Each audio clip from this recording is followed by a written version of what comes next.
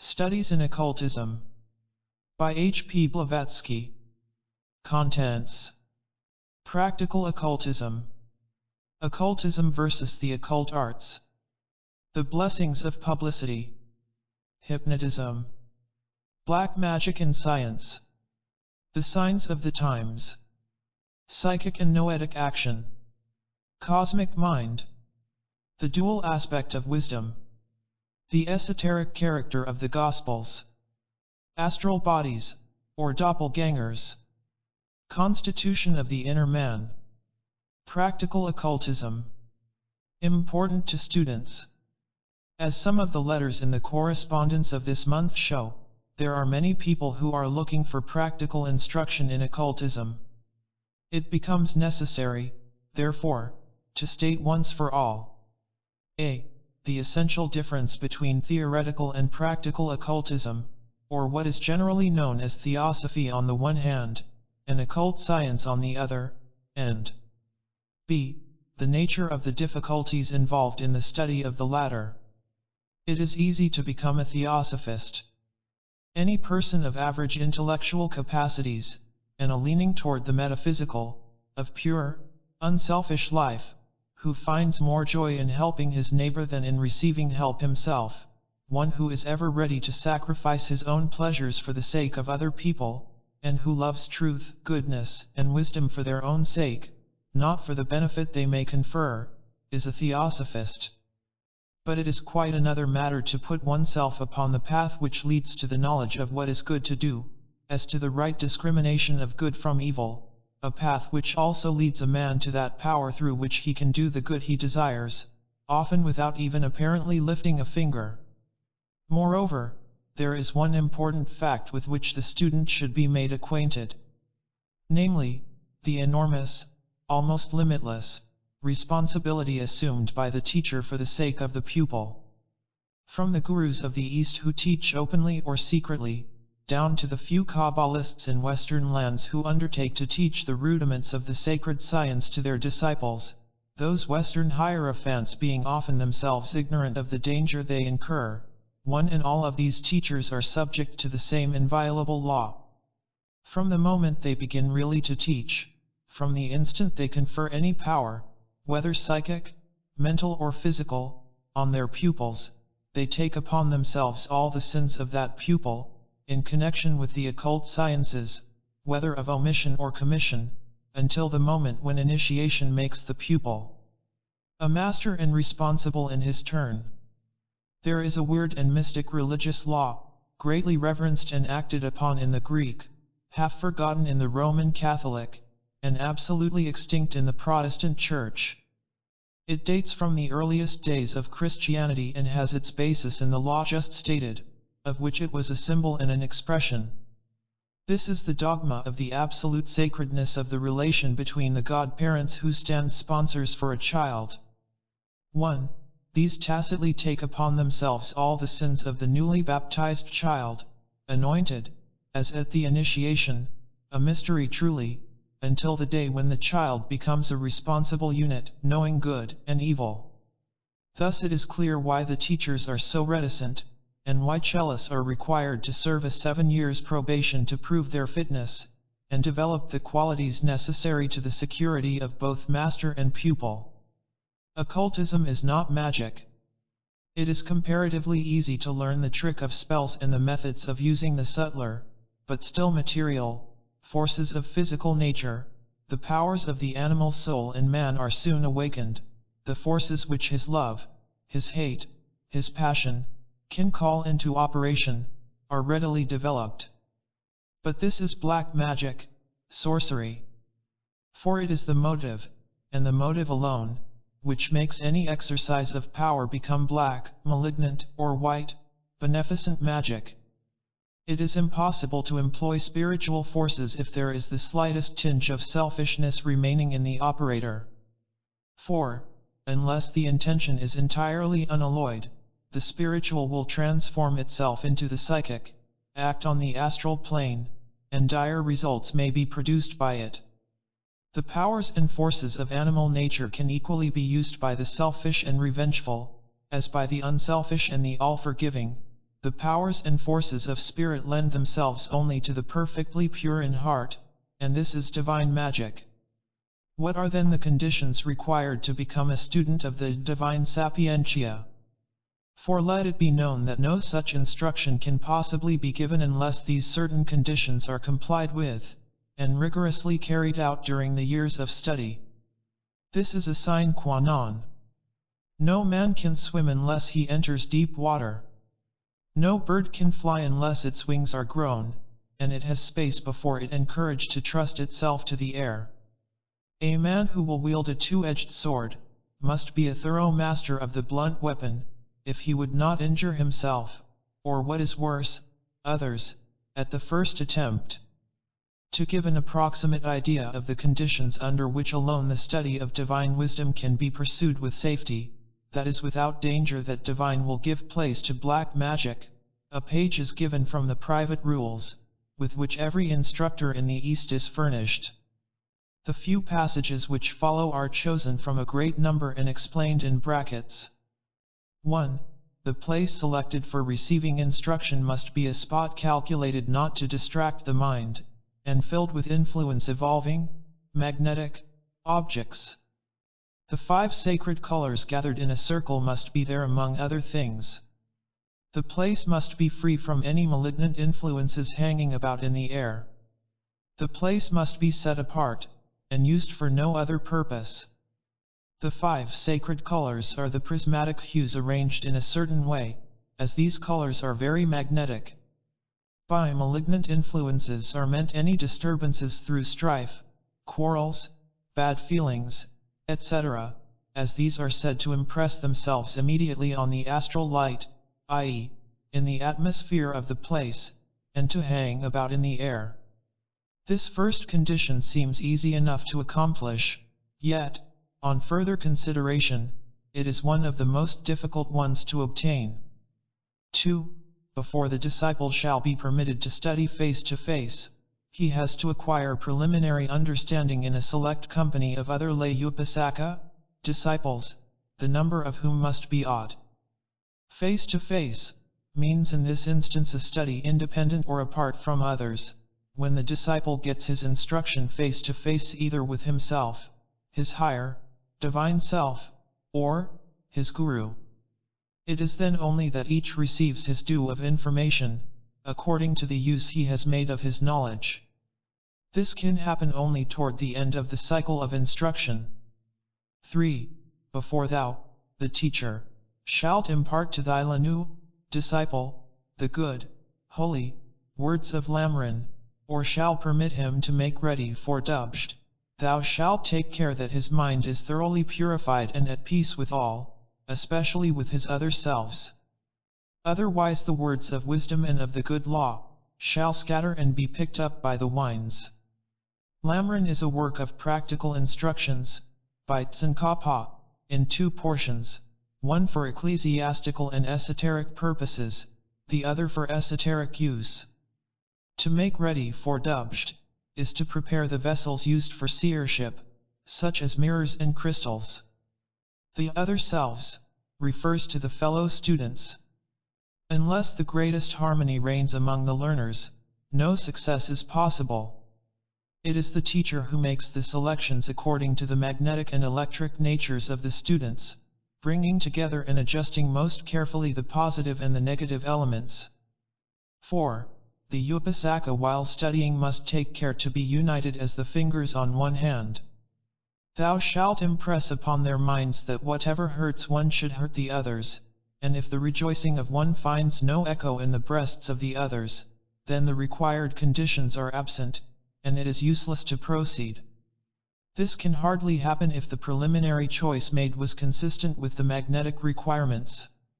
It is known that chelists otherwise promising and fit for the reception of truth, had to wait for years on account of their temper and the impossibility they felt to put themselves in tune with their companions.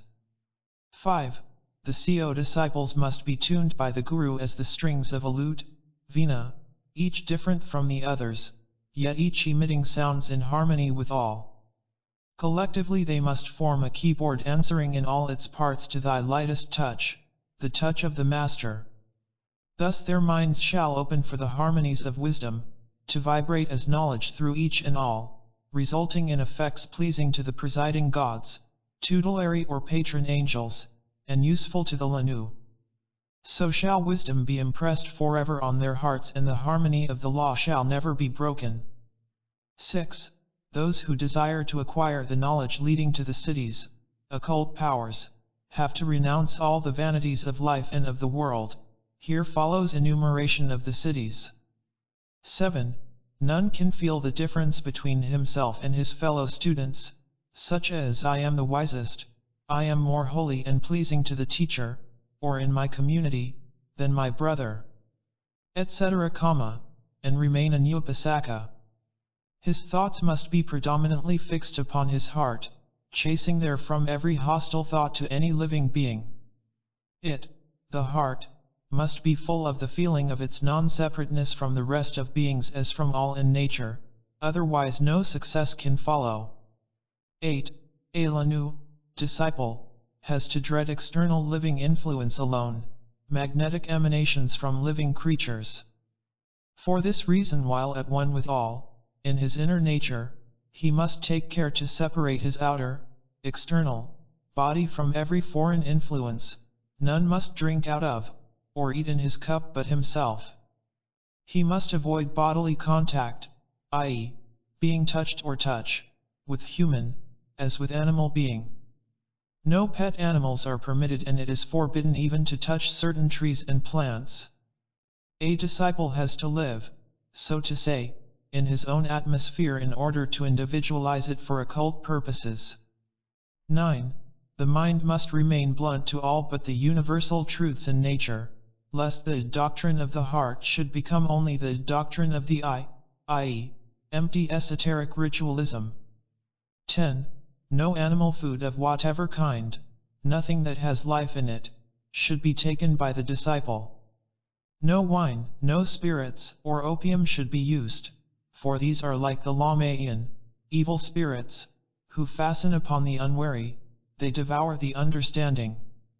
Wine and spirits are supposed to contain and preserve the bad magnetism of all the men who helped in their fabrication, the meat of each animal, to preserve the psychic characteristics of its kind. 11. Meditation, abstinence in all, the observation of moral duties, gentle thoughts, good deeds and kind words, as goodwill to all and entire oblivion of self, are the most efficacious means of obtaining knowledge and preparing for the reception of higher wisdom. 12. It is only by virtue of a strict observance of the foregoing rules that a Lanu can hope to acquire in good time the cities of the Arhats, the growth which makes him become gradually one with the universal all. These 12 extracts are taken from amongst some 73 rules, to enumerate which would be useless, as they would be meaningless in Europe. But even these few are enough to show the immensity of the difficulties which beset the path of the would-be Upasaka, who has been born and bred in Western lands.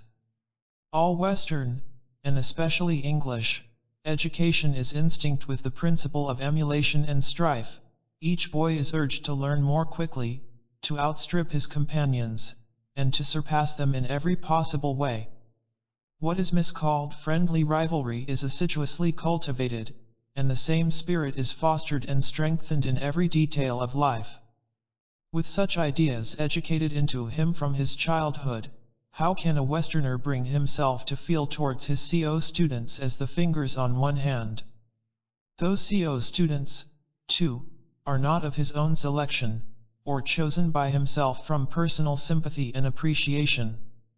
They are chosen by his teacher on far other grounds, and he who would be a student must first be strong enough to kill out in his heart all feelings of dislike and antipathy to others. How many Westerners are ready even to attempt this in earnest? And then the details of daily life, the command not to touch even the hand of one's nearest and dearest. How contrary to Western notions of affection and good feeling! How cold and hard it seems! Egotistical too, people would say, to abstain from giving pleasure to others for the sake of one's own development.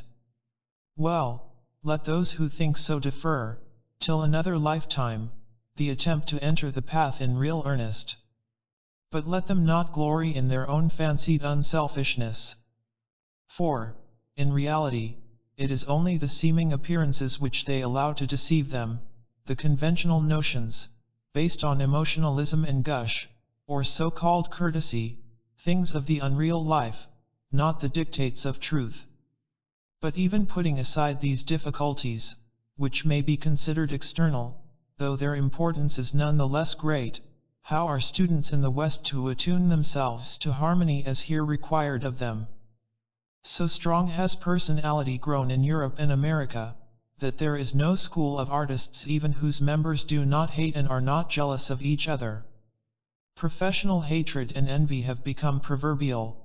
Men seek each to benefit himself at all costs, and even the so-called courtesies of life are but a hollow mask covering these demons of hatred and jealousy. In the East, the spirit of non-separateness is inculcated as steadily from childhood up, as in the West the spirit of rivalry. Personal ambition, personal feelings, and desires, are not encouraged to grow so rampant there. When the soil is naturally good, it is cultivated in the right way, and the child grows into a man in whom the habit of subordination of one's lower to one's higher self is strong and powerful. In the West, men think that their own likes and dislikes of other men and things are guiding principles for them to act upon, even when they do not make of them the law of their lives and seek to impose them upon others. Let those who complain that they have learned little in the Theosophical Society lay to heart the words written in an article in The Path for last February: the key in each degree is the aspirant himself. It is not the fear of God which is the beginning of wisdom, but the knowledge of self which is wisdom itself. How grand and true appears, thus, to the student of occultism who has commenced to realize some of the foregoing truths, the answer given by the Delphic oracle to all who came seeking after occult wisdom, words repeated and enforced again and again by the wise Socrates: "Man, know thyself." Keelship has nothing whatever to do with means of subsistence or anything of the kind, for a man can isolate his mind entirely from his body and its surroundings. Keelship is a state of mind, rather than a life according to hard and fast rules on the physical plane. This applies especially to the earlier, probationary period, while the rules given in Lucifer for April last pertain properly to a later stage, that of actual occult training and the development of occult powers and insight. These rules indicate, however, the mode of life which ought to be followed by all aspirants so far as practicable, since it is the most helpful to them in their aspirations. It should never be forgotten that occultism is concerned with the inner man who must be strengthened and freed from the dominion of the physical body and its surroundings, which must become his servants. Hence the first and chief necessity of keelship is a spirit of absolute unselfishness and devotion to truth, then follow self-knowledge and self-mastery. These are all important, while outward observance of fixed rules of life is a matter of secondary moment. 1. So holy is the connection thus formed deemed in the Greek Church, that a marriage between godparents of the same child is regarded as the worst kind of incest, is considered illegal and is dissolved by law, and this absolute prohibition extends even to the children of one of the sponsors as regards those of the other. Return to text. 2. Be it remembered that all chelas, even lay disciples, are called upasaka until after their first initiation, when they become lanuyupasaka.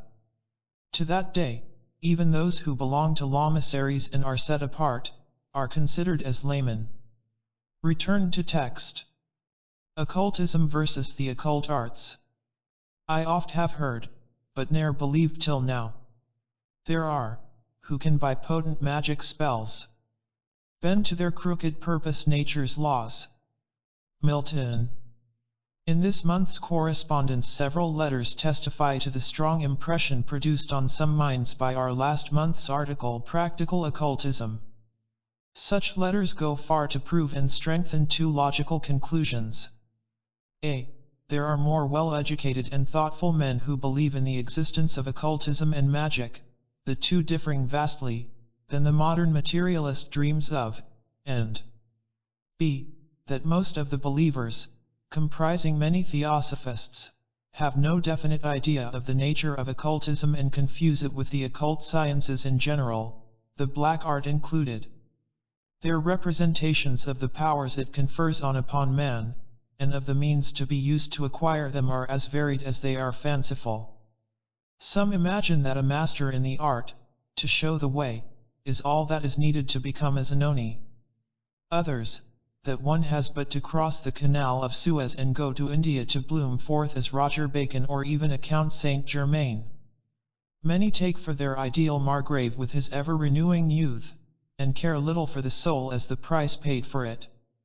Not a few, mistaking Witch-Venderism pure and simple, for occultism, through the yawning earth from Stygian gloom, call up the meager ghost to walks of light, and want, on the strength of this feat, to be regarded as full-blown adepts.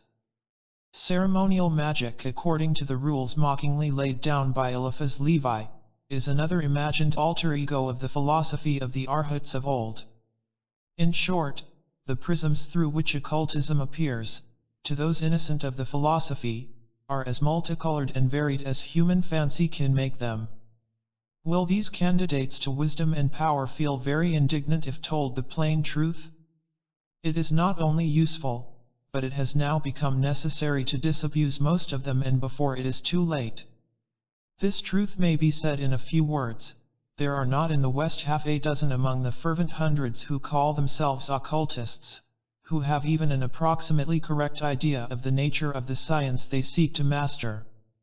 With a few exceptions, they are all on the highway to sorcery. Let them restore some order in the chaos that reigns in their minds, before they protest against this statement. Let them first learn the true relation in which the occult sciences stand to occultism, and the difference between the two, and then feel wrathful if they still think themselves right. Meanwhile, let them learn that occultism differs from magic and other secret sciences as the glorious sun does from a rushlight, as the immutable and immortal spirit of man, the reflection of the absolute, causeless, and unknowable all, differs from the mortal clay, the human body. In our highly civilized West, where modern languages have been formed, and words coined, in the wake of ideas and thoughts, as happened with every tongue, the more the latter became materialized in the cold atmosphere of Western selfishness and its incessant chase after the goods of this world, the less was there any need felt for the production of new terms to express that which was tacitly regarded as absolute and exploded superstition. Such words could answer only to ideas which a cultured man was scarcely supposed to harbor in his mind. Magic, a synonym for jugglery, sorcery, an equivalent for crass ignorance, and occultism, the sorry relic of crack-brained, medieval fire philosophers, of the Jacob Boehmes and the St. Martins, are expressions believed more than amply sufficient to cover the whole field of thimble rigging. They are terms of contempt, and used generally only in reference to the dross and residues of the Dark Ages and the preceding eons of paganism. Therefore have we no terms in the English tongue to define and shade the difference between such abnormal powers, or the sciences that lead to the acquisition of them, with the nicety possible in the Eastern languages, preeminently the Sanskrit. What do the words miracle and enchantment, words identical in meaning after all, as both express the idea of producing wonderful things by breaking the laws of nature as explained by the accepted authorities, convey to the minds of those who hear, or pronounce them? A Christian, breaking of the laws of nature, notwithstanding, while believing firmly in the miracles, because said to have been produced by God through Moses, will either scout the enchantments performed by Pharaoh's magicians, or attribute them to the devil. It is the latter whom our pious enemies connect with occultism, while their impious foes, the infidels, laugh at Moses, magicians, and occultists, and would blush to give one serious thought to such superstitions. This, because there is no term in existence to show the difference, no words to express the lights and shadows and draw the line of demarcation between the sublime and the true, the absurd and the ridiculous. The latter are the theological interpretations which teach the breaking of the laws of nature by man, God, or devil, the former, the scientific miracles and enchantments of Moses and the magicians in accordance with natural laws, both having been learned in all the wisdom of the sanctuaries, which were the royal societies of those days, and in true occultism. This last word is certainly misleading, translated as it stands from the compound word Gupta Vidya, secret knowledge. But the knowledge of what? Some of the Sanskrit terms may help us. There are 4, out of the many others, names of the various kinds of esoteric knowledge or sciences given, even in the exoteric Puranas. There is 1. Yajna Vidya, knowledge of the occult powers awakened in nature by the performance of certain religious ceremonies and rites. 2. Mahavidya, the great knowledge, the magic of the Kabbalists and the Tantrika worship, often sorcery of the worst description. 3. Guhya Vidya, knowledge of the mystic powers residing in sound, ether, hence in the mantras, chanted prayers or incantations, and depending on the rhythm and melody used. In other words, a magical performance based on knowledge of the forces of nature and their correlation. And 4. Atmavidya, a term which is translated simply knowledge of the soul, true wisdom by the Orientalists, but which means far more. This last is the only kind of occultism that any theosophist who admires light on the path, and who would be wise and unselfish, ought to strive after. All the rest is some branch of the occult sciences, i.e. arts based on the knowledge of the ultimate essence of all things in the kingdoms of nature, such as minerals, plants, and animals, hence of things pertaining to the realm of material nature, however invisible that essence may be, and howsoever much it has hitherto eluded the grasp of science. Alchemy, astrology, occult physiology, chiromancy, exist in nature, and the exact sciences, perhaps so called, because they are found in this age of paradoxical philosophies the reverse, have already discovered not a few of the secrets of the above arts. But clairvoyance, symbolized in India as the eye of Siva, called in Japan infinite vision, is not hypnotism, the illegitimate son of mesmerism, and is not to be acquired by such arts. All the others may be mastered and results obtained, whether good, bad, or indifferent, but Atmavidya sets small value on them. It includes them all and may even use them occasionally, but it does so after purifying them of their dross, for beneficent purposes, and taking care to deprive them of every element of selfish motive. Let us explain. Any man or woman can set himself or herself to study one or all of the above specified occult arts without any great previous preparation, and even without adopting any too restraining mode of life. One could even dispense with any lofty standard of morality. In the last case, of course, 10 to 1 the student would blossom into a very decent kind of sorcerer, and tumble down headlong into black magic. But what can this matter? The voodoos and dugpas eat, drink and are merry over hecatombs of victims of their infernal arts. And so do the amiable gentlemen vivisectionists and the diplomat hypnotizers of the faculties of medicine, the only difference between the two classes being that the voodoos and dugpas are conscious, and the charcotrichet crew unconscious, sorcerers. Thus, since both have to reap the fruits of their labors and achievements in the black art, the Western practitioners should not have the punishment and reputation without the profits and enjoyments they may get therefrom.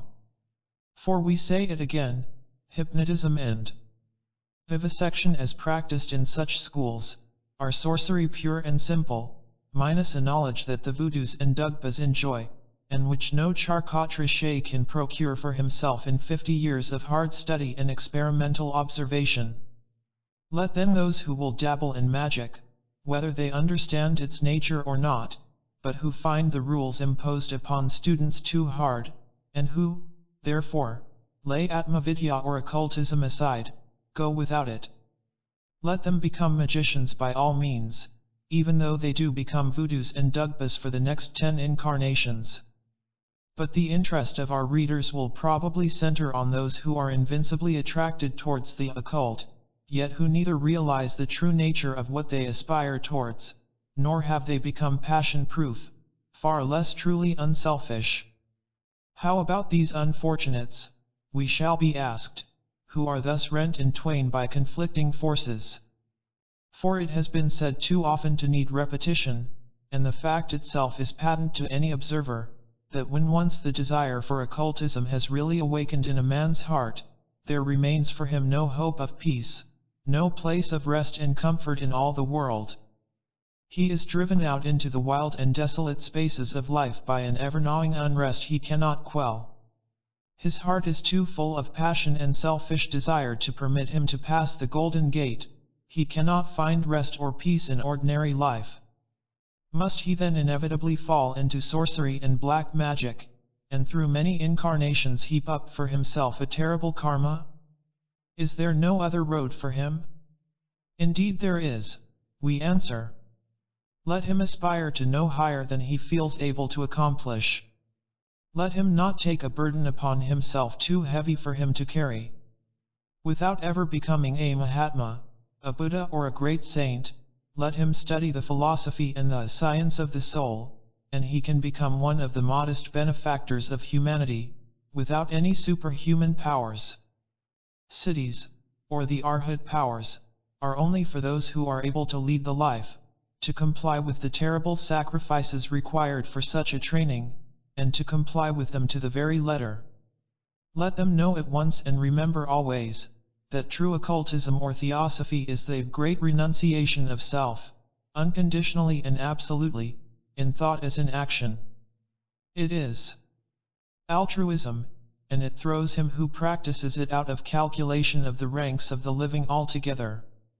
Not for himself, but for the world, he lives, as soon as he has pledged himself to the work. Much is forgiven during the first years of probation. But, no sooner is he accepted than his personality must disappear, and he has to become a mere beneficent force in nature. There are two poles for him after that, two paths, and no midward place of rest. He has either to ascend laboriously, step by step, often through numerous incarnations and no devachanic break, the golden ladder leading to Mahatmaship, the Arhat or Bodhisattva condition, or he will let himself slide down the ladder at the first false step, and roll down into Dugpaship. All this is either unknown or left out of sight altogether. Indeed, one who is able to follow the silent evolution of the preliminary aspirations of the candidates, often finds strange ideas quietly taking possession of their minds. There are those whose reasoning powers have been so distorted by foreign influences that they imagine that animal passions can be so sublimated and elevated that their fury, force, and fire can, so to speak, be turned inwards, that they can be stored and shut up in one's breast, until their energy is, not expended, but turned toward higher and more holy purposes, namely, until their collective and unexpended strength enables their possessor to enter the true sanctuary of the soul and stand therein in the presence of the Master, the higher self. For this purpose they will not struggle with their passions nor slay them.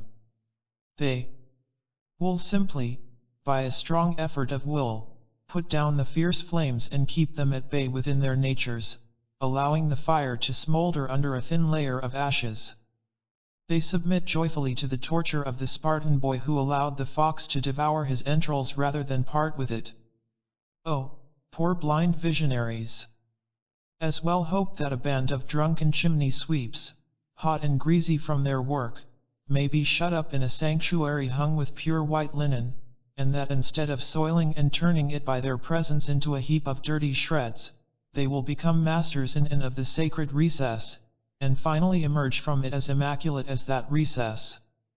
Why not imagine that a dozen of skunks imprisoned in the pure atmosphere of a Gonpa, a monastery, can issue out of it impregnated with all the perfumes of the incenses used? Strange aberration of the human mind! Can it be so?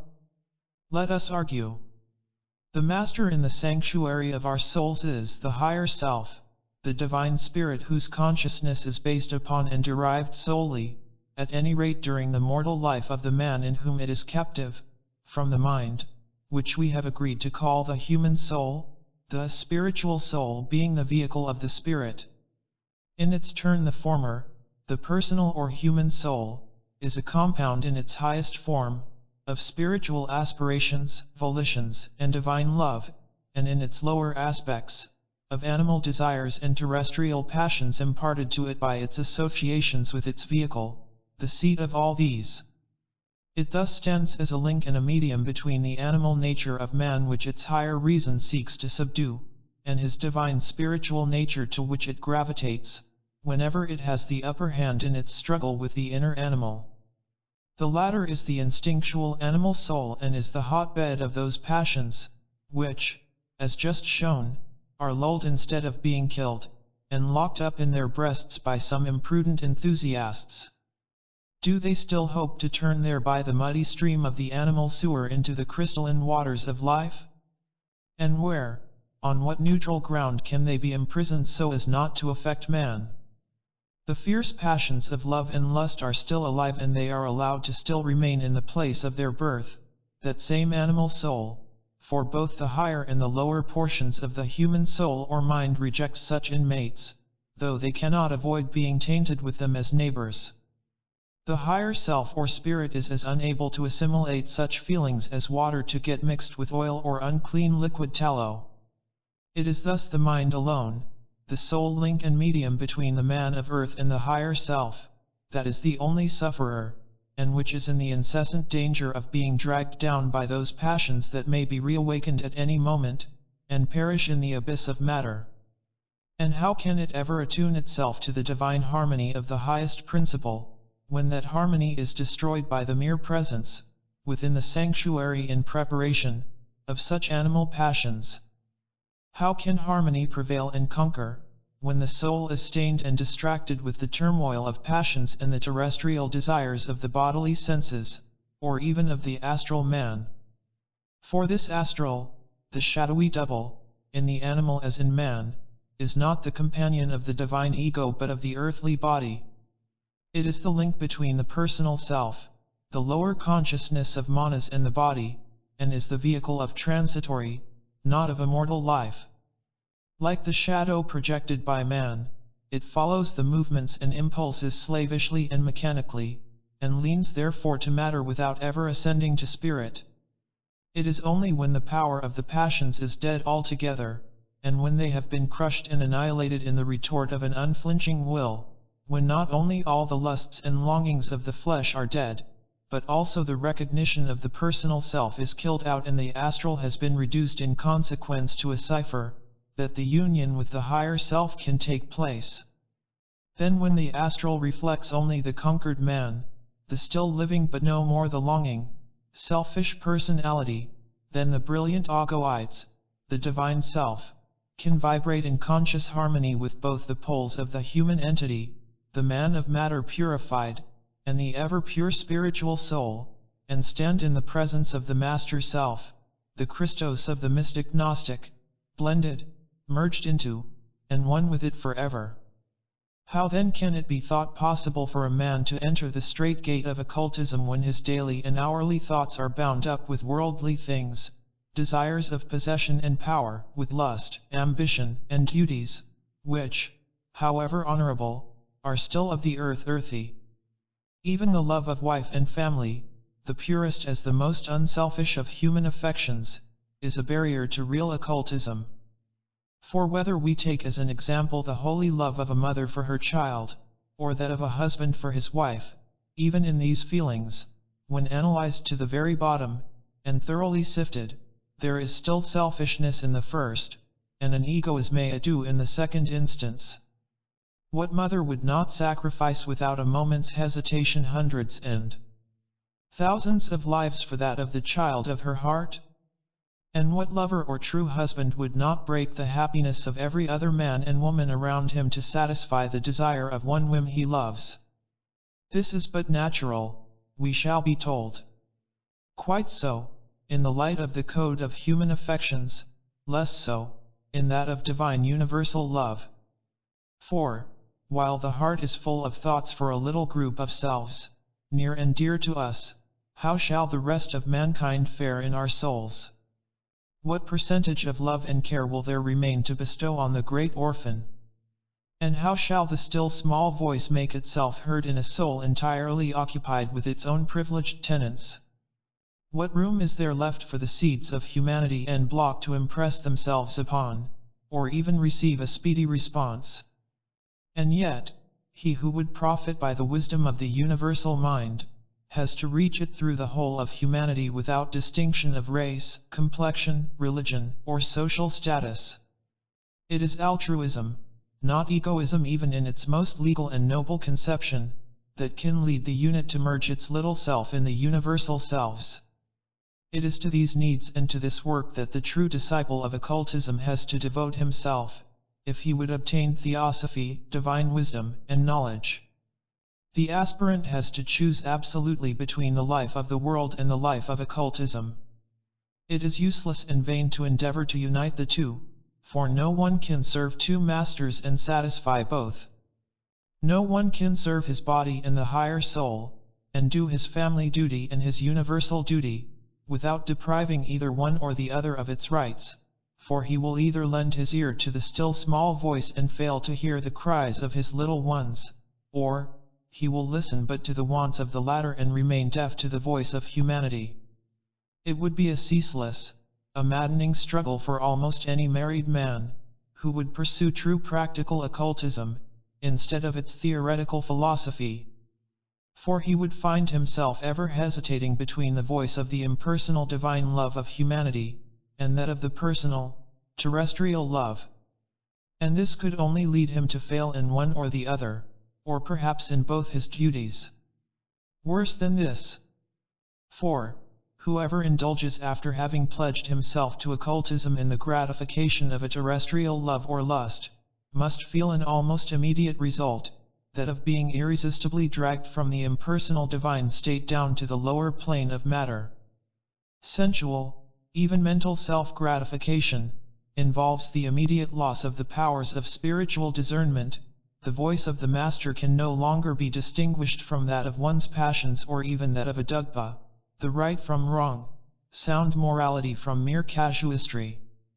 The Dead Sea fruit assumes the most glorious mystic appearance, only to turn to ashes on their lips, and to gall in the heart, resulting in depth ever deepening, darkness darkening still, folly for wisdom, guilt for innocence, anguish for rapture, and for hope despair.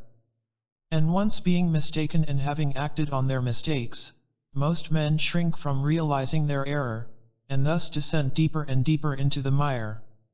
And, although it is the intention that decides primarily whether white or black magic is exercised, yet the results even of involuntary, unconscious sorcery cannot fail to be productive of bad karma. Enough has been said to show that sorcery is any kind of evil influence exercised upon other persons, who suffer, or make other persons to suffer, in consequence. Karma is a heavy stone splashed in the quiet waters of life, and it must produce ever-widening circles of ripples, carried wider and wider, almost ad infinitum. Such causes produced have to call forth effects, and these are evidenced in the just laws of retribution. Much of this may be avoided if people will only abstain from rushing into practices neither the nature nor importance of which they understand. No one is expected to carry a burden beyond his strength and powers. There are natural-born magicians, mystic and occultists by birth, and by right of direct inheritance from a series of incarnations and eons of suffering and failures. These are passion-proof, so to say. No fires of earthly origin can fan into a flame any of their senses, no human voice can find response in their souls, except the great cry of humanity. These only may be certain of success. But they can be met only far and wide, and they pass through the narrow gates of occultism because they carry no personal luggage of human transitory sentiments along with them. They have got rid of the feelings of the lower personality, paralyzed there by the astral animal, and the golden, but narrow gate is thrown open before them. Not so with those who have to carry yet for several incarnations the burden of sins committed in previous lives, and even in their present existence. For such, unless they proceed with great caution, the golden gate of wisdom may get transformed into the wide gate and the broad way that leadeth unto destruction, and therefore many be they that enter in thereby. This is the gate of the occult arts, practiced for selfish motives and in the absence of the restraining and beneficent influence of Atmavidya. We are in the Kali Yuga, and its fatal influence is 1,000-fold more powerful in the West than it is in the East, hence the easy praise made by the powers of the age of darkness in this cyclic struggle, and the many delusions under which the world is now laboring. One of these is the relative facility with which men fancy they can get at the gate and cross the threshold of occultism without any great sacrifice. It is the dream of most theosophists, one inspired by desire for power and personal selfishness, and it is not such feelings that can ever lead them to the coveted goal. For, as well said by one believed to have sacrificed himself for humanity, narrow is the gate and straitened the way that leadeth unto life eternal, and therefore few be they that find it. So strait indeed, that at the bare mention of some of the preliminary difficulties the affrighted Western candidates turn back and retreat with a shudder. Let them stop here and attempt no more in their great weakness. For if, while turning their backs on the narrow gate, they are dragged by their desire for the occult one step in the direction of the broad and more inviting gates of that golden mystery which glitters in the light of illusion, woe to them! It can lead only to Dugpa, and they will be sure to find themselves very soon landed on that via fatale, over whose portal Dante read the words: Per me siva nella città dolente, per me siva nell'eterno dolor, per me siva tra la perduta gente. The blessings of publicity. A well-known public lecturer, a distinguished Egyptologist, said, in one of his lectures against the teachings of Theosophy, a few suggestive words, which are now quoted and must be answered. It is a delusion to suppose there is anything in the experience or wisdom of the past, the ascertained results of which can only be communicated from beneath the cloak and mask of mystery. Explanation is the soul of science. They will tell you we cannot have their knowledge without living their life. Public experimental research, the printing press, and a free thought platform, have abolished the need of mystery. It is no longer necessary for science to take the veil, as she was forced to do for security in times past. This is a very mistaken view in one aspect. Secrets of the purer and profounder life not only may but must be made universally known. But there are secrets that kill in the arcana of occultism, and unless a man lives the life he cannot be entrusted with them.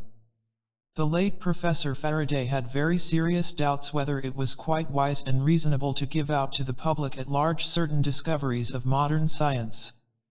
Chemistry had led to the invention of two terrible means of destruction in our century to allow it to fall into the hands of the profane.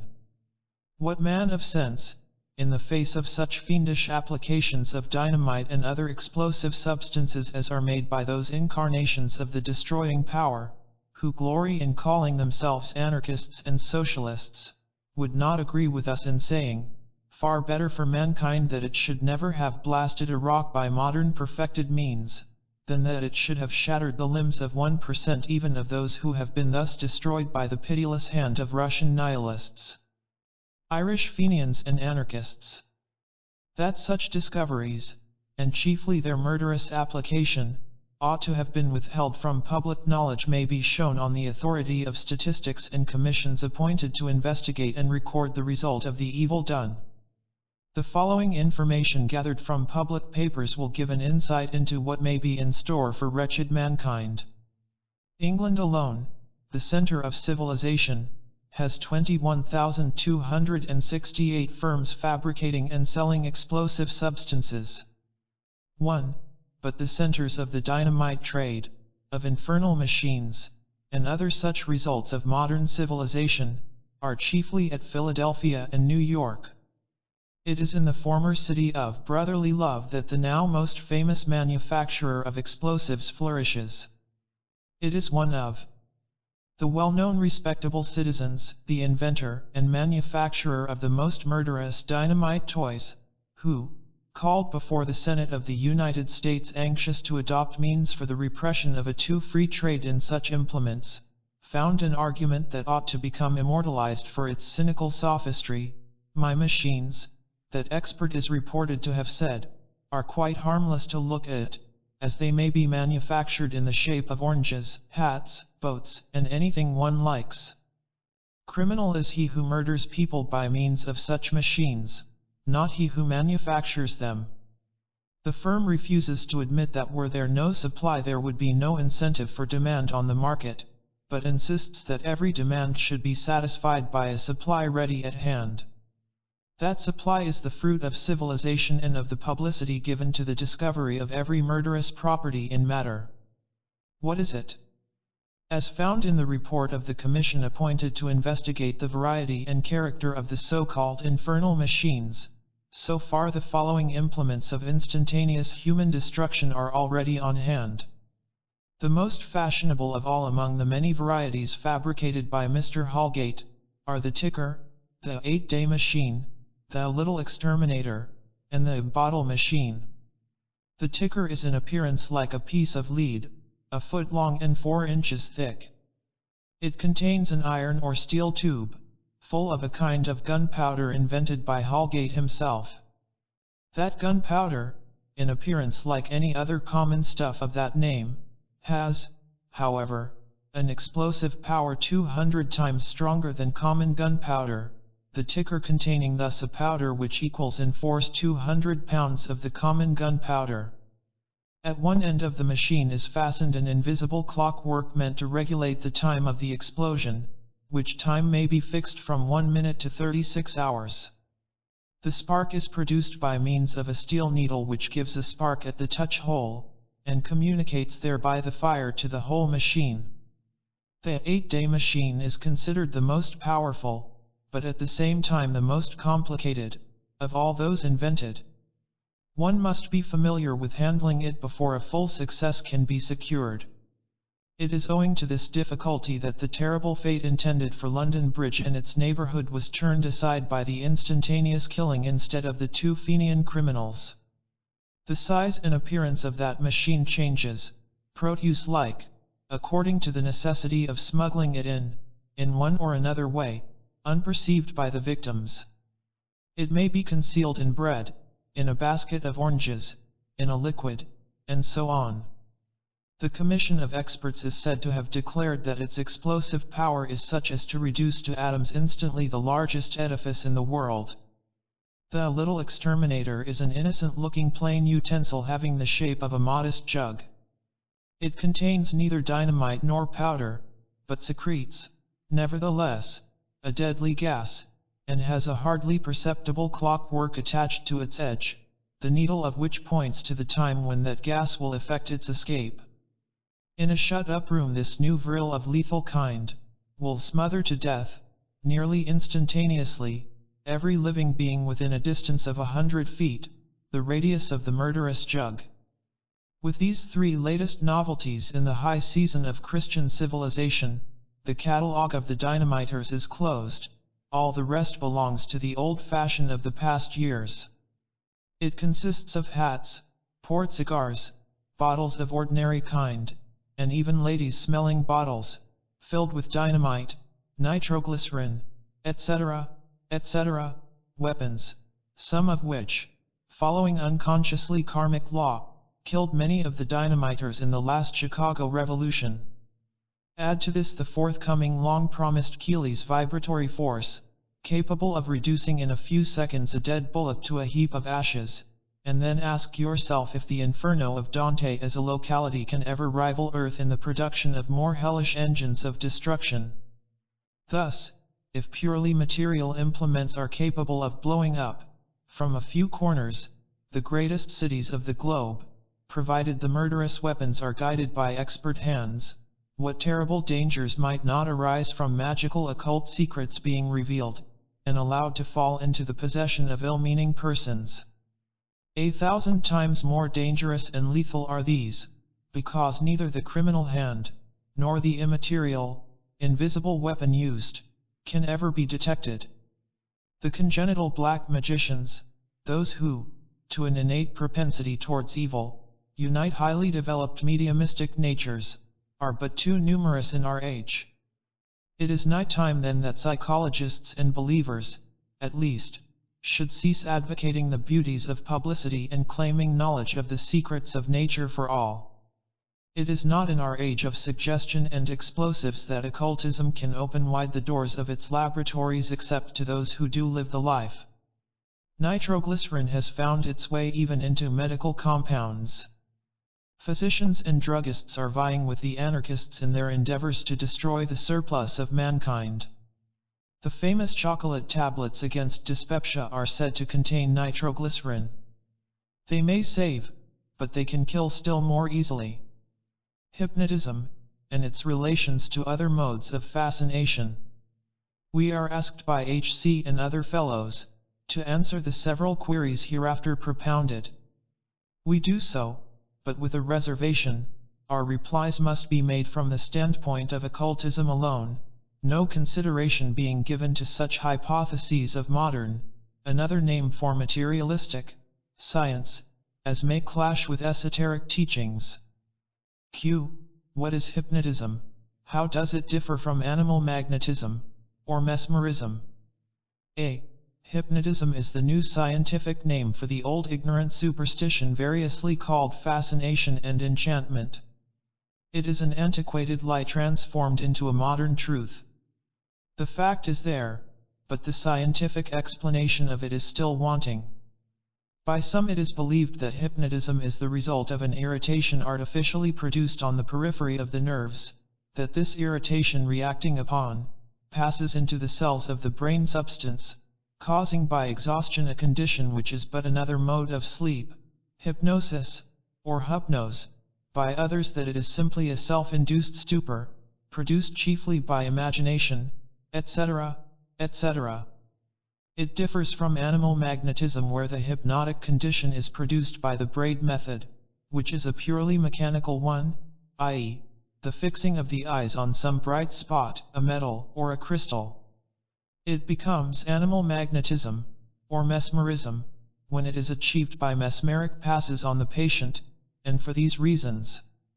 When the first method is used, no electropsychic, or even electrophysical currents are at work, but simply the mechanical, molecular vibrations of the metal or crystal gazed at by the subject.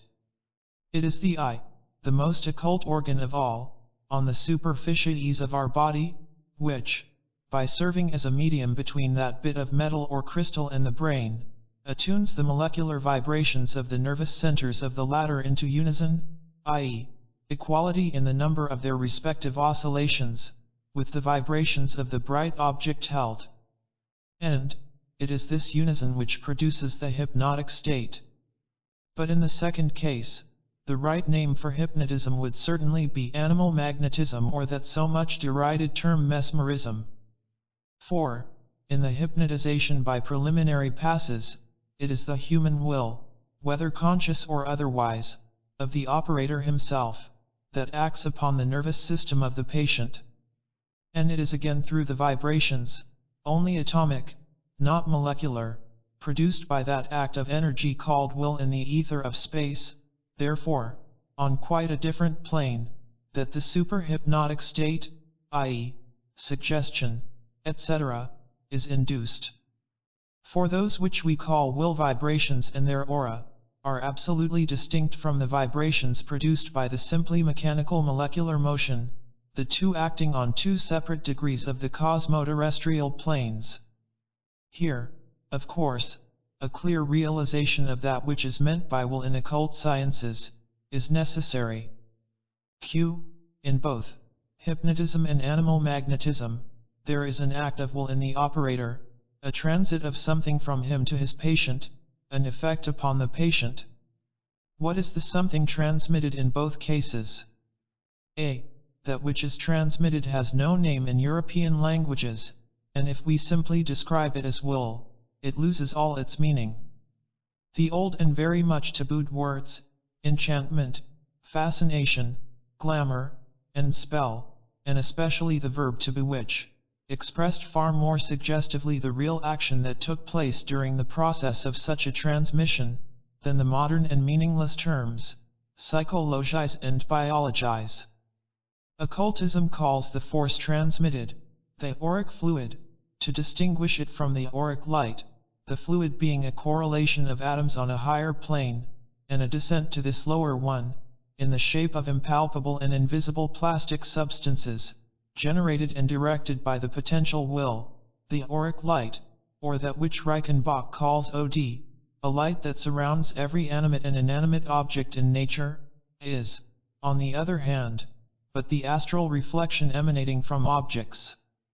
Its particular color and colors, the combinations and varieties of the latter, denoting the state of the gunas, or qualities and characteristics of each special object and subject, the human being's aura being the strongest of all.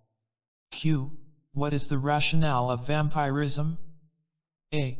If by this word is meant the involuntary transmission of a portion of one's vitality, or life essence, by a kind of occult osmosis from one person to another, the latter being endowed, or afflicted rather, with such vampirizing faculty, then, the act can become comprehensible only when we study well the nature and essence of the semi-substantial auric fluid spoken of just now.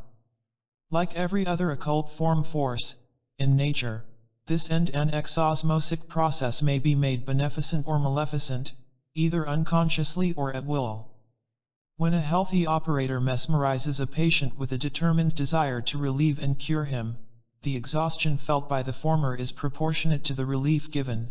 A process of endosmose has taken place, the healer having parted with a portion of his vital aura to benefit the sick man. Vampirism, on the other hand, is a blind and mechanical process, generally produced without the knowledge of either the absorber, or the vampirized party.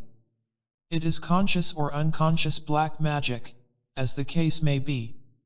For in the case of trained adepts and sorcerers, the process is produced consciously and with the guidance of the will. In both cases the agent of transmission is a magnetic and attractive faculty, terrestrial and physiological in its results, yet generated and produced on the four-dimensional plane, the realm of atoms. Q. Under what circumstances is hypnotism black magic? A. Under those just discussed, but to cover the subject fully, even by giving a few instances, demands more space than we can spare for these answers. Sufficient to say that whenever the motive which actuates the operator is selfish, or detrimental to any living being or beings, all such acts are classed by us as black magic. The healthy vital fluid imparted by the physician who mesmerizes his patient can and does cure, but too much of it will kill. This statement receives its explanation in our answer to question 6, when showing that the vibratory experiment shatters a tumbler to pieces. Q. Is there any difference between hypnosis produced by mechanical means, such as revolving mirrors, and that produced by the direct gaze of the operator, fascination? A. This difference is, we believe, already pointed out in the answer to question 1. The gaze of the operator is more potent, hence more dangerous, than the simple mechanical passes of the hypnotizer, who, in 9 cases out of 10, does not know how, and therefore cannot will. The students of esoteric science must be aware by the very laws of the occult correspondences that the former action is performed on the first plane of matter, the lowest, while the latter, which necessitates a well-concentrated will, has to be enacted, if the operator is a profane novice, on the 4th, and if he is anything of an occultist on the 5th plane. Q. Why should a bit of crystal or a bright button throw one person into the hypnotic state and affect in no way another person? An answer to this would, we think, solve more than one perplexity. A. Science has offered several varied hypotheses upon the subject, but has not, so far, accepted any one of these as definite. This is because all such speculations revolve in the vicious circle of material-physical phenomena with their blind forces and mechanical theories. The auric fluid is not recognized by the men of science, and therefore, they reject it. But have they not believed for years in the efficacy of metallotherapeutic, the influence of these metals being due to the action of their electric fluids or currents on the nervous system? And this, simply because an analogy was found to exist between the activity of this system and electricity. The theory failed, because it clashed with the most careful observation and experiments. First of all, it was contradicted by a fundamental fact exhibited in the said metallotherapeutic, whose characteristic peculiarity showed, a. that by no means every metal acted on every nervous disease, one patient being sensitive to some one metal, while all others produced no effect upon him, and b. that the patients affected by certain metals were few and exceptional. This showed that electric fluids operating on and curing diseases existed only in the imagination of the theorists. Had they had any actual existence, then all metals would affect in a greater or lesser degree all patients, and every metal, taken separately, would affect every case of nervous disease, the conditions for generating such fluids being, in the given cases, precisely the same. Thus Dr. Charcot, having vindicated Dr. Burke, the once discredited discoverer of metallotherapeutic, Schiff and others discredited all those who believed in electric fluids, and these seem now to be given up in favor of molecular motion, which now reigns supreme in physiology, for the time being, of course. But now arises a question: are the real nature, behavior, and conditions of motion known any better than the nature, behavior, and conditions of the fluids? It is to be doubted. Anyhow, occultism is audacious enough to maintain that electric or magnetic fluids, the two being really identical, are due in their essence and origin to that same molecular motion, now transformed into atomic energy, one, to which every other phenomenon in nature is also due. Indeed, when the needle of a galvano or electrometer fails to show any oscillations denoting the presence of electric or magnetic fluids, this does not prove in the least that there are none such to record, but simply that having passed on to another and higher plane of action, the electrometer can no longer be affected by the energy displayed on a plane with which it is entirely disconnected. The above had to be explained, in order to show that the nature of the force transmitted from one man or object to another man or object, whether in hypnotism, electricity, metallotherapeutic, or fascination, is the same in essence, varying only in degree, and modified according to the subplane of matter it is acting on, of which subplanes, as every occultist knows, there are 7 on our terrestrial plane as there are on every other. Q. Is science entirely wrong in its definition of the hypnotic phenomena? A.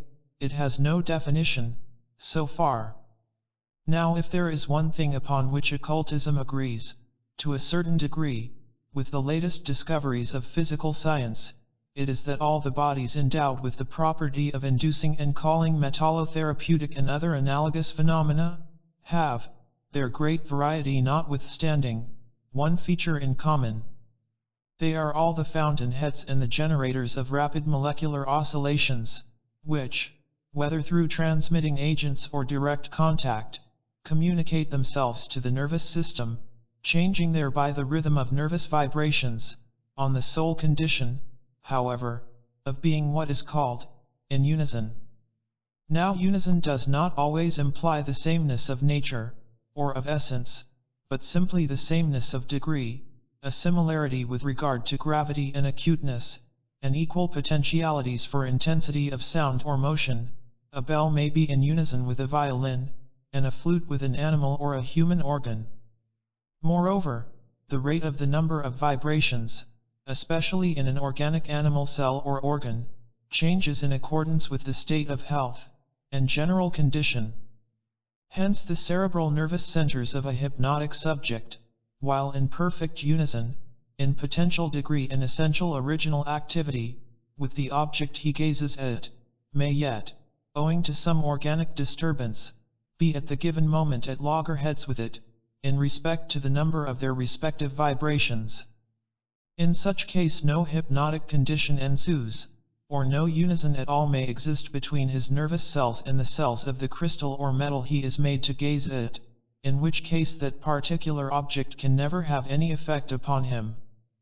This amounts to saying that to ensure success in a hypnotic experiment, two conditions are requisite. A. As every organic or inorganic body in nature is distinguished by its fixed molecular oscillations, it is necessary to find out which are those bodies which will act in unison with one or another human nervous system, and b. to remember that the molecular oscillations of the former can influence the nervous action of the latter, only when the rhythms of their respective vibrations coincide, i.e., when the number of their oscillations is made identical, which, in the cases of hypnotism induced by mechanical means, is achieved through the medium of the eye. Therefore, though the difference between hypnosis produced by mechanical means, and that induced by the direct gaze of the operator, plus his will, depends on the plane on which the same phenomenon is produced, still the fascinating or subduing agent is created by the same force at work. In the physical world and its material planes, it is called motion.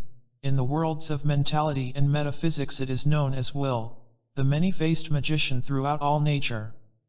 As the rate of vibrations, molecular motion, in metals, woods, crystals, etc., alters under the effect of heat, cold, etc., so do the cerebral molecules change their rate, in the same way, i.e., their rate is raised or lowered. And this is what really takes place in the phenomenon of hypnotism. In the case of gazing, it is the eye, the chief agent of the will of the active operator, but a slave and traitor when this will is dormant, that, unconsciously to the patient or subject, attunes the oscillations of his cerebral nervous centers to the rate of the vibrations of the object gazed at by catching the rhythm of the latter and passing it on to the brain. But in the case of direct passes, it is the will of the operator radiating through his eye that produces the required unison between his will and the will of the person operated upon. 4. Out of two objects attuned in unison, as two chords, for instance, one will always be weaker than the other, and thus have mastery over the other and even the potentiality of destroying its weaker co-respondent. So true is this, that we can call upon physical science to corroborate this fact. Take the sensitive flame as a case in hand. Science tells us that if a note be struck in unison with the ratio of the vibrations of the heat molecules, the flames will respond immediately to the sound, or note struck, that it will dance and sing in rhythm with the sounds. But occult science adds, that the flame may also be extinguished if the sound is intensified. Another proof. Take a wine glass or tumbler of very fine and clear glass, produce, by striking it gently with a silver spoon, a well-determined note, after which reproduce the same note by rubbing its rim with a damp finger, and, if you are successful, the glass will immediately crack and be shattered. Indifferent to every other sound, the glass will not resist the great intensity of its own fundamental note, for that particular vibration will cause such a commotion in its particles, that the whole fabric will fall in pieces. Q. What becomes of diseases cured by hypnotism? Are they really cured or are they postponed, or do they appear in another form? Are diseases karma? And, if so, is it right to attempt to cure them? A. Hypnotic suggestion may cure forever, and it may not. All depends on the degree of magnetic relations between the operator and the patient. If karmic, they will be only postponed, and return in some other form, not necessarily of disease, but as a punitive evil of another sort. It is always right to try and alleviate suffering whenever we can, and to do our best for it. Because a man suffers justly imprisonment, and catches cold in his damp cell, is it a reason why the prison doctor should not try to cure him of it? Q. Is it necessary that the hypnotic suggestions of the operator should be spoken? Is it not enough for him to think them, and may not even he be ignorant or unconscious of the bent he is impressing on his subject? A. Certainly not, if the rapport between the two is once for all firmly established. Thought is more powerful than speech in cases of a real subjugation of the will of the patient to that of his operator. But, on the other hand, unless the suggestion made is for the good only of the subject, and entirely free from any selfish motive, a suggestion by thought is an act of black magic still more pregnant with evil consequences than a spoken suggestion. It is always wrong and unlawful to deprive a man of his free will, unless for his own or society's good, and even the former has to be done with great discrimination. Occultism regards all such promiscuous attempts as black magic and sorcery, whether conscious or otherwise. Q. Do the motive and character of the operator affect the result, immediate or remote? A. In so far as the hypnotizing process becomes under his operation either white or black magic, as the last answer shows. Q. Is it wise to hypnotize a patient not only out of disease, but out of a habit, such as drinking or lying? A.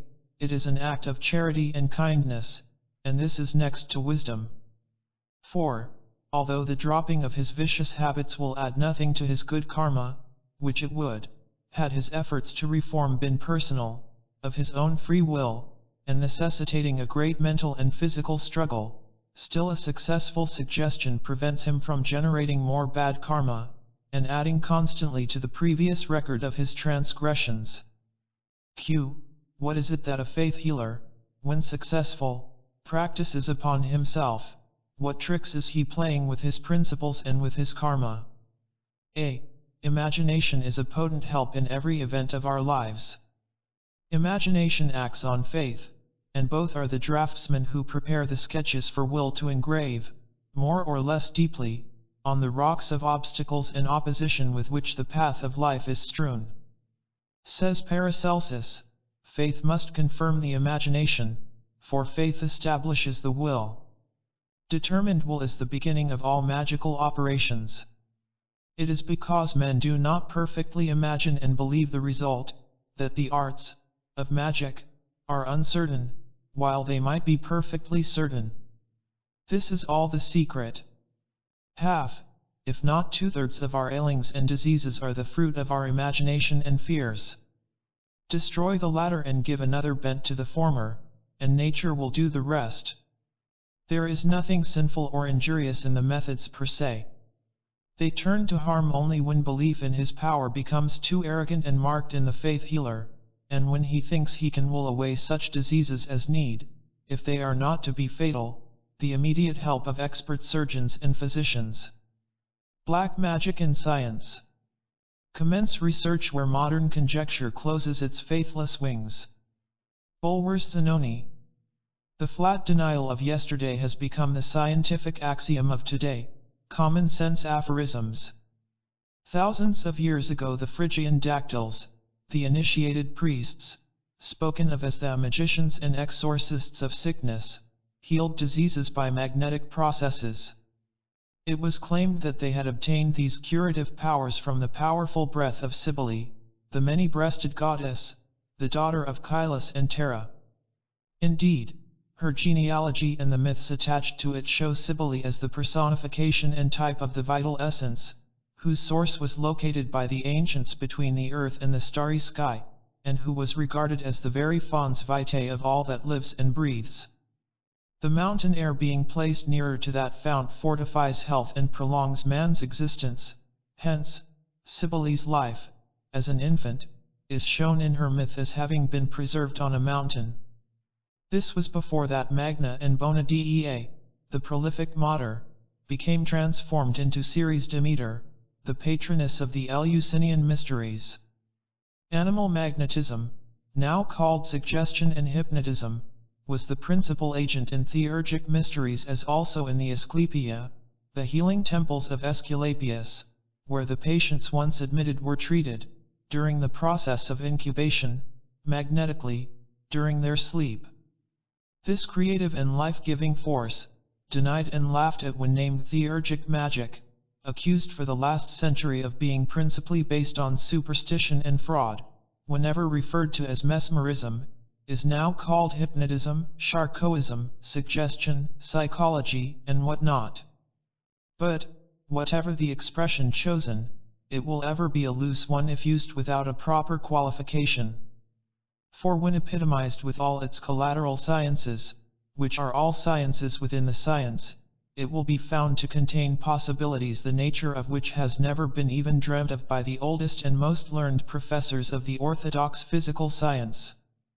The latter, authorities so-called, are no better, indeed, than innocent bald infants, when brought face to face with the mysteries of antediluvian mesmerism. As stated repeatedly before, the blossoms of magic, whether white or black, divine or infernal, spring all from one root. The breath of Cybele, Akasa Tatwa, in India, is the one chief agent, and it underlay the so-called miracles and supernatural phenomena in all ages, as in every clime. As the parent root or essence is universal, so are its effects innumerable. Even the greatest adepts can hardly say where its possibilities must stop. The key to the very alphabet of these theurgic powers was lost after the last Gnostic had been hunted to death by the ferocious persecution of the Church, and as gradually mysteries, hierophants, theophany, and theurgy became obliterated from the minds of men until they remained in them only as a vague tradition, all this was finally forgotten. But at the period of the Renaissance, in Germany, a learned theosophist, a philosopher per ignem, as they called themselves, rediscovered some of the lost secrets of the Phrygian priests and of the Asclepia. It was the great and unfortunate physician occultist, Paracelsus, the greatest alchemist of the age. That genius it was, who during the Middle Ages was the first to publicly recommend the action of the magnet in the cure of certain diseases. Theophrastus Paracelsus, the quack and drunken impostor in the opinion of the said scientific bald infants of his day, and of their successors in ours, inaugurated among other things in the 17th century, that which has become a profitable branch in trade in the 19th. It is he who invented and used for the cure of various muscular and nervous diseases magnetized bracelets, armlets, belts, rings, collars and leglets. Only his magnets cured far more efficaciously than do the electric belts of today. Van Helmont, the successor of Paracelsus, and Robert Fludd, the alchemist, and Rosicrucian, also applied magnets in the treatment of their patients. Mesmer in the 18th, and the Marquis de Puysegur in the 19th century only followed in their footsteps. In the large curative establishment founded by Mesmer at Vienna, he employed, besides magnetism, electricity, metals and a variety of woods. His fundamental doctrine was that of the alchemists. He believed that metals, as also woods and plants, have all an affinity with and bear a close relation to the human organism. Everything in the universe has developed from one homogeneous primordial substance differentiated into incalculable species of matter, and everything is destined to return thereinto. The secret of healing, he maintained, lies in the knowledge of correspondences and affinities between kindred atoms. Find that metal, wood, stone, or plant that has the most correspondential affinity with the body of the sufferer, and, whether through internal or external use, that particular agent imparting to the patient additional strength to fight disease, developed generally through the introduction of some foreign element into the constitution, and to expel it, will lead invariably to his cure. Many and marvelous were such cures effected by Anton Mesmer. Subjects with heart disease were made well. A lady of high station, condemned to death, was completely restored to health by the application of certain sympathetic woods. Mesmer himself, suffering from acute rheumatism, cured it completely by using specially prepared magnets. In 1774 he too happened to come across the theurgic secret of direct vital transmission, and so highly interested was he, that he abandoned all his old methods to devote himself entirely to the new discovery. Henceforward he mesmerized by gaze and passes, the natural magnets being abandoned. The mysterious effects of such manipulations were called by him animal magnetism. This brought to Mesmer a mass of followers and disciples. The new force was experimented with in almost every city and town of Europe and found everywhere an actual fact. About 1780, Mesmer settled in Paris, and soon the whole metropolis, from the royal family down to the last hysterical bourgeois, were at his feet. The clergy got frightened and cried, "The devil!" The licensed leeches felt an ever-growing deficit in their pockets, and the aristocracy and the court found themselves on the verge of madness from mere excitement. No use repeating two well-known facts, but the memory of the reader may be refreshed with a few details he may have forgotten. It so happened that just about that time the official academical science felt very proud. After centuries of mental stagnation in the realm of medicine and general ignorance, several determined steps in the direction of real knowledge had finally been made. Natural sciences had achieved a decided success, and chemistry and physics were on a fair way to progress. As the savants of a century ago had not yet grown to that height of sublime modesty which characterizes so preeminently their modern successors, they felt very much puffed up with their greatness. The moment for praiseworthy humility, followed by a confession of the relative insignificance of the knowledge of the period, and even of modern knowledge for the matter of that, compared to that which the ancients knew, had not yet arrived. Those were days of naive boasting of the peacocks of science displaying in a body their tails, and demanding universal recognition and admiration. The Sir Oracles were not as numerous as they are now, yet their number was considerable. And indeed, had not the Dulcimeras of public fairs been just visited with ostracism? Had not the leeches well nigh disappeared to make room for diplomat physicians with royal licenses to kill and bury a piacer ad libitum? Hence, the nodding immortal in his academical chair was regarded as the sole competent authority in the decision of questions he had never studied, and for rendering verdicts about that which he had never heard of.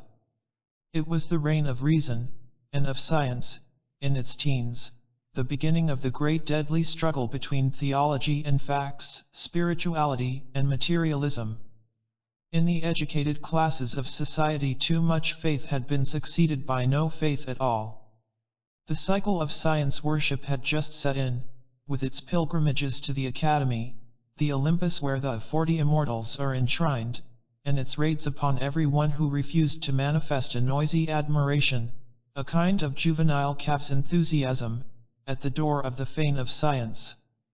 When Mesmer arrived, Paris divided its allegiance between the Church which attributed all kinds of phenomena except its own divine miracles to the devil, and the Academy, which believed in neither God nor devil, but only in its own infallible wisdom. But there were minds which would not be satisfied with either of these beliefs. Therefore, after Mesmer had forced all Paris to crowd to his halls, waiting hours to obtain a place in the chair round the miraculous Bacchae, some people thought that it was time real truth should be found out. They had laid their legitimate desires at the royal feet, and the king forthwith commanded his learned academy to look into the matter. Then it was, that awakening from their chronic nap, the immortals appointed a committee of investigation, among which was Benjamin Franklin, and chose some of the oldest, wisest, and baldest among their infants to watch over the committee. This was in 1784. Everyone knows what was the report of the latter and the final decision of the Academy. The whole transaction looks now like a general rehearsal of the play, one of the acts of which was performed by the Dialectical Society of London and some of England's greatest scientists, some 80 years later.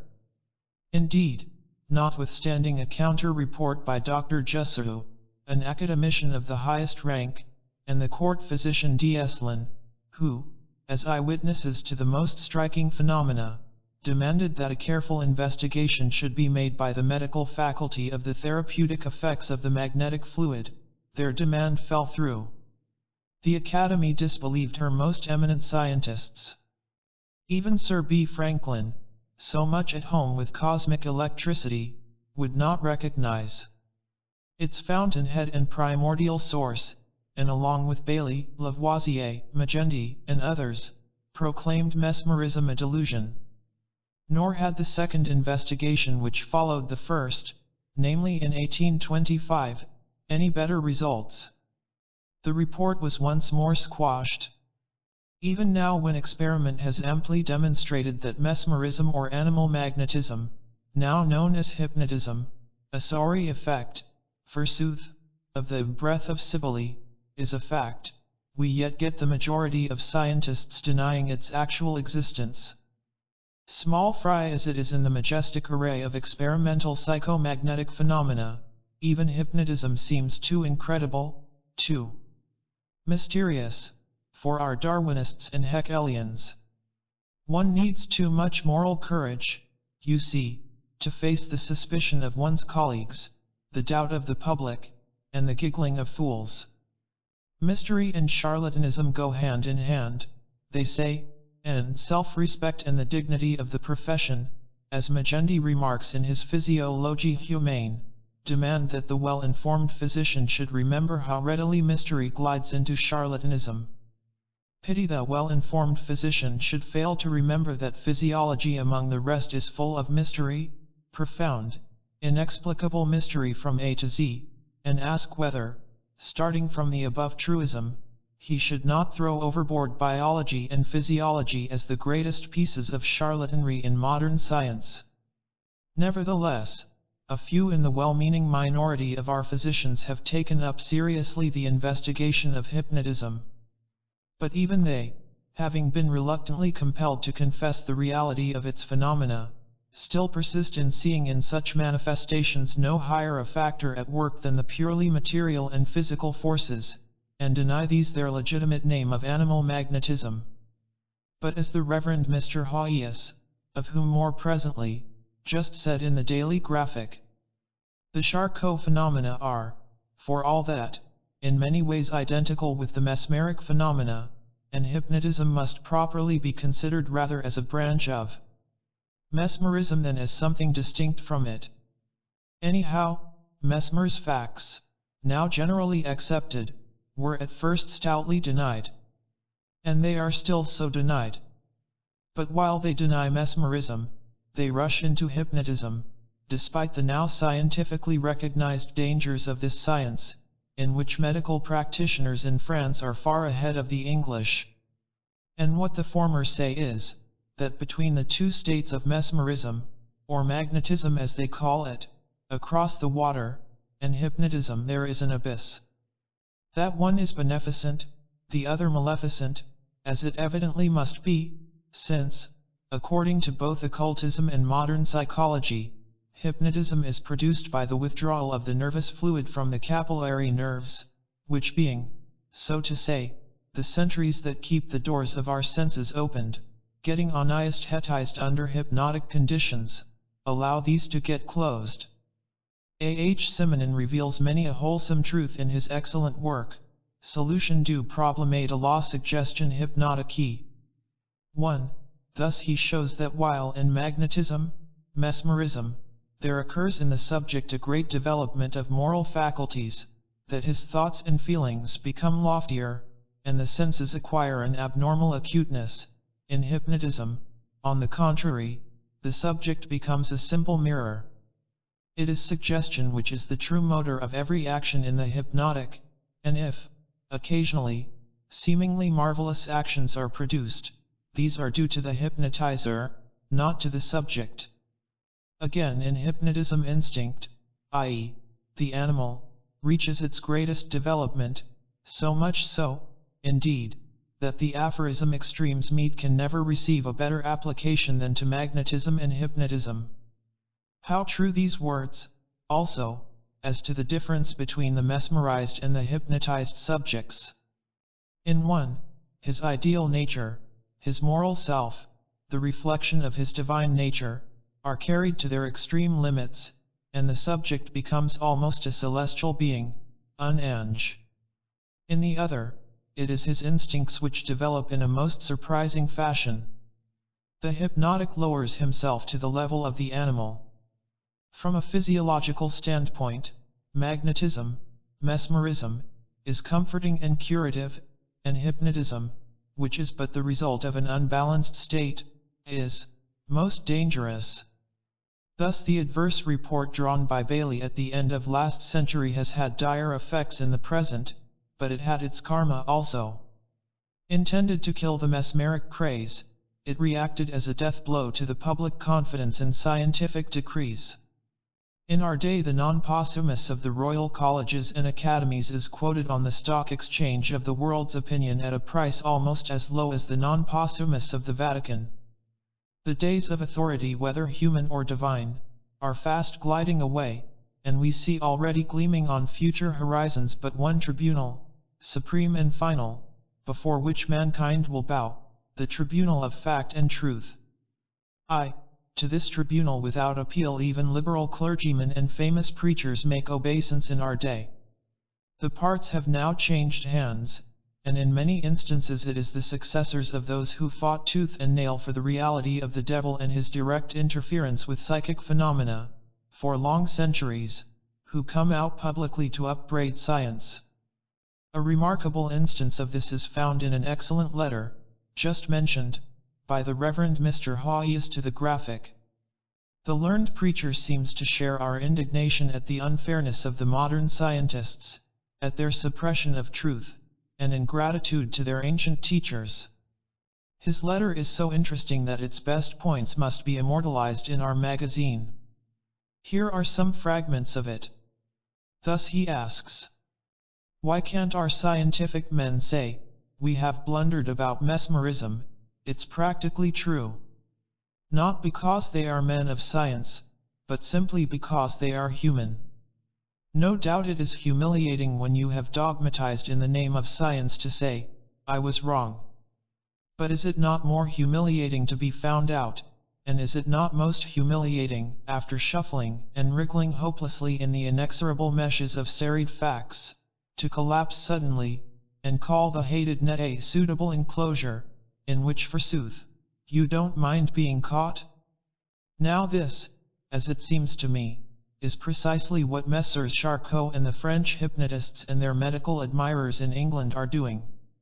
Ever since Mesmer's death at the age of 80 in 1815, the French and English faculty, with some honorable exceptions, have ridiculed and denied the facts as well as the theories of Mesmer, but now, in 1890, a host of scientists suddenly agree, while wiping out as best they may the name of Mesmer, to rob him of all his phenomena, which they quietly appropriate under the name of hypnotism, suggestion, therapeutic magnetism, psychopathic massage, and all the rest of it. Well, what's in a name? I care more for things than names, but I reverence the pioneers of thought who have been cast out, trodden underfoot, and crucified by the orthodox of all ages, and I think the least scientists can do for men like Mesmer, Dupotet, Puisegur, or Mayo and Elliotson, now they are gone, is to build their sepulchres. But Mr. Hawes might have added instead, the amateur hypnotists of science dig with their own hands the graves of many a man and woman's intellect, they enslave and paralyze free will in their subjects, turn immortal men into soulless, irresponsible automata, and vivisect their souls with as much unconcern as they vivisect the bodies of rabbits and dogs. In short, they are fast blooming into sorcerers, and are turning science into a vast field of black magic. The Rev. Writer, however, lets the culprits off easily, and, remarking that he accepts the distinction between mesmerism and hypnotism without pledging himself to any theory, he adds, "I am mainly concerned with the facts, and what I want to know is why these cures and abnormal states are trumpeted about as modern discoveries, while the faculty still deride or ignore their great predecessors without having themselves a theory which they can agree upon or a single fact which can be called new. The truth is we are just blundering back with toil to work over again the old disused minds of the ancients, the rediscovery of these occult sciences is exactly matched by the slow recovery of sculpture and painting in modern Europe. Here is the history of occult science in a nutshell. 1. Once known. 2. Lost. 3. Rediscovered. 4. Denied. 5. Reaffirmed, and by slow degrees, under new names, victorious. The evidence for all this is exhaustive and abundant. Here it may suffice to notice that Diodorus Siculus mentions how the Egyptian priests, ages before Christ, attributed clairvoyance induced for therapeutic purposes to Isis.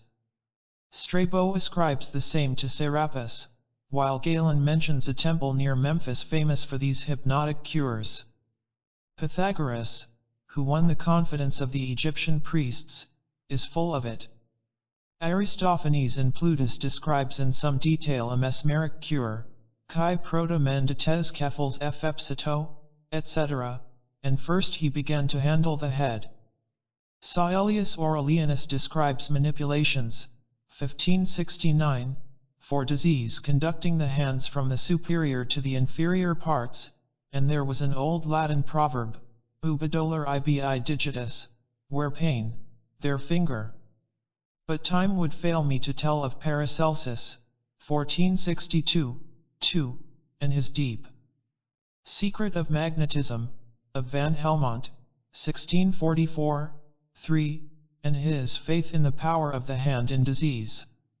Much in the writings of both these men was only made clear to the moderns by the experiments of Mesmer, and in view of modern hypnotists it is clearly with him and his disciples that we have chiefly to do. He claimed, no doubt, to transmit an animal magnetic fluid, which I believe the hypnotists deny. They do. But so did the scientists with regard to more than one truth. To deny an animal magnetic fluid is surely no more absurd than to deny the circulation of the blood, as they have so energetically done. A few additional details about mesmerism given by Mr. Hauius may prove interesting. Thus he reminds us of the answer written by the much-wronged Mesmer to the academicians after their unfavorable report, and refers to it as prophetic words. You say that Mesmer will never hold up his head again.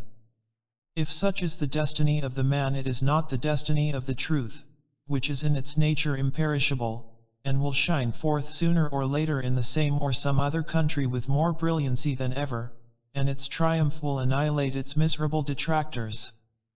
Mesmer left Paris in disgust, and retired to Switzerland to die, but the illustrious Dr. Jussard became a convert.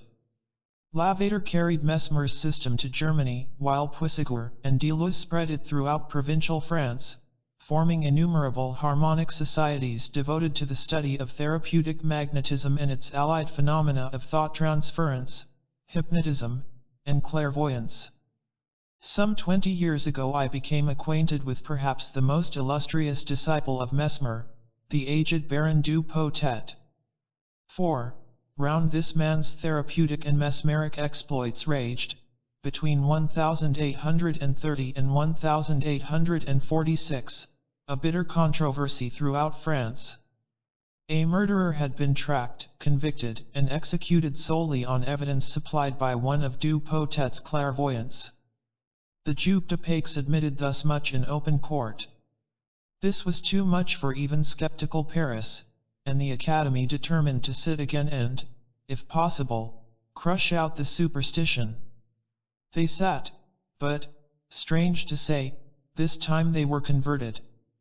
Itard, Fouquier, Guercent, Bourdois de la Motte, the cream of the French faculty, pronounced the phenomena of mesmerism to be genuine. Cures, trances, clairvoyance, thought transference, even reading from closed books, and from that time an elaborate nomenclature was invented, blotting out as far as possible the detested names of the indefatigable men who had compelled the scientific assent, while enrolling the main facts vouched for by Mesmer, du Potet, and Puységur among the undoubted phenomena to be accepted, on whatever theory, by medical science. Then comes the turn of this foggy island and its befogged scientists. Meanwhile, goes on the writer, England was more stubborn. In 1846, the celebrated Drive Eliot's son, a popular practitioner, with a vast clientele, pronounced the famous Harveyan oration, in which he confessed his belief in mesmerism.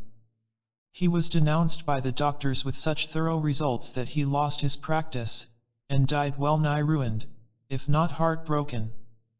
The Mesmeric Hospital in Marylebone Road has been established by him. Operations were successfully performed under mesmerism, and all the phenomena which have lately occurred at Leeds and elsewhere to the satisfaction of the doctors were produced in Marylebone 56 years ago. 35 years ago Professor Lister did the same, but the introduction of chloroform being more speedy and certain as an anesthetic, killed for a time the mesmeric treatment. The public interest in mesmerism died down, and the Mesmeric Hospital in the Marylebone Road, which had been under a cloud since the suppression of Eliotson, was at last closed. Lately we know what has been the fate of Mesmer and mesmerism. Mesmer is spoken of in the same breath with Count Cagliostro, and mesmerism itself is seldom mentioned at all, but, then, we hear plenty of electrobiology, therapeutic magnetism and hypnotism, just so. Oh, shades of Mesmer, Puisigur, du potet, Eliotson, sic vos non vobis. Still, I say palmam qui miruit ferat. When I knew Baron du Potet he was on the brink of the grave, and nearly 80 years old. He was an ardent admirer of Mesmer, he had devoted his whole life to therapeutic magnetism, and he was absolutely dogmatic on the point that a real magnetic aura passed from the mesmerist to the patient. I will show you this, he said one day, as we both stood by the bedside of a patient in so deep a trance that we ran needles into her hands and arms without exciting the least sign or movement. The old Baron continued, I will, at the distance of a foot or two, determine slight convulsions in any part of her body by simply moving my hand above the part, without any contact. He began at the shoulder, which soon set up a twitching. Quiet being restored, he tried the elbow, then the wrist, then the knee, the convulsions increasing in intensity according to the time employed. Are you quite satisfied? I said, quite satisfied, and, continued he, any patient that I have tested I will undertake to operate upon through a brick wall at a time and place where the patient shall be ignorant of my presence or my purpose. This, added du Potet, was one of the experiences which most puzzled the academicians at Paris. I repeated the experiment again and again under every test and condition, with almost invariable success, until the most skeptical was forced to give in. We have accused science of gliding full sail down to the maelstrom of black magic, by practicing that which ancient psychology, the most important branch of the occult sciences, has always declared as sorcery in its application to the inner man. We are prepared to maintain what we say. We mean to prove it one of these days, in some future articles, basing ourselves on facts published and the actions produced by the hypnotism of vivisectionists themselves. That they are unconscious sorcerers does not make away with the fact that they do practice the black art bel et bien. In short, the situation is this. The minority of the learned physicians and other scientists experiment in hypnotism because they have come to see something in it, while the majority of the members of the R.C.Ps still deny the actuality of animal magnetism in its mesmeric form, even under its modern mask, hypnotism. The former, entirely ignorant of the fundamental laws of animal magnetism, experiment at haphazard, almost blindly. To remain consistent with their declarations, a. that hypnotism is not mesmerism, and b. that a magnetic aura or fluid passing from the mesmerizer, or hypnotizer, is pure fallacy, they have no right, of course, to apply the laws of the older to the younger science. Hence they interfere with, and awaken to action the most dangerous forces of nature, without being aware of it. Instead of healing diseases, the only use to which animal magnetism under its new name can be legitimately applied, they often inoculate the subjects with their own physical as well as mental ills and vices. For this, and the ignorance of their colleagues of the minority, the disbelieving majority of the Sadducees are greatly responsible. For, by opposing them, they impede free action, and take advantage of the Hippocratic oath, to make them powerless to admit and do much that the believers might and would otherwise do. But as Dr. A. Test truly says in his work, there are certain unfortunate truths which compromise those who believe in them, and those especially who are so candid as to avow them publicly. Thus the reason of hypnotism not being studied on its proper lines is self-evident. Years ago it was remarked, it is the duty of the academy and medical authorities to study mesmerism, i.e., the occult sciences in its spirit, and to subject it to trials, finally, to take away the use and practice of it from persons quite strangers to the art, who abuse this means, and make it an object of lucre and speculation. He who uttered this great truth was the voice speaking in the desert. But those having some experience in occult psychology would go further.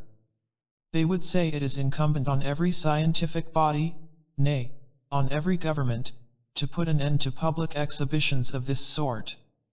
By trying the magic effect of the human will on weaker wills, by deriding the existence of occult forces in nature, forces whose name is legion, and yet calling out these, under the pretext that they are no independent forces at all, not even psychic in their nature, but connected with known physical laws, innate and fear, men in authority are virtually responsible for all the dire effects that are and will be following their dangerous public experiments.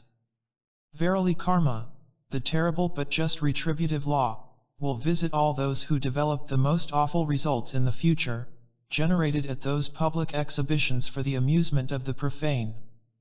Let them only think of dangers bred, of new forms of diseases, mental and physical, begotten by such insane handling of psychic will. This is as bad on the moral plane as the artificial introduction of animal matter into the human blood, by the infamous Brown-Sequard method, is on the physical. They laugh at the occult sciences and deride mesmerism. Yet this century will not have passed away before they have undeniable proofs that the idea of a crime suggested for experiment's sake is not removed by a reversed current of the will as easily as it is inspired.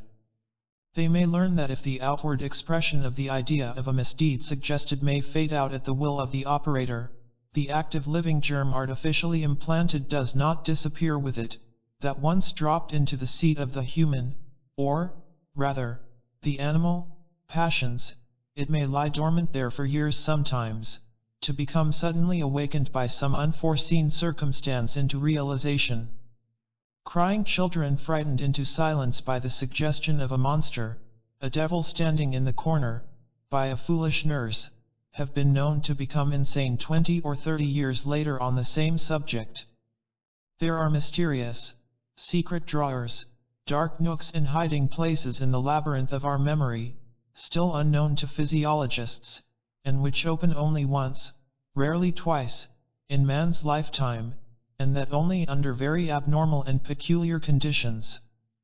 But when they do, it is always some heroic deed committed by a person the least calculated for it, or a terrible crime perpetrated, the reason for which remains forever a mystery. Thus experiments in suggestion by persons ignorant of the occult laws are the most dangerous of pastimes. The action and reaction of ideas on the inner lower ego has never been studied so far, because that ego itself is terra incognita, even when not denied, to the men of science. Moreover, such performances before a promiscuous public are a danger in themselves. Men of undeniable scientific education who experiment on hypnotism in public, lend thereby the sanction of their names to such performances.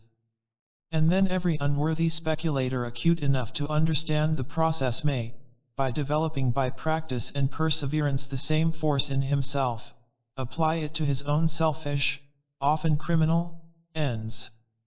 Result on karmic lines, every hypnotist, Every man of science, however well-meaning and honorable, once he has allowed himself to become the unconscious instructor of one who learns but to abuse the sacred science, becomes, of course, morally the confederate of every crime committed by this means.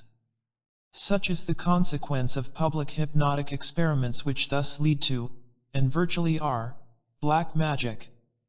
The signs of the times. It is intensely interesting to follow season after season the rapid evolution and change of public thought in the direction of the mystical. The educated mind is most undeniably attempting to free itself from the heavy fetters of materialism. The ugly caterpillar is writhing in the agonies of death, under the powerful efforts of the psychic butterfly to escape from its science-built prison, and every day brings some new glad tidings of one or more such mental births to light. As the New York Path truly remarks in its September issue, when theosophical and kindred topics are made the texts for novels, and, we may add, scientific essays and brochures, the implication is that interest in them has become diffused through all social ranks. That kind of literature is paradoxically proof that occultism has passed beyond the region of careless amusement and entered that of serious inquiry. The reader has but to throw a retrospective glance at the publications of the last few years to find that such topics as mysticism, magic, sorcery, spiritualism, theosophy, mesmerism, or, as it is now called, hypnotism, all the various branches in short of the occult side of nature, are becoming predominant in every kind of literature. They visibly increase in proportion to the efforts made to discredit the movements in the cause of truth, and strangle inquiry, whether on the field of theosophy or spiritualism, by trying to besmear their most prominent heralds, pioneers and defenders, with tar and feathers. The keynote for mystic and theosophic literature was Marion Crawford's Mr. Isaacs. It was followed by his Zoroaster. Then followed The Romance of Two Worlds, by Marie Corelli, R. Lewis Stevenson's Dr. Jekyll and Mr. Hyde, The Fallen Idol, by Anstey, King Solomon's Mines and the Thrice Famous She, by Rider Haggard, Affinities and the Brother of the Shadow, by Mrs. Campbell Praed, Edmund Downey's House of Tears, and many others less noticeable. And now there comes a fresh outburst in Florence Marriott's Daughter of the Tropics, and F. C. Phillips' Strange Adventures of Lucy Smith. It is unnecessary to mention in detail the literature produced by avowed theosophists and occultists, some of whose works are very remarkable, while others are positively scientific, such as S. L. MacGregor Mather's Kabbalah Unveiled, and Dr. F. Hartmann's Paracelsus, Magic, White and Black, etc. We have also to note the fact that Theosophy has now crossed the Channel, and is making its way into French literature. La France publishes a strange romance by C. H. Chinchal, pregnant with theosophy, occultism, and mesmerism, and called La Grande Prêtresse, while La Revue Politique et Littéraire, 1887, contained over the signature of T. H. Benson, a novel called Emancipée, wherein esoteric doctrines and adepts are mentioned in conjunction with the names of well-known theosophists. A sign of the times. Literature, especially in countries free from government censorship, is the public heart and pulse. Besides the glaring fact that were there no demand there would be no supply, current literature is produced only to please, and is therefore evidently the mirror which faithfully reflects the state of the public mind. True, conservative editors, and their submissive correspondents and reporters, still go on slashing occasionally in print the fair faces of mystic spiritualism and theosophy, and some of them are still found, from time to time, indulging in a brutal personal attack. But they do no harm on the whole, except perhaps to their own editorial reputations, as such editors can never be suspected of an exuberance of culture and good taste after certain ungentlemanly personal attacks. They do good on the contrary. For, while the theosophists and spiritualists so attacked, may view the Billingsgate poured upon them in a true Socratian spirit, and console themselves with the knowledge that none of the epithets used can possibly apply to them. On the other hand, too much abuse and vilification generally ends by awakening the public sympathy for the victim, in the right-minded and the impartial, at any rate. In England people seem to like fair play on the whole. It is not Bashibozuk-like actions, the doughty deeds of those who delight in mutilating the slain and the wounded, that can find sympathy for any great length of time with the public. If, as maintained by our lay enemies and repeated by some naive and too sanguine missionary organs, spiritualism and theosophy are dead as a doornail, sic, vide American Christian periodicals, dead and buried, why, in such case, could Christian fathers not leave the dead at rest till Judgment Day? And if they are not, then editors, the profane as well as the clerical, why should you still fear? Do not show yourselves such cowards if you have the truth on your side. Magna est veritas et pravali bit, and murder will out, as it always has, sooner or later. Open your columns to free and fearless discussion, and do as the Theosophical periodicals have ever done, and as Lucifer is now preparing to do. The bright sun of the morning fears no light. He courts it, and is prepared to publish any inimical contributions, couched, of course, in decent language, however much at variance with his theosophical views. He is determined to give a fair hearing in any and every case, to both contending parties, and allow things and thoughts to be judged on their respective merits. For why, or what should one dread when fact and truth are one's only aim? Dutch octe opinions jaillet la vérité was said by a French philosopher. If Theosophy and Spiritualism are no better than gigantic frauds and will-o'-the-wisps of the age, why such expensive crusades against both? And if they are not, why should agnostics and searchers after truth in general help bigoted and narrow-minded materialists, sectarians and dogmatists to hide our light under a bushel by mere brutal force and usurped authority? It is easy to surprise the good faith of the fair-minded. Still easier to discredit that, which by its intrinsic strangeness, is already unpopular and could hardly be credited in its palmiest days. We welcome no supposition so eagerly as one which accords with and intensifies our own prejudices, says, in Don Jesualdo, a popular author. Therefore, facts become often cunningly concocted frauds, and self-evident, glaring lies are accepted as gospel truths at the first breeze of Don Basilio's calumnia, by those to whose hard-crusted preconceptions such slander is like heavenly dew. But, beloved enemies, the light of Lucifer may, after all, dispel some of the surrounding darkness.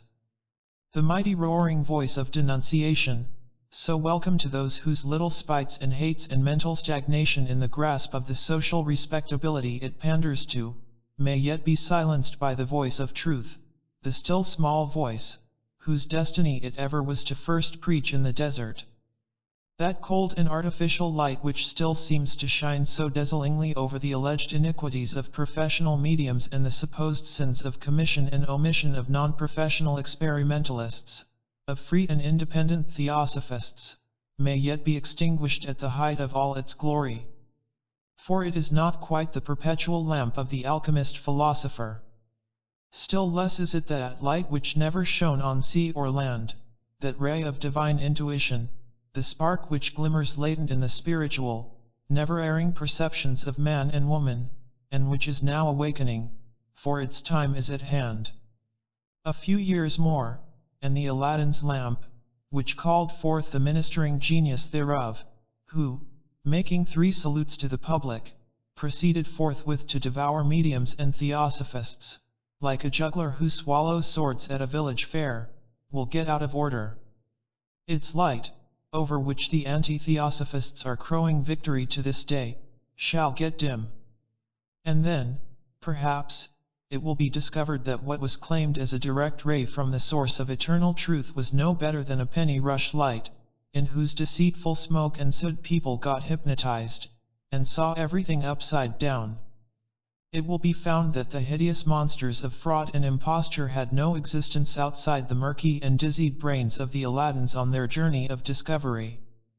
And that, finally, the good people who listened to them, had been all the time seeing sights and hearing things under unconscious and mutual suggestion. This is a scientific explanation, and requires no black magicians or dugbas at work, for suggestion as now practiced by the sorcerers of science is, dugpaship itself, per saying. No Eastern adept of the left hand can do more mischief by his infernal art than a grave hypnotizer of the faculty of medicine, a disciple of Charcot, or of any other scientific light of the first magnitude. In Paris, as in St. Petersburg, crimes have been committed under suggestion. Divorces have occurred, and husbands have nearly killed their wives and their supposed correspondents, owing to tricks played on innocent and respectable women, who have thus had their fair name and all their future life blasted forever. A son, under such influence, broke open the desk of an avaricious father, who caught him in the act, and nearly shot him in a fit of rage. One of the keys of occultism is in the hands of science, cold, heartless, materialistic, and crassly ignorant of the other truly psychic side of the phenomenon, hence, powerless to draw a line of demarcation between the physiological and the purely spiritual effects of the disease inoculated, and unable to prevent future results and consequences of which it has no knowledge, and over which it has, therefore, no control. We find in the Lotus of September, 1887, the following. A French paper, the Paris, for August 12th, contains a long and excellent article by G. Montorgueil, entitled, The Accursed Sciences, from which we extract the following passage, since we are, unfortunately, unable to quote the whole.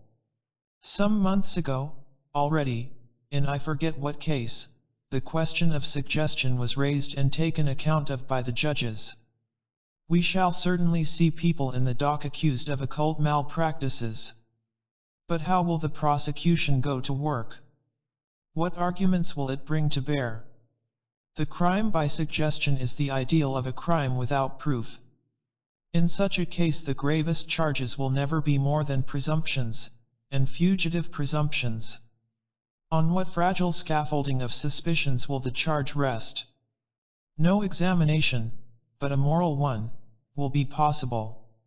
We shall have to resign ourselves to hearing the Solicitor General say to the accused, "Accused, it appears from a perquisition made into your brain," etc. Ah, the poor jurymen! It is they who are to be pitied.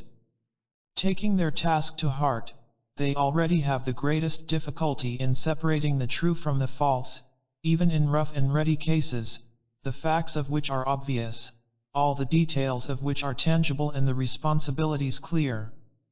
And we are going to ask them on their soul and conscience to decide questions of black magic. Verily their reason will not hold out through the fortnight, it will give way before that and sink into thaumaturgy. We move fast. The strange trials for sorcery will blossom anew, somnambules who were merely grotesque will appear in a tragic light, the coffee grounds, which so far only risked the police court, will hear their sentence at the assizes. The evil eye will figure among criminal offenses. These last years of the XIXTH century will have seen us step from progress to progress, till we reach at last this judicial enormity, a second Laubardemont prosecuting another urbane grandeur. Serious, scientific, and political papers are full of earnest discussions on the subject. A St. Petersburg daily has a long feuilleton on the bearing of hypnotic suggestions upon criminal law. Cases of hypnotism with criminal motives have of late begun to increase in an ever-progressing ratio, it tells its readers.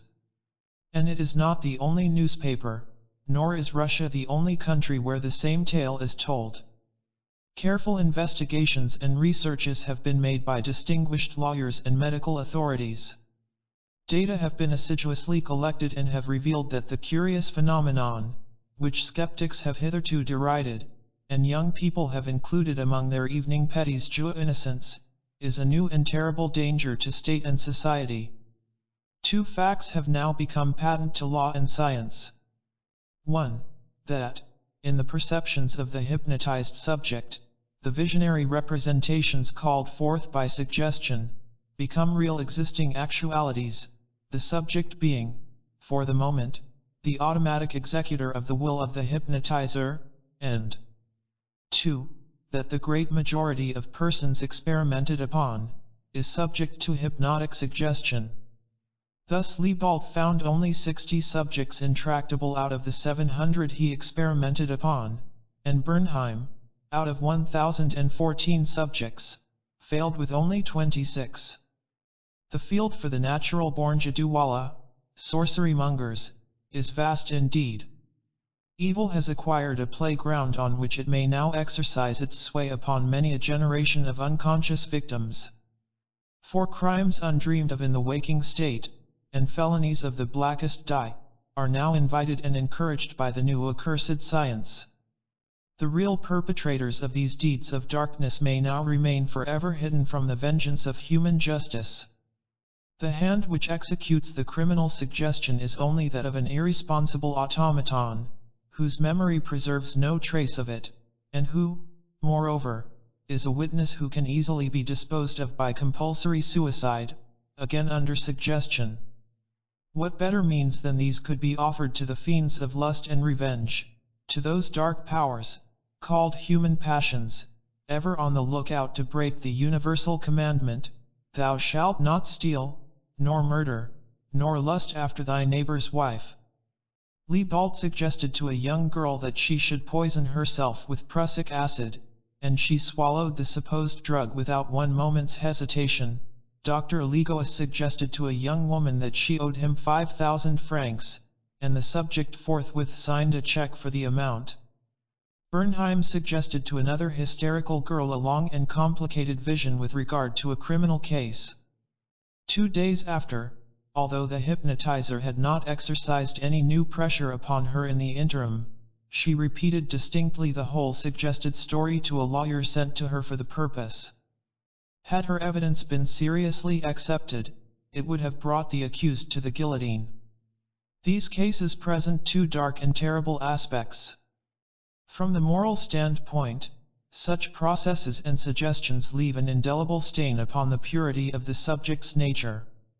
Even the innocent mind of a 10-year-old child can thus be inoculated with vice, the poison germ of which will develop in his subsequent life. On the judicial aspect it is needless to enter in great detail. Suffice to say that it is this characteristic feature of the hypnotic state, the absolute surrender of will and self-consciousness to the hypnotizer, which possesses such importance, from its bearing upon crime, in the eyes of legal authorities. For if the hypnotizer has the subject entirely at his beck and call, so that he can cause him to commit any crime, acting, so to say, invisibly within him, then what are not the terrible judicial mistakes to be expected? What wonder then, that the jurisprudence of one country after the other has taken alarm, and is devising, one after the other, measures for repressing the exercise of hypnotism. In Denmark it has just been forbidden.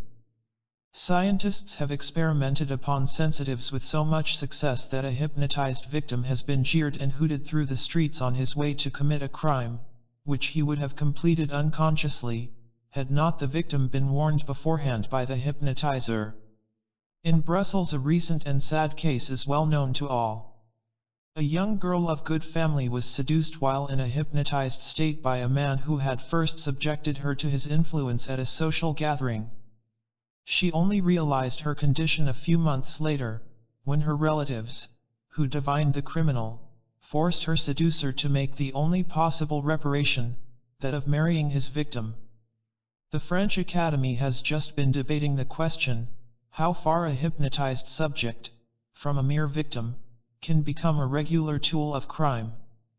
Of course, no jurist or legislator can remain indifferent to this question, and it was averred that the crimes committed under suggestion are so unprecedented that some of them can hardly be brought within the scope of the law. Hence the prudent legal prohibition, just adopted in France, which enacts that no person, save those legally qualified to exercise the medical profession, shall hypnotize any other person. Even the physician who enjoys such legal right is permitted to hypnotize a person only in the presence of another qualified medical man, and with the written permission of the subject. Public séances of hypnotism are forbidden, and they are strictly confined to medical clinics and laboratories. Those who break this law are liable to a heavy fine and imprisonment. But the keynote has been struck, and many are the ways in which this black art may be used, laws notwithstanding. That it will be so used, the vile passions inherent in human nature are sufficient guarantee. Many and strange will be the romances yet enacted, for truth is often stranger than fiction, and what is thought fiction is still more often truth. No wonder then that occult literature is growing with every day. Occultism and sorcery are in the air, with no true philosophical knowledge to guide the experimenters and thus check evil results. Works of fiction, the various novels and romances are called fiction in the arrangement of their characters and the adventures of their heroes and heroines, admitted. Not so, as to the facts presented. These are no fictions, but true presentiments of what lies in the bosom of the future, and much of which is already born, nay corroborated by scientific experiments. Sign of the times. Close of a psychic cycle. The time for phenomena with, or through mediums, whether professional or otherwise, is gone by. It was the early season of the blossoming, of the arum mentioned even in the Bible. 1. The tree of occultism is now preparing for fruiting, and the spirit of the occult is awakening in the blood of the new generations. If the old men only dream dreams, the young ones see already visions. 2. And record them in novels and works of fiction. Woe to the ignorant and the unprepared, and those who listen to the sirens of materialistic science. For indeed, many will be the unconscious crimes committed, and many will be the victims who will innocently suffer death by hanging and decapitation at the hands of the righteous judges and the two innocent jurymen, both alike ignorant of the fiendish power of suggestion, psychic and noetic action. I made man just and right, sufficient to have stood, though free to fall. Such I created all the ethereal powers and spirits, both them who stood and them who failed. Truly, they stood who stood, and fell who fell. Milton. The assumption that the mind is a real being, which can be acted upon by the brain, and which can act on the body through the brain, is the only one compatible with all the facts of experience. George T. Ladd, in The Elements of Physiological Psychology. 1. A new influence, a breath, a sound, as of a rushing mighty wind, has suddenly swept over a few theosophical heads. An idea, vague at first, grew in time into a very definite form, and now seems to be working very busily in the minds of some of our members. It is this, if we would make converts the few ex-occult teachings, which are destined to see the light of publicity, should be made, henceforward, more subservient to, if not entirely at one with modern science. It is urged that the so-called esoteric, or late esoteric, cosmogony, anthropology, ethnology, geology, psychology and, foremost of all, metaphysics, having been adapted into making obeisance to modern, hence materialistic, thought, should never henceforth be allowed to contradict, not openly, at all events, scientific philosophy. The latter, we suppose, means the fundamental and accepted views of the great German schools, or of Mr. Herbert Spencer and some other English stars of lesser magnitude, and not only these, but also the deductions that may be drawn from them by their more or less instructed disciples. A large undertaking this, truly, and one, moreover, in perfect conformity with the policy of the medieval casuists, who distorted truth and even suppressed it, if it clashed with divine revelation. Useless to say that we decline the compromise. It is quite possible, nay, probable and almost unavoidable, that the mistakes made in the rendering of such abstruse metaphysical tenets as those contained in Eastern occultism should be frequent and often important. But then all such have to be traced back to the interpreters, not to the system itself.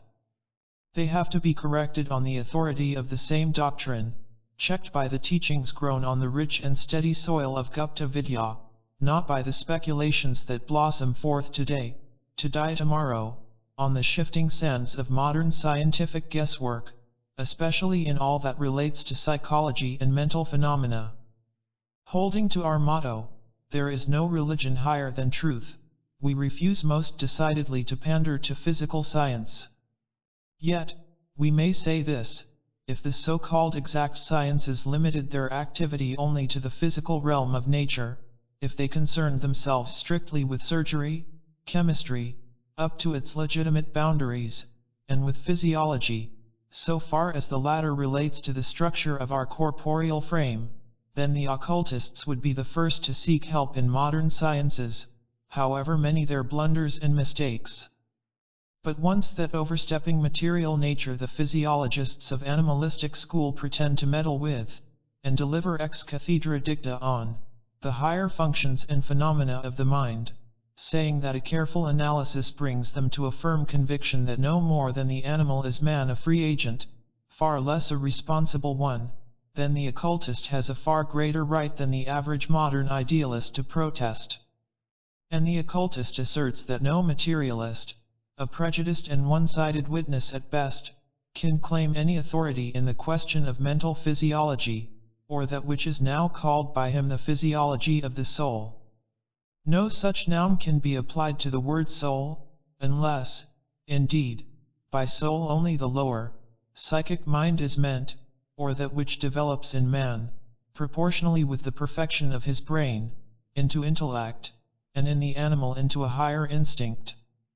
But since the great Charles Darwin taught that our ideas are animal motions of the organ of sense, everything becomes possible to the modern physiologist. Thus, to the great distress of our scientifically inclined fellows, it is once more Lucifer's duty to show how far we are at loggerheads with exact science, or shall we say, how far the conclusions of that science are drifting away from truth and fact. By science we mean, of course, the majority of the men of science. The best minority, we are happy to say, is on our side, at least as far as free will in man and the immateriality of the mind are concerned. The study of the physiology of the soul, of the will in man and of his higher consciousness from the standpoint of genius and its manifesting faculties, can never be summarized into a system of general ideas represented by brief formulae, no more than the psychology of material nature can have its manifold mysteries solved by the mere analysis of its physical phenomena. There is no special organ of will, any more than there is a physical basis for the activities of self-consciousness. If the question is pressed as to the physical basis for the activities of self-consciousness, no answer can be given or suggested. From its very nature, that marvelous verifying actus of mind in which it recognizes the states as its own, can have no analogous or corresponding material substratum. It is impossible to specify any physiological process representing this unifying actus. It is even impossible to imagine how the description of any such process could be brought into intelligible relation with this unique mental power. Thus, the whole conclave of psychophysiologists may be challenged to correctly define consciousness, and they are sure to fail, because self-consciousness belongs alone to man and proceeds from the self, the higher manas only, whereas the psychic element, or kama manas, is common to both the animal and the human being, the far higher degree of its development in the latter resting merely on the greater perfection and sensitiveness of his cerebral cells. No physiologist, not even the cleverest, will ever be able to solve the mystery of the human mind, in its highest spiritual manifestation, or in its dual aspect of the psychic and the noetic, or the monasic, or even to comprehend the intricacies of the former. On the purely material plane, unless he knows something of, and is prepared to admit the presence of this dual element. This means that he would have to admit a lower, animal, and a higher, or divine, mind in man, or what is known in occultism as the personal and the impersonal egos. For, between the psychic and the noetic, between the personality and the individuality, there exists the same abyss as between a Jack the Ripper and a holy Buddha. Unless the physiologist accepts all this, we say, he will ever be led into a quagmire. We intend to prove it. As all know, the great majority of our learned didomai reject the idea of free will. Now this question is a problem that has occupied the minds of thinkers for ages, every school of thought having taken it up in turn and left it as far from solution as ever. And yet, placed as it is in the foremost ranks of philosophical quandaries, the modern psychophysiologists claim in the coolest and most bumptious way to have cut the Gordian knot forever. For them the feeling of personal free agency is an error, an illusion, the collective hallucination of mankind. This conviction starts from the principle that no mental activity is possible without a brain, and that there can be no brain without a body. As the latter is, moreover, subject to the general laws of a material world where all is based on necessity, and where there is no spontaneity, our modern psychophysiologist has nolens volens to repudiate any self-spontaneity in human action. Here we have, for instance, a Lausanne professor of physiology, A. Herzen, to whom the claim of free will in man appears as the most unscientific absurdity. Says this oracle: in the boundless physical and chemical laboratory that surrounds man, organic life represents quite an unimportant group of phenomena, and amongst the latter, the place occupied by life having reached to the stage of consciousness, is so minute that it is absurd to exclude man from the sphere of action of a general law, in order to allow in him the existence of a subjective spontaneity or a free will standing outside of that law. Psychophysiology Generale.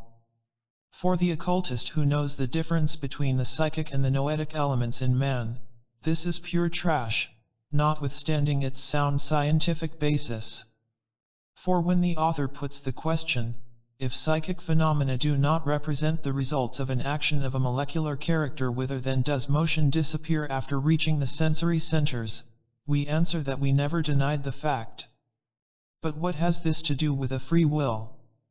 That every phenomenon in the visible universe has its genesis in motion, is an old axiom in occultism, nor do we doubt that the psychophysiologist would place himself at loggerheads with the whole conclave of exact scientists were he to allow the idea that at a given moment a whole series of physical phenomena may disappear in the vacuum.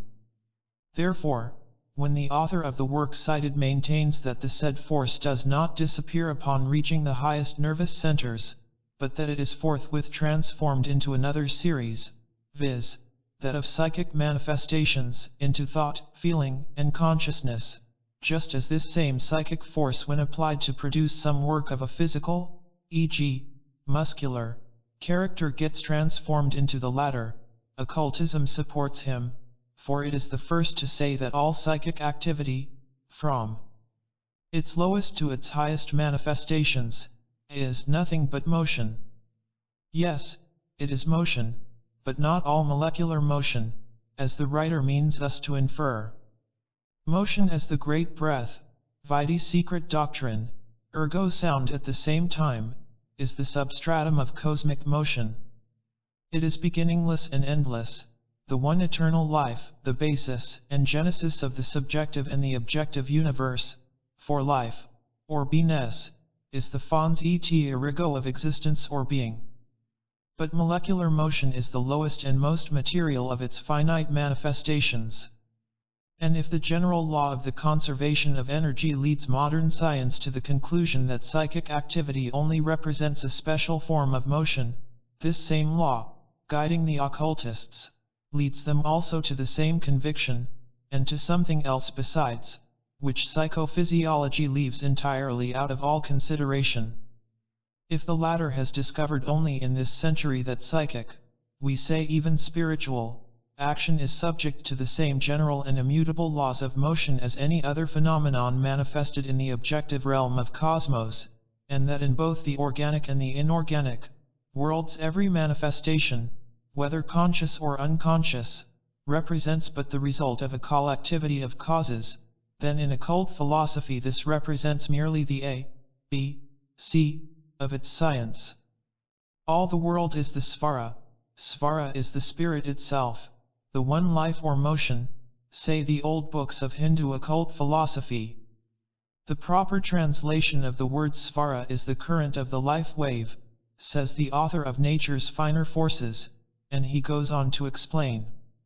It is that wavy motion which is the cause of the evolution of cosmic undifferentiated matter into the differentiated universe. From whence does this motion come? This motion is the spirit itself. The word Atma, universal soul, used in the book, Vidi Infra, itself carries the idea of eternal motion, coming as it does from the root, et, or eternal motion, and it may be significantly remarked, that the root et is connected with, is in fact simply another form of, the roots a, breath, and as, being. All these roots have for their origin the sound produced by the breath of animals, living beings. The primeval current of the life wave is then the same which assumes in man the form of inspiratory and expiratory motion of the lungs, and this is the all-pervading source of the evolution and involution of the universe.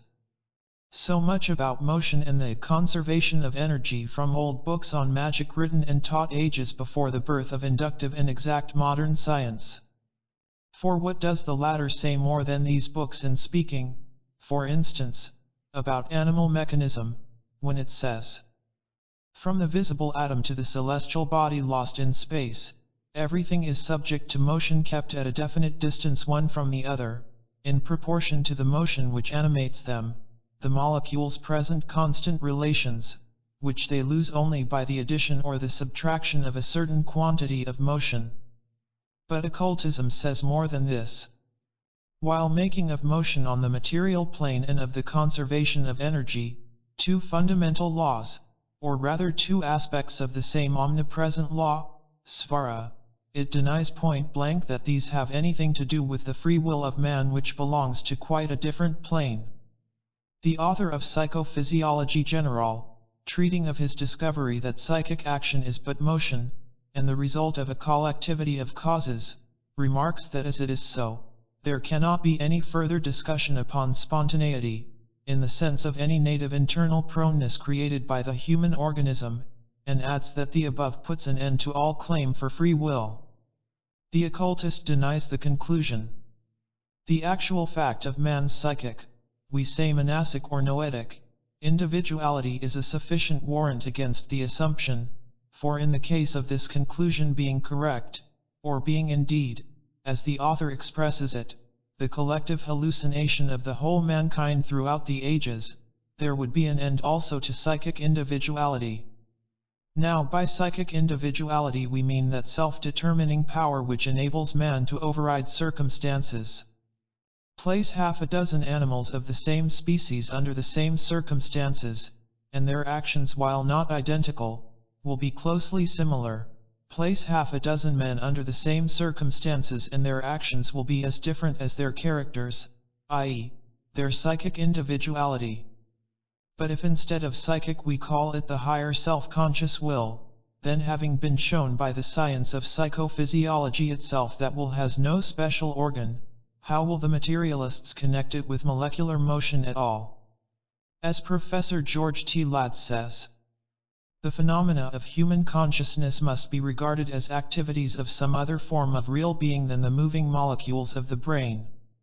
They require a subject or ground which is in its nature unlike the phosphorized fats of the central masses, the aggregated nerve fibers of nerve cells of the cerebral cortex.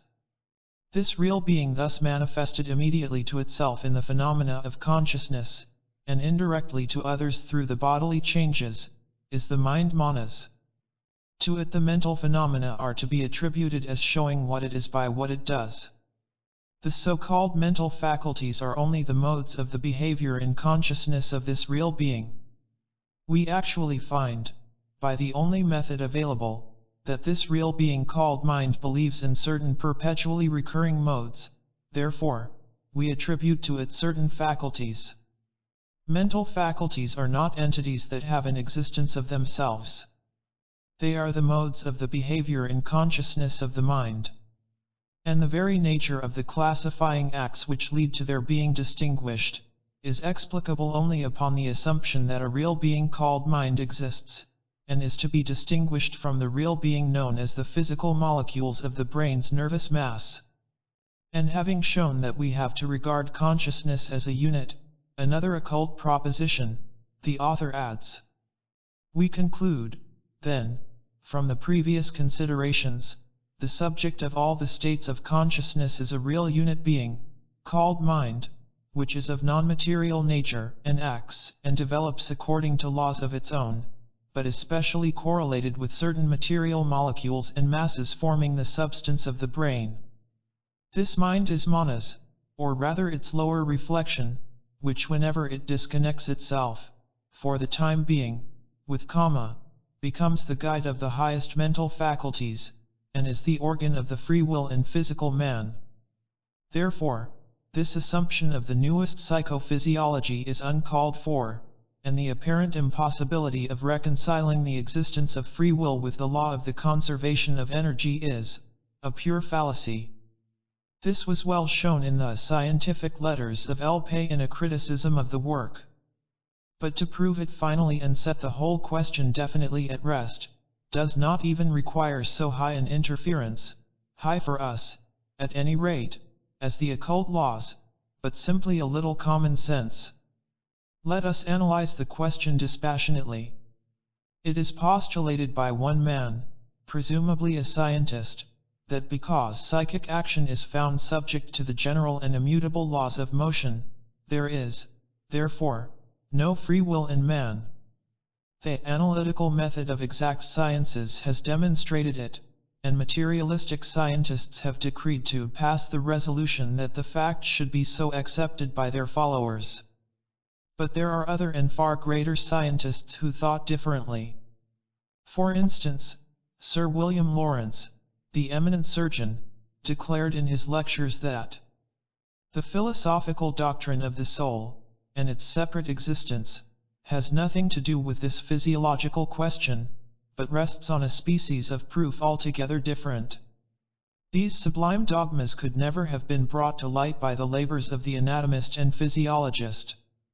An immaterial and spiritual being could not have been discovered amid the blood and filth of the dissecting room. Now, let us examine on the testimony of the materialist how this universal solvent called the analytical method is applied in this special case. The author of the Psychophysiology decomposes psychic activity into its compound elements, traces them back to motion, and, failing to find in them the slightest trace of free will or spontaneity, jumps at the conclusion that the latter have no existence in general, nor are they to be found in that psychic activity which he has just decomposed. Are not the fallacy and error of such an unscientific proceeding self-evident? Asks his critic, and then argues very correctly that, at this rate, and starting from the standpoint of this analytical method, one would have an equal right to deny every phenomenon in nature from first to last. For, do not sound and light, heat and electricity, like all other chemical processes, once decomposed into their respective elements, lead the experimenter back to the same motion, wherein all the peculiarities of the given elements disappear, leaving behind them only the vibrations of molecules? But does it necessarily follow that for all that, heat, light, electricity, are but illusions instead of the actual manifestations of the peculiarities of our real world? Such peculiarities are not, of course, to be found in compound elements, simply because we cannot expect that a part should contain, from first to last, the properties of the whole. What should we say of a chemist, who, having decomposed water into its compounds, hydrogen and oxygen, without finding in them the special characteristics of water, would maintain that such did not exist at all, nor could they be found in water. What of an antiquary who, upon examining distributed type and finding no sense in every separate letter, should assert that there was no such thing as sense to be found in any printed document? And does not the author of psychophysiology act just in this way when he denies the existence of free will or self-spontaneity in man, on the grounds that this distinctive faculty of the highest psychic activity is absent from those compound elements which he has analyzed?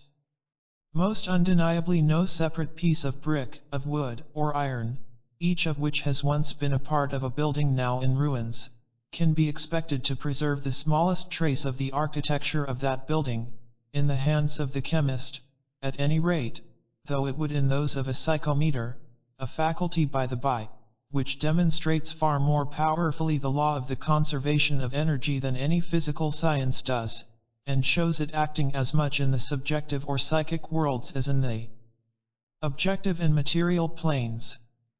The genesis of sound, on this plane, has to be traced back to the same motion, and the same correlation of forces is at play during the phenomenon as in the case of every other manifestation. Shall the physicist, then, who decomposes sound into its compound element of vibrations and fails to find in them any harmony or special melody, deny the existence of the latter?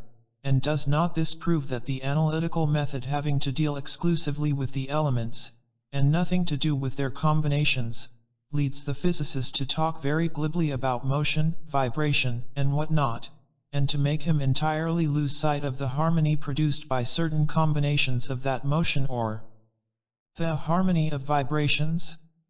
Criticism, then, is right in accusing materialistic psychophysiology of neglecting these all-important distinctions, in maintaining that if a careful observation of facts is a duty in the simplest physical phenomena, how much more should it be so when applied to such complex and important questions as psychic force and faculties? And yet in most cases all such essential differences are overlooked, and the analytical method is applied in a most arbitrary and prejudiced way. What wonder, then, if, in carrying back psychic action to its basic elements of motion, the psychophysiologist, depriving it during the process of all its essential characteristics, should destroy it, and having destroyed it, it only stands to reason that he is unable to find that which exists in it no longer. He forgets, in short, or rather purposely ignores the fact, that though, like all other phenomena on the material plane, psychic manifestations must be related in their final analysis to the world of vibration, sound being the substratum of universal akasa, yet, in their origin, they belong to a different and a higher world of harmony. L-Pei has a few severe sentences against the assumptions of those he calls physicobiologists which are worthy of note. Unconscious of their error, the psychophysiologists identify the compound elements of psychic activity with that activity itself, hence the conclusion from the standpoint of the analytical method, that the highest, distinctive speciality of the human soul, free will, spontaneity, is an illusion, and no psychic reality. But as we have just shown, such identification not only has nothing in common with exact science, but is simply impermissible, as it clashes with all the fundamental laws of logic, in consequence of which all these so-called physico-biological deductions emanating from the said identification vanish into thin air. Thus to trace psychic action primarily to motion, means in no way to prove the illusion of free will. And, as in the case of water, whose specific qualities cannot be deprived of their reality although they are not to be found in its compound gases, so with regard to the specific property of psychic action, its spontaneity cannot be refused to psychic reality, though this property is not contained in those finite elements into which the psychophysiologist dismembers the activity in question under his mental scalpel. This method is a distinctive feature of modern science in its endeavor to satisfy inquiry into the nature of the objects of its investigation by a detailed description of their development, says G. T. Ladd. And the author of the Elements of Physiological Psychology adds, The universal process of becoming has been almost personified and deified so as to make it the true ground of all finite and concrete existence. The attempt is made to refer all the so-called development of the mind to the evolution of the substance of the brain, under purely physical and mechanical causes. This attempt, then, denies that any real unit being called the mind needs to be assumed as undergoing a process of development according to laws of its own. On the other hand, all attempts to account for the orderly increase in complexity and comprehensiveness of the mental phenomena by tracing the physical evolution of the brain are wholly unsatisfactory to many minds. We have no hesitation in classing ourselves among this number. Those facts of experience which show a correspondence in the order of the development of the body and the mind, and even a certain necessary dependence of the latter upon the former, are, of course, to be admitted, but they are equally compatible with another view of the mind's development. This other view has the additional advantage that it makes room for many other facts of experience which are very difficult of reconciliation with any materialistic theory. On the whole, the history of each individual's experiences is such as requires the assumption that a real unit being, a mind, is undergoing a process of development, in relation to the changing condition or evolution of the brain, and yet in accordance with the nature and laws of its own. How closely this last assumption of science approaches the teachings of the occult philosophy will be shown in Part 2 of this article. Meanwhile, we may close with an answer to the latest materialistic fallacy, which may be summarized in a few words. As every psychic action has for its substratum the nervous elements whose existence it postulates, and outside which it cannot act, as the activity of the nervous elements is only molecular motion, there is therefore no need to invent a special and psychic force for the explanation of our brain work. Free will would force science to postulate an invisible free willer, a creator of that special force. We agree, not the slightest need, of a creator of that special or any other force. Nor has anyone ever claimed such an absurdity. But between creating and guiding, there is a difference, and the latter implies in no way any creation of the energy of motion, or, indeed, of any special energy. Psychic mind, in contradistinction to monastic or noetic mind, only transforms this energy of the unit being according to a nature and laws of its own, to use Ladd's felicitous expression. The unit being creates nothing but only causes a natural correlation in accordance with both the psychical laws and laws of its own. Having to use the force, it guides its direction, choosing the paths along which it will proceed, and stimulating it to action. And, as its activity is sui generis, and independent, it carries this energy from this world of disharmony into its own sphere of harmony. Were it not independent, it could not do so. As it is, the freedom of man's will is beyond doubt or cavil.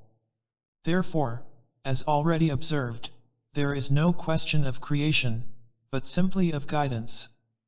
Because the sailor at the wheel does not create the steam in the engine, shall we say that he does not direct the vessel? And, because we refuse to accept the fallacies of some psychophysiologists as the last word of science, do we furnish thereby a new proof that free will is an hallucination? We deride the animalistic idea.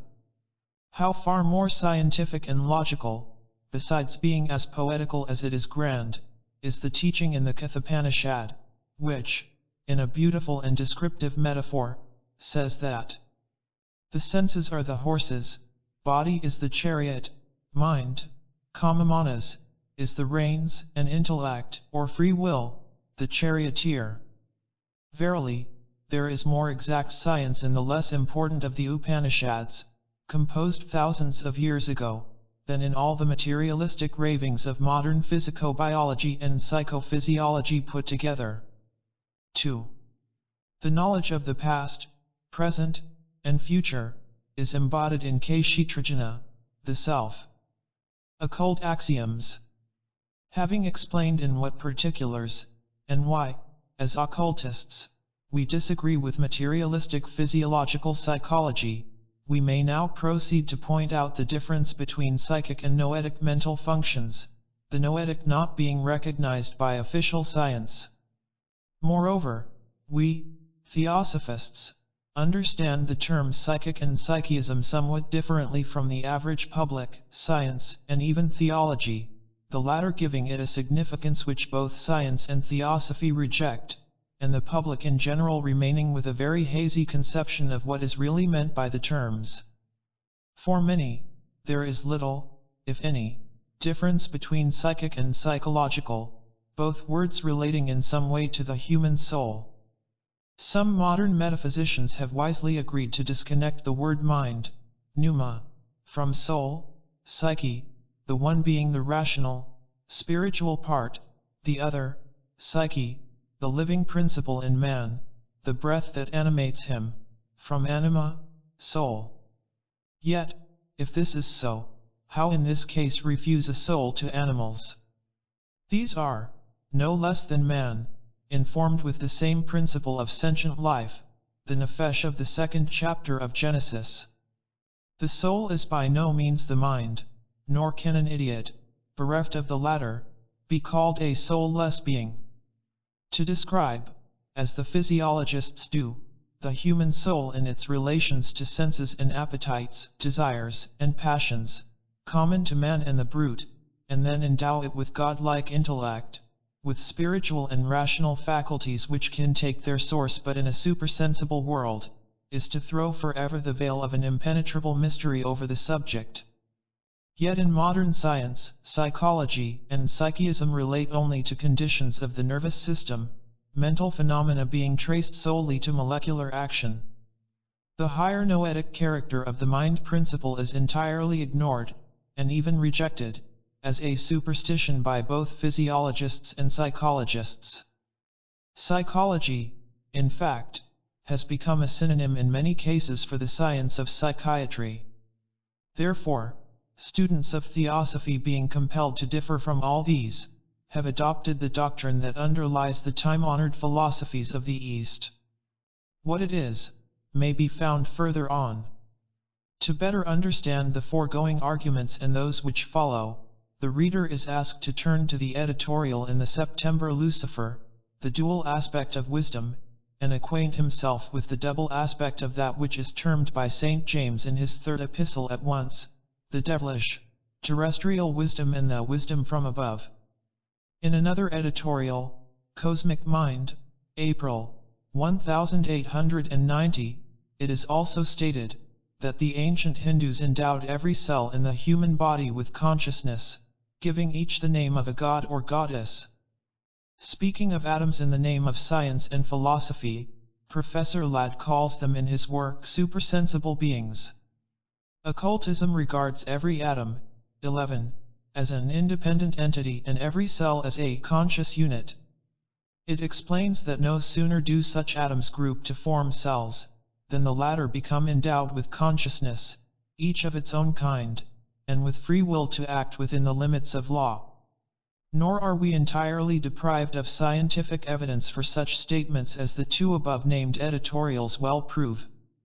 More than one learned physiologist of the golden minority, in our own day, moreover, is rapidly coming to the conviction that memory has no seat, no special organ of its own in the human brain, but that it has seats in every organ of the body. No good ground exists for speaking of any special organ, or seat of memory, writes Professor G. T. Ladd. Every organ, indeed, every area, and every limit of the nervous system has its own memory, elements of physiological psychology. The seat of memory, then, is assuredly neither here nor there, but everywhere throughout the human body.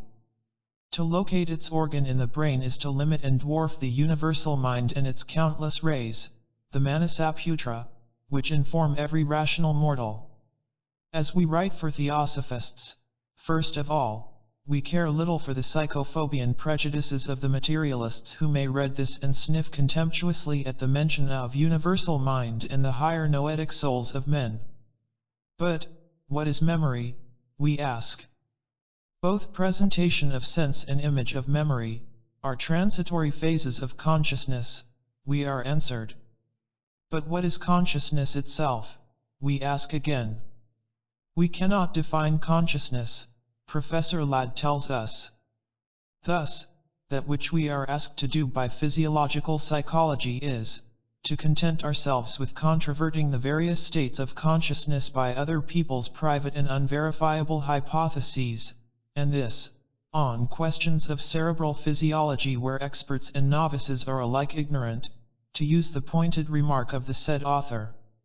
Hypothesis for hypothesis, then, we may as well hold to the teachings of our seers, as to the conjectures of those who deny both such seers and their wisdom. The more so, as we are told by the same honest man of science, that if metaphysics and ethics cannot properly dictate their facts and conclusions to the science of physiological psychology, in turn this science cannot properly dictate to metaphysics and ethics the conclusions which they shall draw from facts of consciousness, by giving out its myths and fables in the garb of well-ascertained history of the cerebral processes. Now, since the metaphysics of occult physiology and psychology postulate within mortal man an immortal entity, divine mind, or nous, whose pale and too often distorted reflection is that which we call mind and intellect in men, virtually an entity apart from the former during the period of incarnation, we say that the two sources of memory are in these two principles.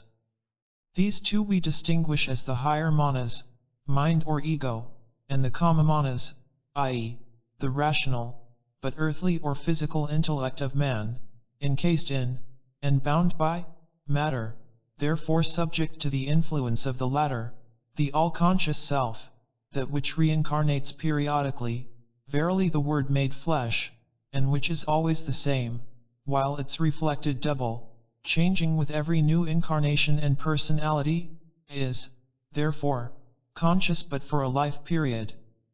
The latter principle is the lower self, or that, which manifesting through our organic system, acting on this plane of illusion, imagines itself the ego sum, and thus falls into what Buddhist philosophy brands as the heresy of separateness.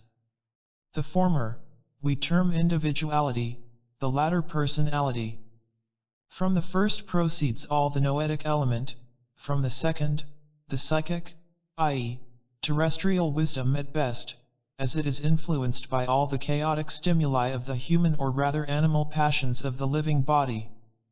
The higher ego cannot act directly on the body, as its consciousness belongs to quite another plane and planes of ideation, the lower self does, and its action and behavior depend on its free will and choice as to whether it will gravitate more towards its parent, the Father in heaven, or the animal which it informs, the man of flesh.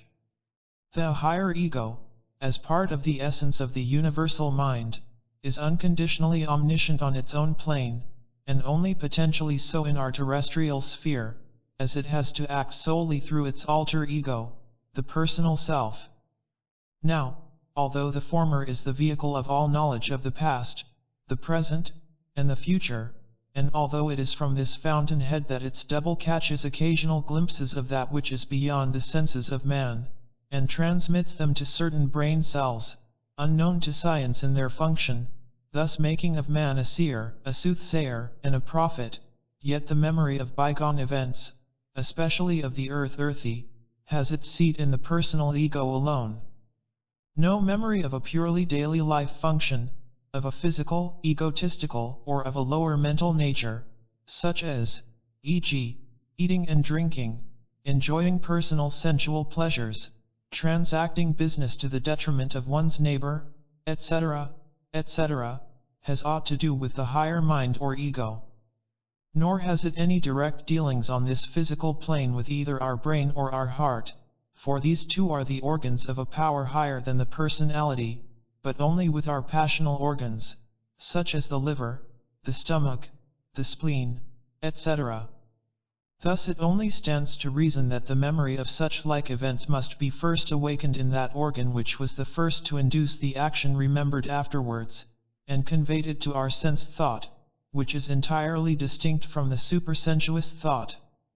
It is only the higher forms of the latter, the superconscious mental experience, that can correlate with the cerebral and cardiac centers. The memories of physical and selfish, or personal, deeds, on the other hand, together with the mental experiences of a terrestrial nature, and of earthly biological functions, can, of necessity, only be correlated with the molecular constitution of various comic organs, and the dynamical associations of the elements of the nervous system in each particular organ. Therefore, when Professor Ladd, after showing that every element of the nervous system has a memory of its own, adds, this view belongs to the very essence of every theory which considers conscious mental reproduction as only one form or phase of the biological fact of organic memory, he must include among such theories the occult teaching. For no occultist could express such teaching more correctly than the professor, who says, in winding up his argument, we might properly speak, then, of the memory of the end organ of vision or of hearing, of the memory of the spinal cord and of the different so-called centers of reflex action belonging to the cords of the memory of the medulla oblongata, the cerebellum, etc. This is the essence of occult teaching, even in the Tantra works. Indeed, every organ in our body has its own memory. For if it is endowed with a consciousness of its own kind, every cell must of necessity have also a memory of its own kind, as likewise its own psychic and noetic action. Responding to the touch of both a physical and a metaphysical force, the impulse given by the psychic, or psychomolecular, force will act from without within, while that of the noetic, shall we call it spiritual dynamical, force works from within without. For, as our body is the covering of the inner principles, soul, mind, life, etc., so the molecule or the cell is the body in which dwell its principles, they, to our sense and comprehension, immaterial atoms which compose that cell. The cell's activity and behavior are determined by its being propelled either inwardly or outwardly, by the noetic or the psychic force, the former having no relation to the physical cells proper. Therefore, while the latter act under the unavoidable law of the conservation and correlation of physical energy, the atoms, being psychospiritual, not physical units, act under laws of their own, just as Professor Ladd's unit being, which is our mind-ego, does, in his very philosophical and scientific hypothesis. Every human organ and each cell in the latter has a keyboard of its own, like that of a piano, only that it registers and emits sensations instead of sounds. Every key contains the potentiality of good or bad, of producing harmony or disharmony. This depends on the impulse given and the combinations produced, and the force of the touch of the artist at work, a double-faced unity, indeed. And it is the action of this or the other face of the unity that determines the nature and the dynamical character of the manifested phenomena as a resulting action, and this whether they be physical or mental. For the whole life of man is guided by this double-faced entity. If the impulse comes from the wisdom above, the force applied being noetic or spiritual, the results will be actions worthy of the divine propeller. If from the terrestrial, devilish wisdom, psychic power, man's activities will be selfish, based solely on the exigencies of his physical, hence animal, nature.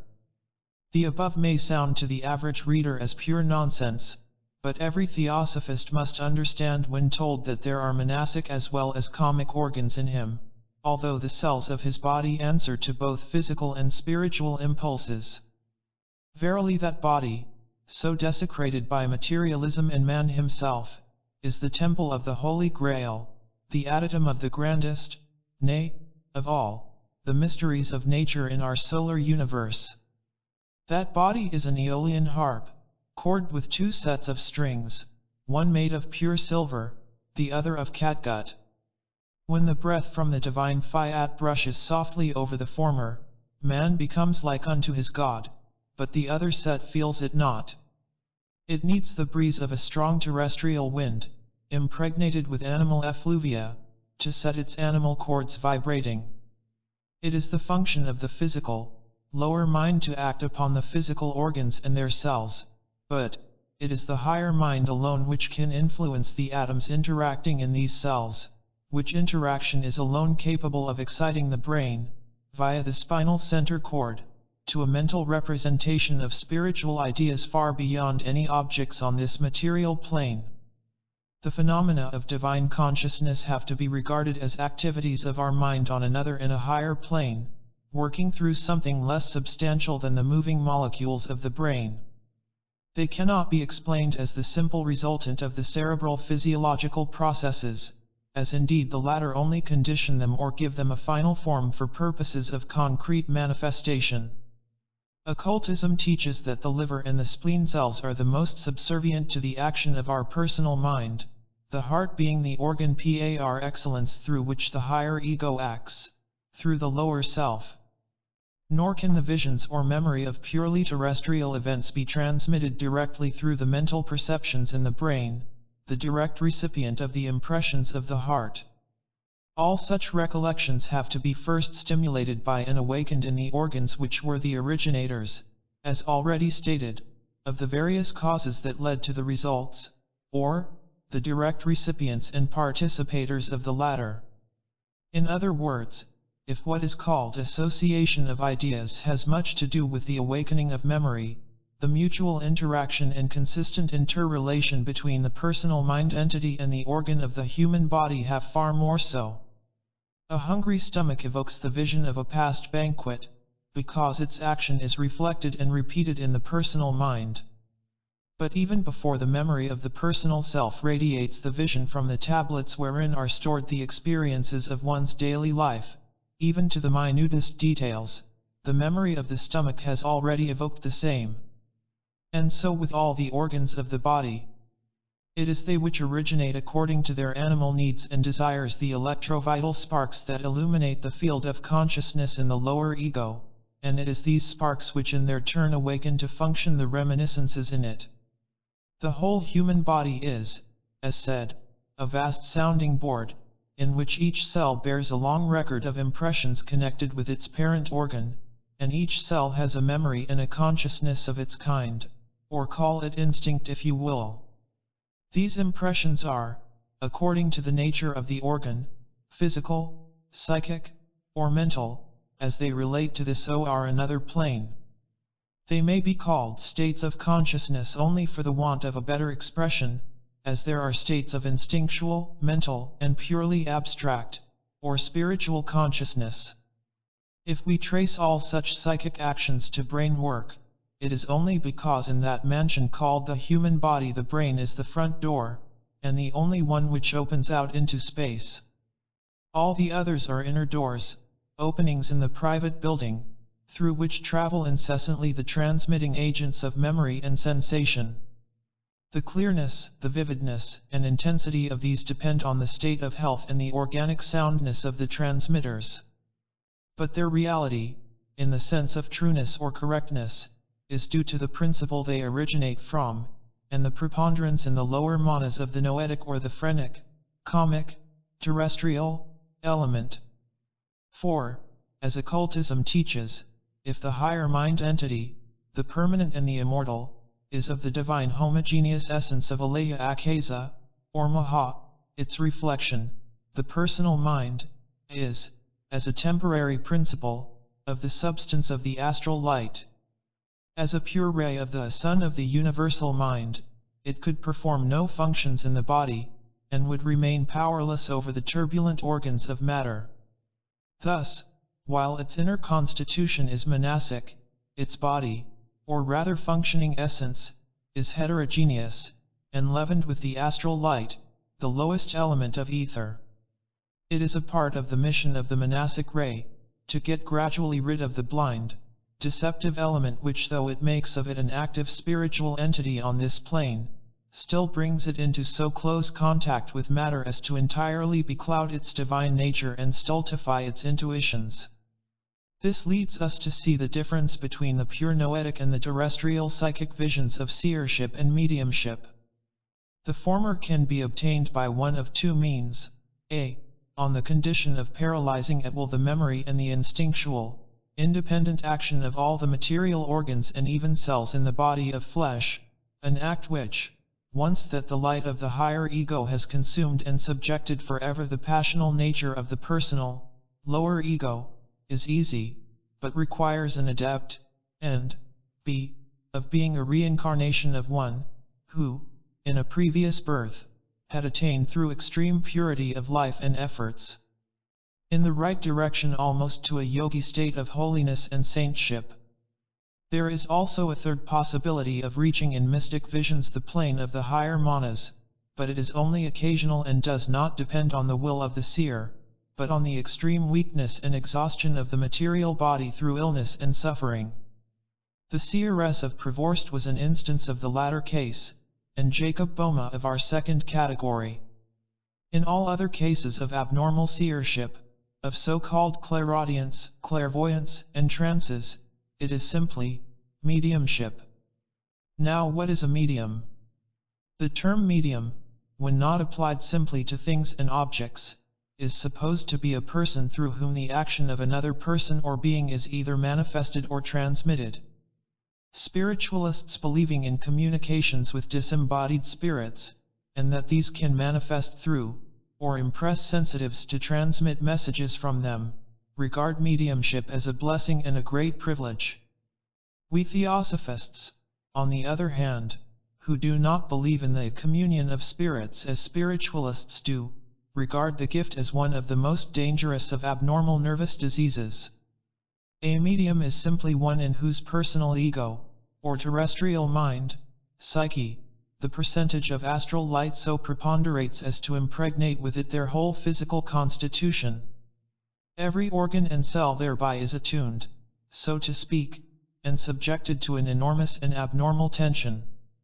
The mind is ever on the plane of, and quite immersed in, that deceptive light whose soul is divine, but whose body, the light waves on the lower planes, infernal, for they are but the black and disfigured reflections of the earth's memories. The untrained eye of the poor sensitive cannot pierce the dark mist, the dense fog of the terrestrial emanations, to see beyond in the radiant field of the eternal truths. His vision is out of focus. His senses, accustomed from his birth, like those of a native of the London slums, to stench and filth, to the unnatural distortions of sights and images tossed on the kaleidoscopic waves of the astral plane, are unable to discern the true from the false. And thus, the pale soulless corpses moving in the trackless fields of Kamaloka, appear to him the living images of the dear departed ones, the broken echoes of once human voices, passing through his mind, suggest to him well-coordinated phrases, which he repeats, in ignorance that their final form and polish were received in the innermost depths of his own brain factory. And hence the sight and the hearing of that which if seen in its true nature would have struck the medium's heart cold with horror, now fills him with a sense of beatitude and confidence. He really believes that the immeasurable vistas displayed before him are the real spiritual world, the abode of the blessed disembodied angels. We describe the broad main features and facts of mediumship, there being no room in such an article for exceptional cases.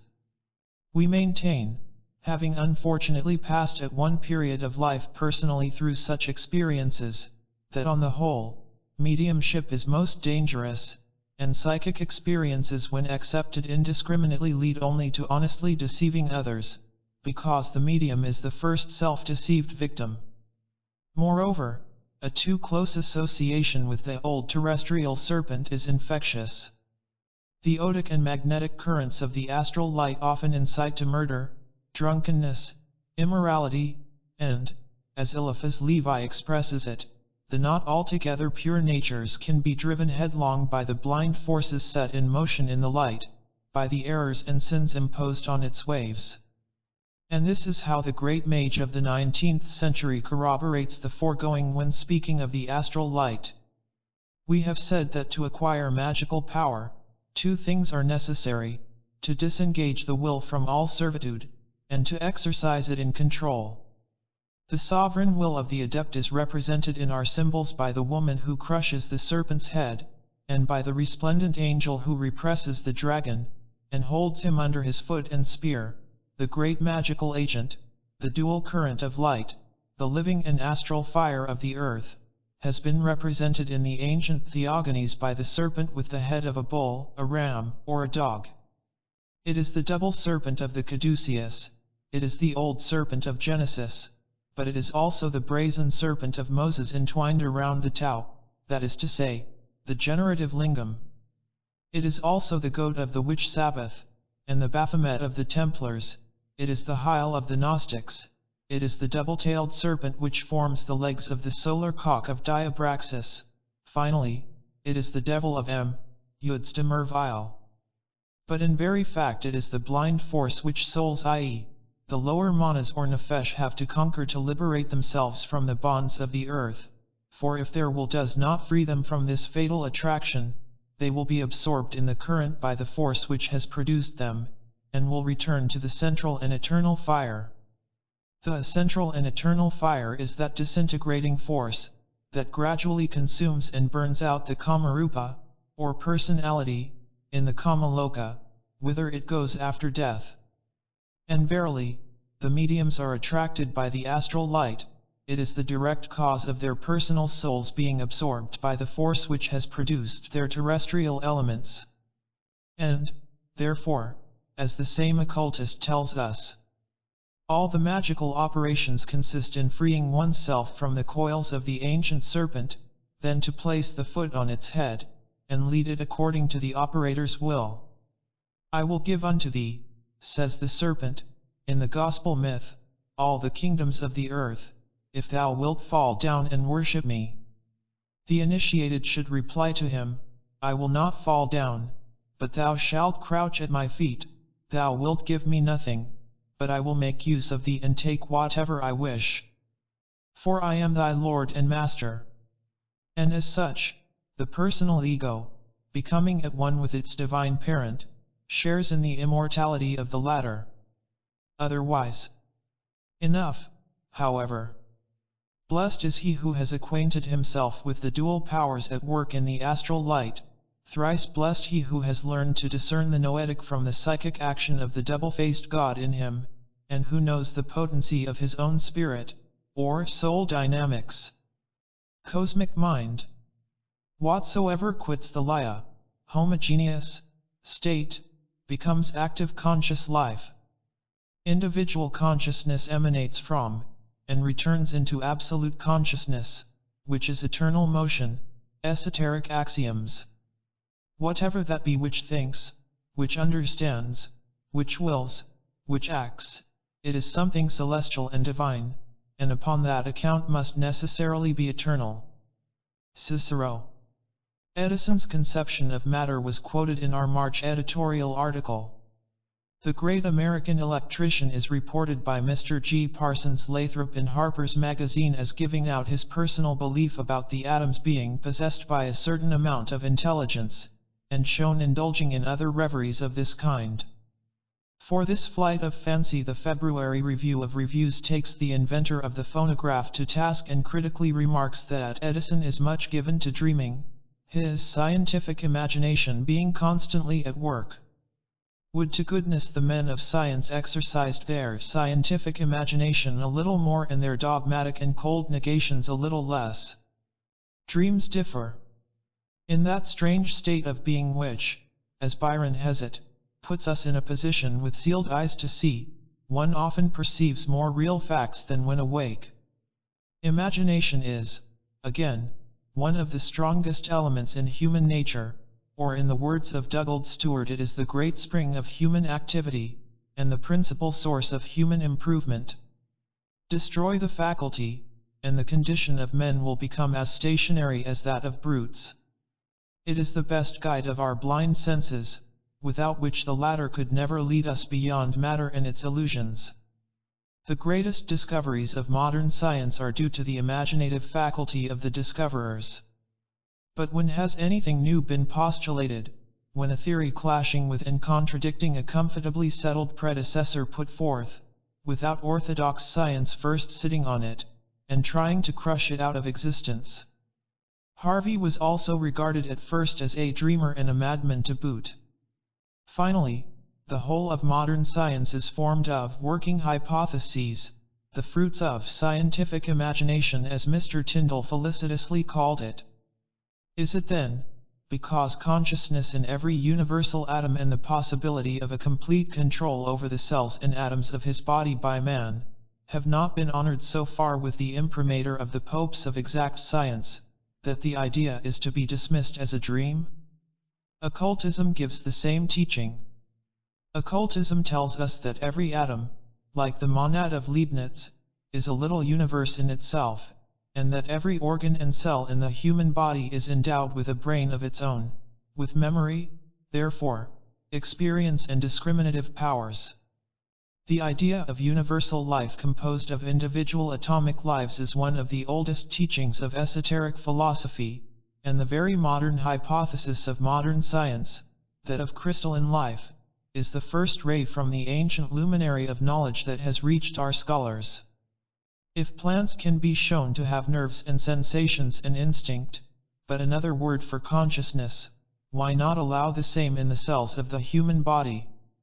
Science divides matter into organic and inorganic bodies, only because it rejects the idea of absolute life and a life principle as an entity, otherwise it would be the first to see that absolute life cannot produce even a geometrical point, or an atom inorganic in its essence. But occultism, you see, teaches mysteries, they say, and mystery is the negation of common sense, just as again metaphysics is but a kind of poetry, according to Mr. Tyndall. There is no such thing for science as mystery, and therefore, as a life principle is, and must remain for the intellects of our civilized races forever a mystery on physical lines, they who deal in this question have to be of necessity either fools or knaves. Dixit. Nevertheless, we may repeat with a French preacher, mystery is the fatality of science. Official science is surrounded on every side and hedged in by unapproachable, forever impenetrable mysteries. And why? Simply because physical science is self-doomed to a squirrel-like progress around a wheel of matter limited by our five senses. And though it is as confessedly ignorant of the formation of matter, as of the generation of a simple cell, though it is as powerless to explain what is this, that, or the other, it will yet dogmatize and insist on what life, matter, and the rest are not. It comes to this: the words of Father Felix addressed 50 years ago to the French academicians have nearly become immortal as a truism. Gentlemen, he said, you throw into our teeth the reproach that we teach mysteries. But imagine whatever science you will, follow the magnificent sweep of its deductions. And when you arrive at its parent source you come face to face with the unknown. Now to lay at rest once for all in the minds of theosophists this vexed question, we intend to prove that modern science, owing to physiology, is itself on the eve of discovering that consciousness is universal, thus justifying Edison's dreams. But before we do this, we mean also to show that though many a man of science is soaked through and through with such belief, very few are brave enough to openly admit it, as the late Dr. Pirogov of St. Petersburg has done in his posthumous memoirs. Indeed, that great surgeon and pathologist raised by their publication quite a howl of indignation among his colleagues. How then? The public asked. He, Dr. Pirogov, whom we regarded as almost the embodiment of European learning, believing in the superstitions of crazy alchemists?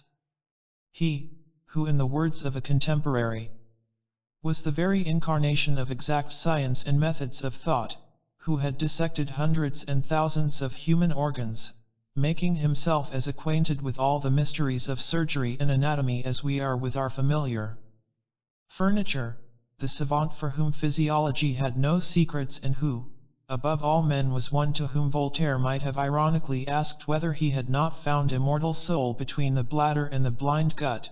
That same Pirogov is found after his death devoting whole chapters in his literary will to the scientific demonstration. Novoye Vremya of 1887. Of what? Why, of the existence in every organism of a distinct vital force independent of any physical or chemical process. Like Liebig, he accepted the derided and tabooed homogeneity of nature, a life principle, that persecuted and hapless teleology, or the science of the final causes of things, which is as philosophical as it is unscientific, if we have to believe imperial and royal academies. His unpardonable sin in the eyes of dogmatic modern science, however, was this: the great anatomist and surgeon had the hardihood to declare in his memoirs that we have no cause to reject the possibility of the existence of organisms endowed with such properties that would make of them the direct embodiment of the universal mind, a perfection inaccessible to our own human mind. Because we have no right to maintain that man is the last expression of the divine creative thought. Such are the chief features of the heresy of one who ranked high among the men of exact science of this age. His memoirs show plainly that not only he believed in universal deity, divine ideation, or the Hermetic thought divine, and a vital principle, but taught all this, and tried to demonstrate it scientifically. Thus he argues that universal mind needs no physico-chemical or mechanical brain as an organ of transmission. He even goes so far as to admit it in these suggestive words: our reason must accept in all necessity an infinite and eternal mind which rules and governs the ocean of life. Thought and creative ideation, in full agreement with the laws of unity and causation, manifest themselves plainly enough in universal life without the participation of brain slush.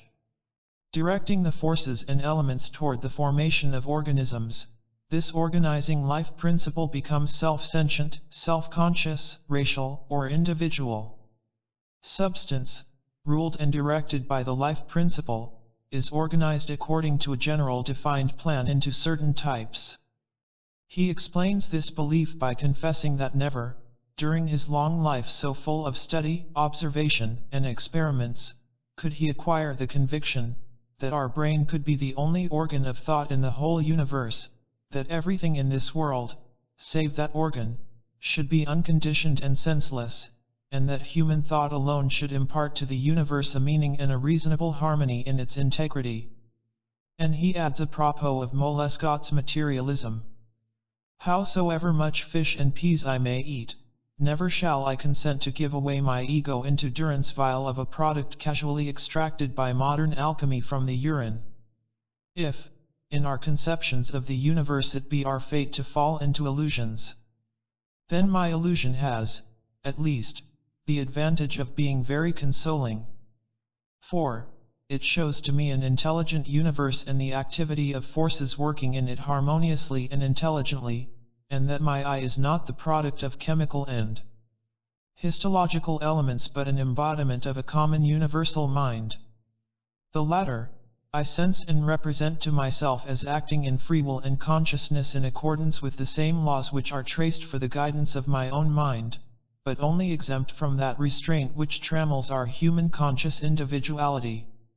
For, as remarks elsewhere this great and philosophic man of science, the limitless and the eternal is not only a postulate of our mind and reason, but also a gigantic fact in itself. What would become of our ethical or moral principle were not the everlasting and integral truth to serve it as a foundation?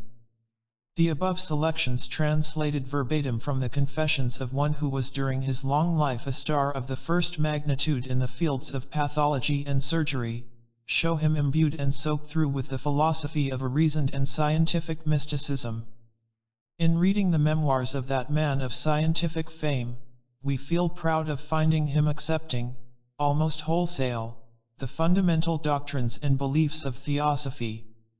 With such an exceptionally scientific mind in the ranks of mystics, the idiotic grins, the cheap satires and flings at our great philosophy by some European and American freethinkers, become almost a compliment. More than ever do they appear to us like the frightened discordant cry of the night owl hurrying to hide in its dark ruins before the light of the morning Sunday. The progress of physiology itself, as we have just said, is a sure warrant that the dawn of that day when a full recognition of a universally diffused mind will be an accomplished fact, is not far off. It is only a question of time. For, notwithstanding the boast of physiology, that the aim of its researches is only the summing up of every vital function in order to bring them into a definite order by showing their mutual relations to, and connection with, the laws of physics and chemistry, hence, in their final form with mechanical laws, we fear there is a good deal of contradiction between the confessed object and the speculations of some of the best of our modern physiologists. While few of them would dare to return as openly as did Dr. Pirogov to the exploded superstition of vitalism and the severely exiled life principle, the principium vitae of Paracelsus, yet physiology stands sorely perplexed in the face of its ablest representatives before certain facts. Unfortunately for us, this age of ours is not conducive to the development of moral courage. The time for most to act on the noble idea of principia non homines has not yet come. And yet there are exceptions to the general rule, and physiology, whose destiny it is to become the handmaiden of occult truths, has not let the latter remain without their witnesses. There are those who are already stoutly protesting against certain hitherto favorite propositions. For instance, some physiologists are already denying that it is the forces and substances of so-called inanimate nature, which are acting exclusively in living beings.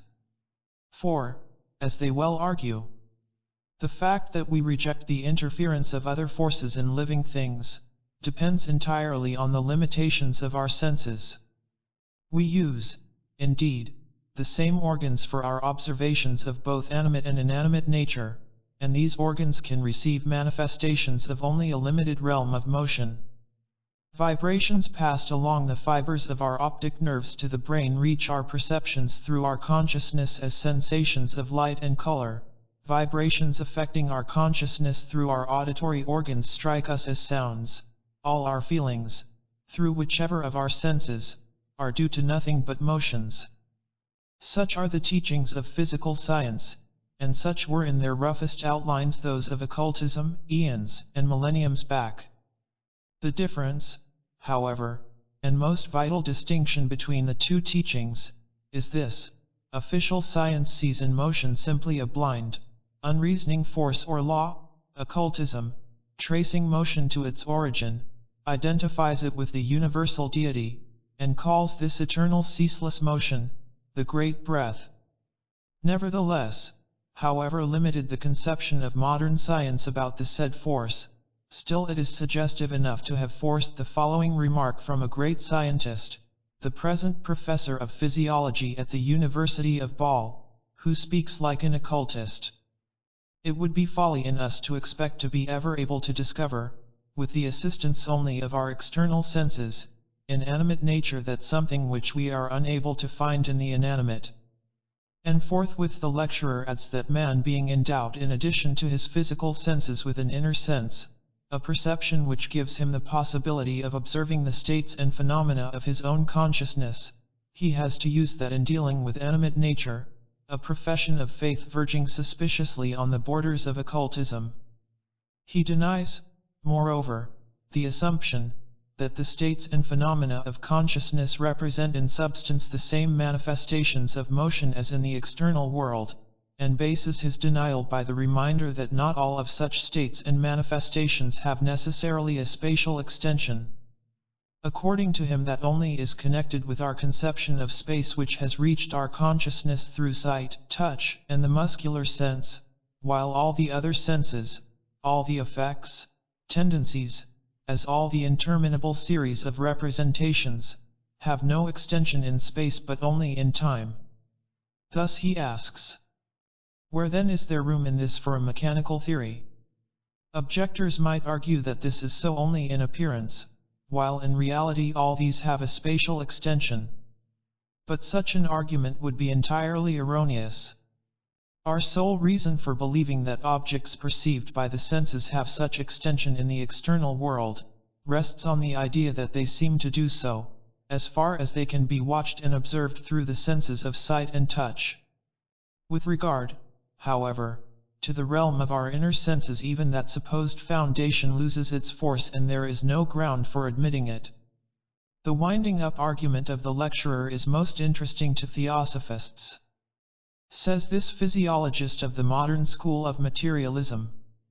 Thus, a deeper and more direct acquaintance with our inner nature unveils to us a world entirely unlike the world represented to us by our external senses, and reveals the most heterogeneous faculties, shows objects having naught to do with spatial extension, and phenomena absolutely disconnected with those that fall under mechanical laws.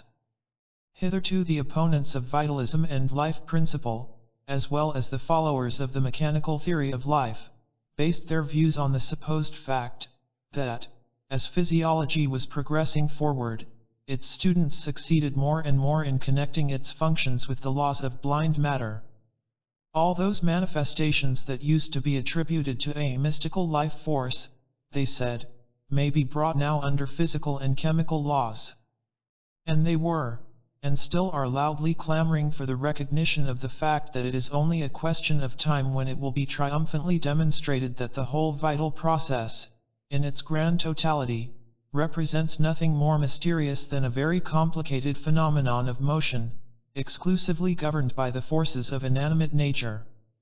But here we have a professor of physiology who asserts that the history of physiology proves, unfortunately for them, quite the contrary, and he pronounces these ominous words. I maintain that the more our experiments and observations are exact and many-sided, the deeper we penetrate into facts, the more we try to fathom and speculate on the phenomena of life, the more we acquire the conviction that even those phenomena that we had hoped to be already able to explain by physical and chemical laws, are in reality unfathomable. They are vastly more complicated, in fact, and as we stand at present, they will not yield to any mechanical explanation. This is a terrible blow at the puffed-up bladder known as materialism, which is as empty as it is dilated. A Judas in the camp of the apostles of negation, the animalists. But the Ball professor is no solitary exception, as we have just shown, and there are several physiologists who are of his way of thinking, indeed some of them going so far as to almost accept free will and consciousness, in the simplest monadic protoplasms. One discovery after the other tends in this direction. The works of some German physiologists are especially interesting with regard to cases of consciousness and positive discrimination, one is almost inclined to say thought, in the amoebas. Now the amoebas or animalculae are, as all know, microscopical protoplasms, as the Vampirella cerogyra for instance, a most simple elementary cell, a protoplasmic drop, formless and almost structureless. And yet it shows in its behavior something for which zoologists, if they do not call it mind and power of reasoning, will have to find some other qualification, and coin a new term. For see what Zienkowski says of it. Speaking of this microscopical, bare, reddish cell, he describes the way in which it hunts for and finds among a number of other aquatic plants one called Spirogyra, rejecting every other food.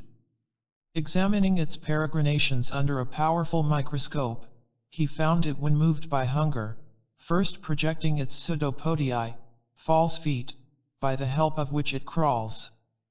Then it commences moving about until among a great variety of plants it comes across a Spirogyra, after which it proceeds toward the cellulated portion of one of the cells of the latter, and placing itself on it, it bursts the tissue, sucks the contents of one cell and then passes on to another, repeating the same process.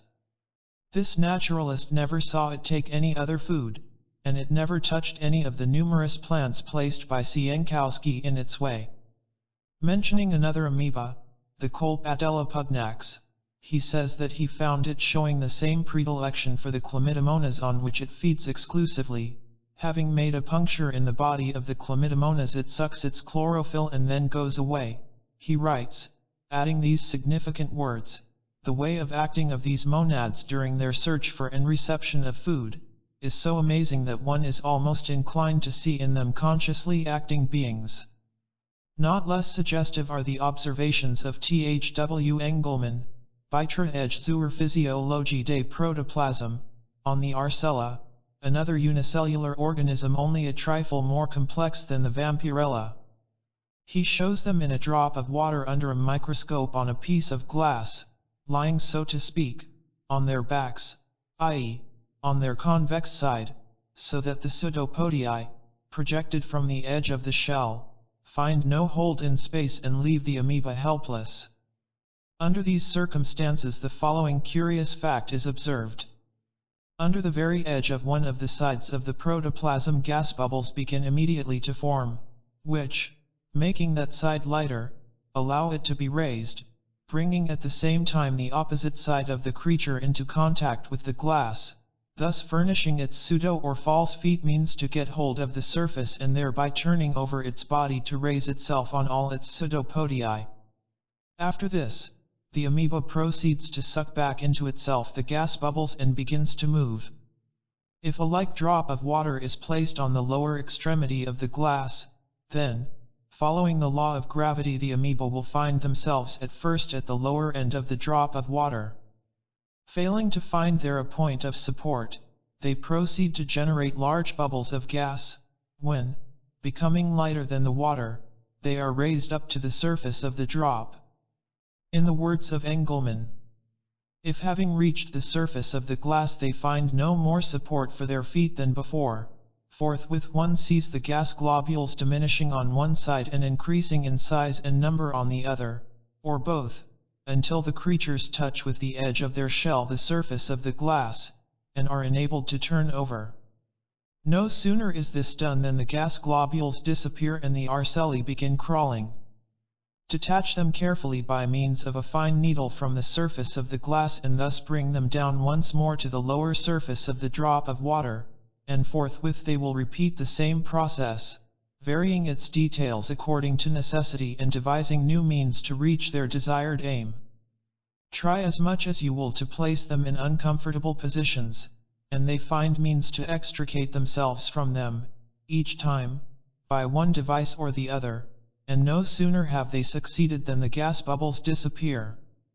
It is impossible not to admit that such facts as these point to the presence of some psychic process in the protoplasm.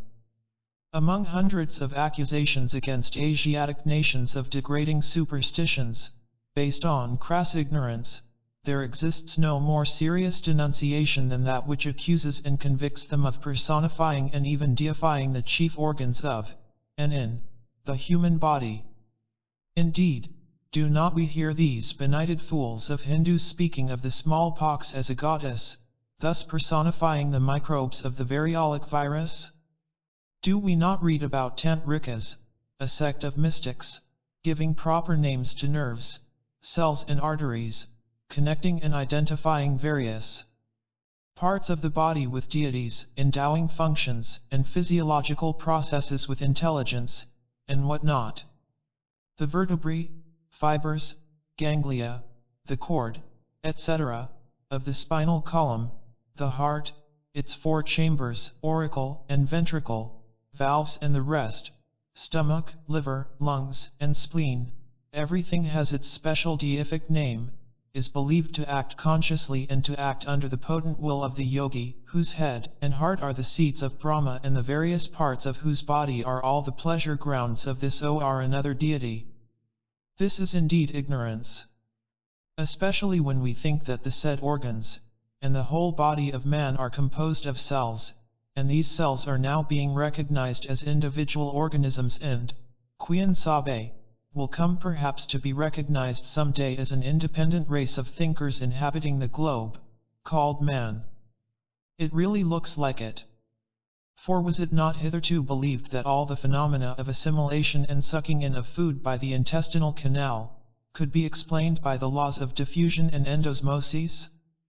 And now, alas, physiologists have come to learn that the action of the intestinal canal during the act of absorbing, is not identical with the action of the non-living membrane in the dialyzer. It is now well demonstrated that, this wall is covered with epithelium cells, each of which is an organism per se, a living being, and with very complex functions. We know further, that such a cell assimilates food, by means of active contractions of its protoplasmic body, in a manner as mysterious as that which we notice in the independent amoeba and animalcules.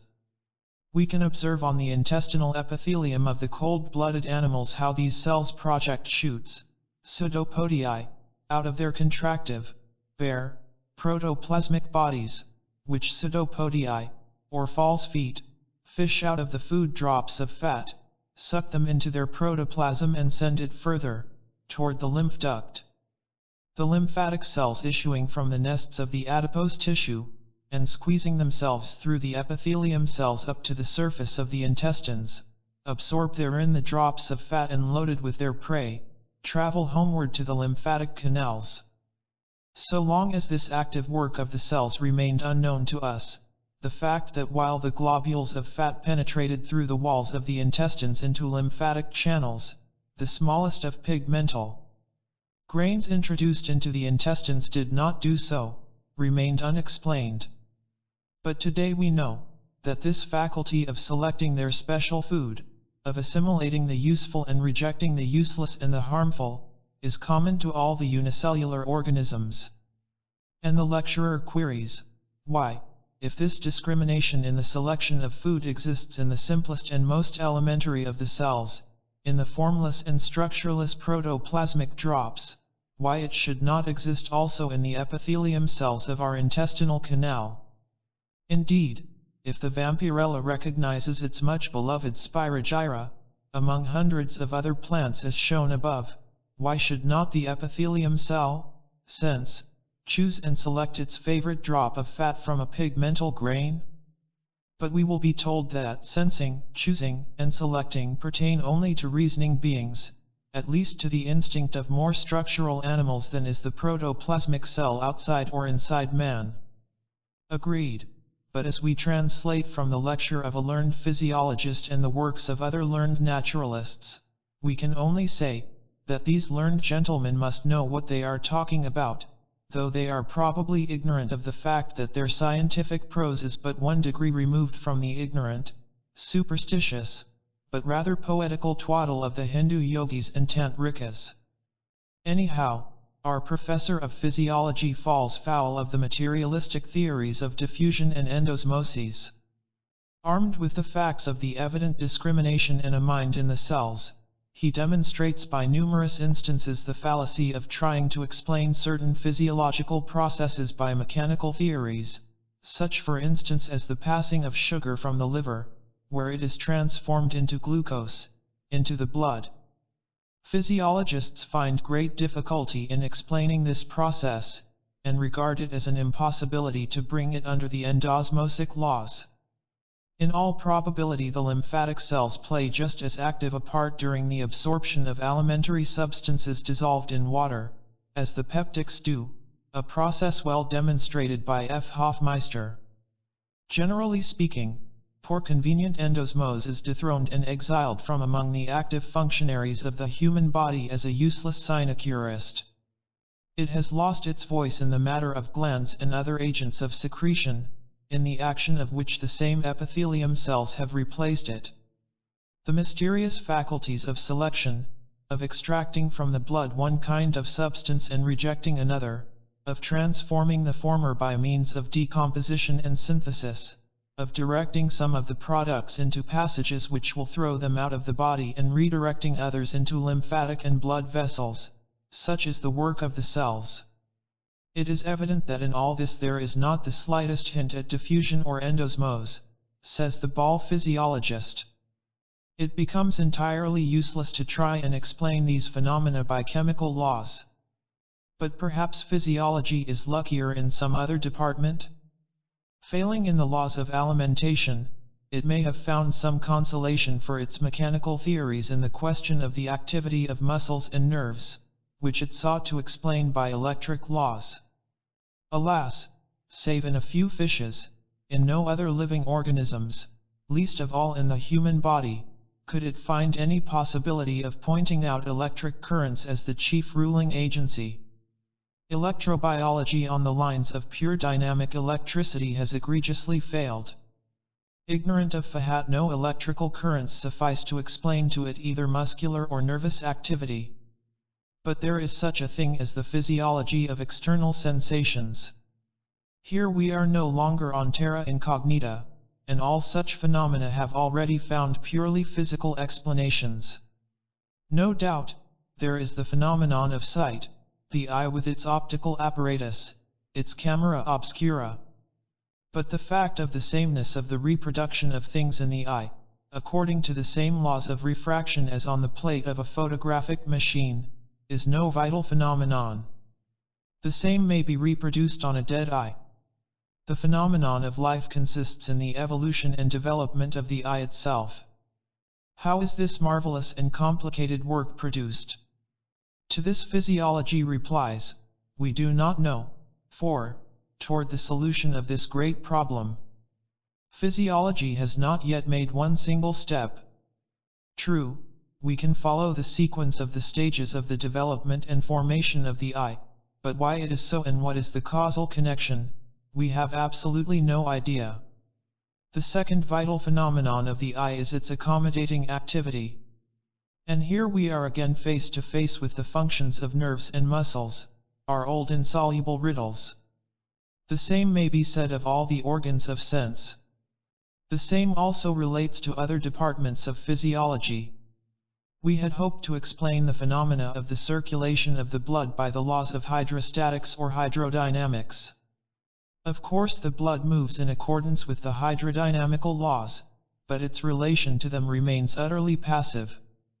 As to the active functions of the heart and the muscles of its vessels, no one, so far, has ever been able to explain them by physical laws.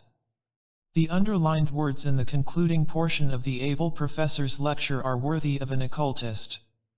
Indeed, he seems to be repeating an aphorism from the elementary instructions of the esoteric physiology of practical occultism. The riddle of life is found in the active functions of a living organism, the real perception of which activity we can get only through self-observation, and not owing to our external senses, by observations on our will, so far as it penetrates our consciousness, thus revealing itself to our inner sense. Therefore, when the same phenomenon acts only on our external senses, we recognize it no longer. We see everything that takes place around and near the phenomenon of motion, but the essence of that phenomenon we do not see at all, because we lack for it a special organ of receptivity. We can accept that SE in a mere hypothetical way, and do so, in fact, when we speak of active functions. Thus does every physiologist, for he cannot go on without such hypothesis, and this is a first experiment of a psychological explanation of all vital phenomena. And if it is demonstrated to us that we are unable with the help only of physics and chemistry to explain the phenomena of life, what may we expect from other adjuncts of physiology, from the sciences of morphology, anatomy, and histology? I maintain that these can never help us to unriddle the problem of any of the mysterious phenomena of life. For, after we have succeeded with the help of scalpel and microscope in dividing the organisms into their most elementary compounds, and reached the simplest of cells, it is just here that we find ourselves face to face with the greatest problem of all. The simplest monad, a microscopical point of protoplasm, formless and structureless, exhibits yet all the essential vital functions: alimentation, growth, breeding, motion, feeling and sensuous perception, and even such functions which replace consciousness, the soul of the higher animals. The problem, for materialism, is a terrible one, indeed. Shall our cells, and infinitesimal monads in nature, do for us that which the arguments of the greatest pantheistic philosophers have hitherto failed to do? Let us hope so. And if they do, then the superstitious and ignorant Eastern yogis, and even their exoteric followers, will find themselves vindicated. For we hear from the same physiologist that a large number of poisons are prevented by the epithelium cells from penetrating into lymphatic spaces, though we know that they are easily decomposed in the abdominal and intestinal juices. More than this, physiology is aware that by injecting these poisons directly into the blood, they will separate from, and reappear through the intestinal walls, and that in this process the lymphatic cells take a most active part. If the reader turns to Webster's dictionary, he will find therein a curious explanation at the words lymphatic and lymph. Etymologists think that the Latin word lympha is derived from the Greek nymph, a nymph or inferior goddess, they say. The Muses were sometimes called nymphs by the poets. Hence, according to Webster, all persons in a state of rapture, as seers, poets, madmen, etc., were said to be caught by the nymphs. The goddess of moisture, the Greek and Latin nymph or lymph, then, is fabled in India as being born from the pores of one of the gods. Whether the ocean god, Varuna, or a minor river god is left to the particular sect and fancy of the believers. But the main question is, that the ancient Greeks and Latins are thus admittedly known to have shared in the same superstitions as the Hindus. This superstition is shown in their maintaining to this day that every atom of matter in the 4, or 5, elements is an emanation from an inferior god or goddess, himself or herself an earlier emanation from a superior deity, and, moreover, that each of these atoms, being Brahma, one of whose names is Anu, or atom, no sooner is it emanated than it becomes endowed with consciousness, each of its kind, and free will, acting within the limits of law. Now, he who knows that the cosmic Trimurti, Trinity, composed of Brahma, the creator, Vishnu, the preserver, and Siva, the destroyer, is a most magnificent and scientific symbol of the material universe and its gradual evolution, and who finds a proof of this, in the etymology of the names of these deities, plus the doctrines of Gupta Vidya, or esoteric knowledge, knows also how to correctly understand this superstition. The 5 fundamental titles of Vishnu, added to that of Anu, Atom, common to all the Trimurtic personages, which are, Buddhatman, one with the created or emanated materials of the world, Pradhanatman, one with the senses, Paramatman, Supreme Soul, and Atman, Cosmic Soul, or the Universal Mind, show sufficiently what the ancient Hindus meant by endowing with mind and consciousness every atom and giving it a distinct name of a god or a goddess. Place their pantheon, composed of 30 crores, or 300 millions, of deities within the macrocosm, the universe, or inside the microcosm, man, and the number will not be found overrated, since they relate to the atoms, cells, and molecules of everything that is. This, no doubt, is too poetical and abstruse for our generation, but it seems decidedly as scientific, if not more so, than the teachings derived from the latest discoveries of physiology and natural history. The dual aspect of wisdom. No doubt but you are the people and wisdom shall die with you. Job 12:2. But wisdom is justified of her children. Matthew 11:19.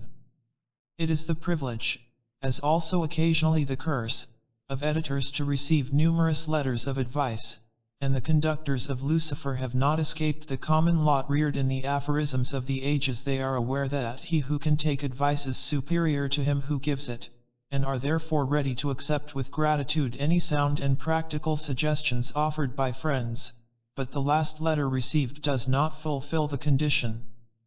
It is not even his own wisdom, but that of the age we live in, which is asserted by our advisor, who thus seriously risks his reputation for keen observation by such acts of devotion on the altar of modern pretensions.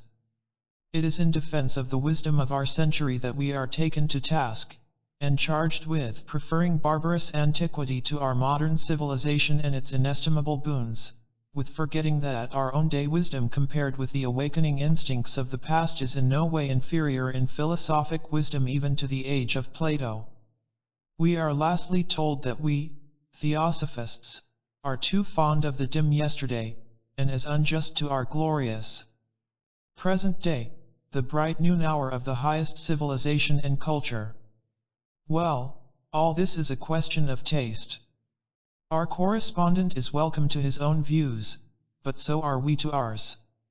Let him imagine that the Eiffel Tower dwarfs the Pyramid of Giza into a molehill, and the Crystal Palace grounds transform the hanging gardens of Semiramis into a kitchen garden, if he likes. But if we are seriously challenged by him to show in what respect our age of hourly progress and gigantic thought, a progress a trifle marred, however, by our Huxleys being denounced by our surgeons, and the university ladies, senior classics, and wranglers, by the hallelujah lasses, is inferior to the ages of, say, a henpecked Socrates and a cross-legged Buddha, then we will answer him, giving him, of course, our own personal opinion.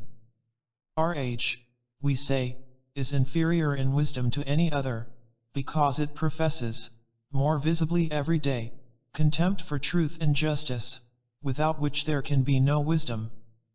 Because our civilization, built up of shams and appearances, is at best like a beautiful green morass, a bog, spread over a deadly quagmire.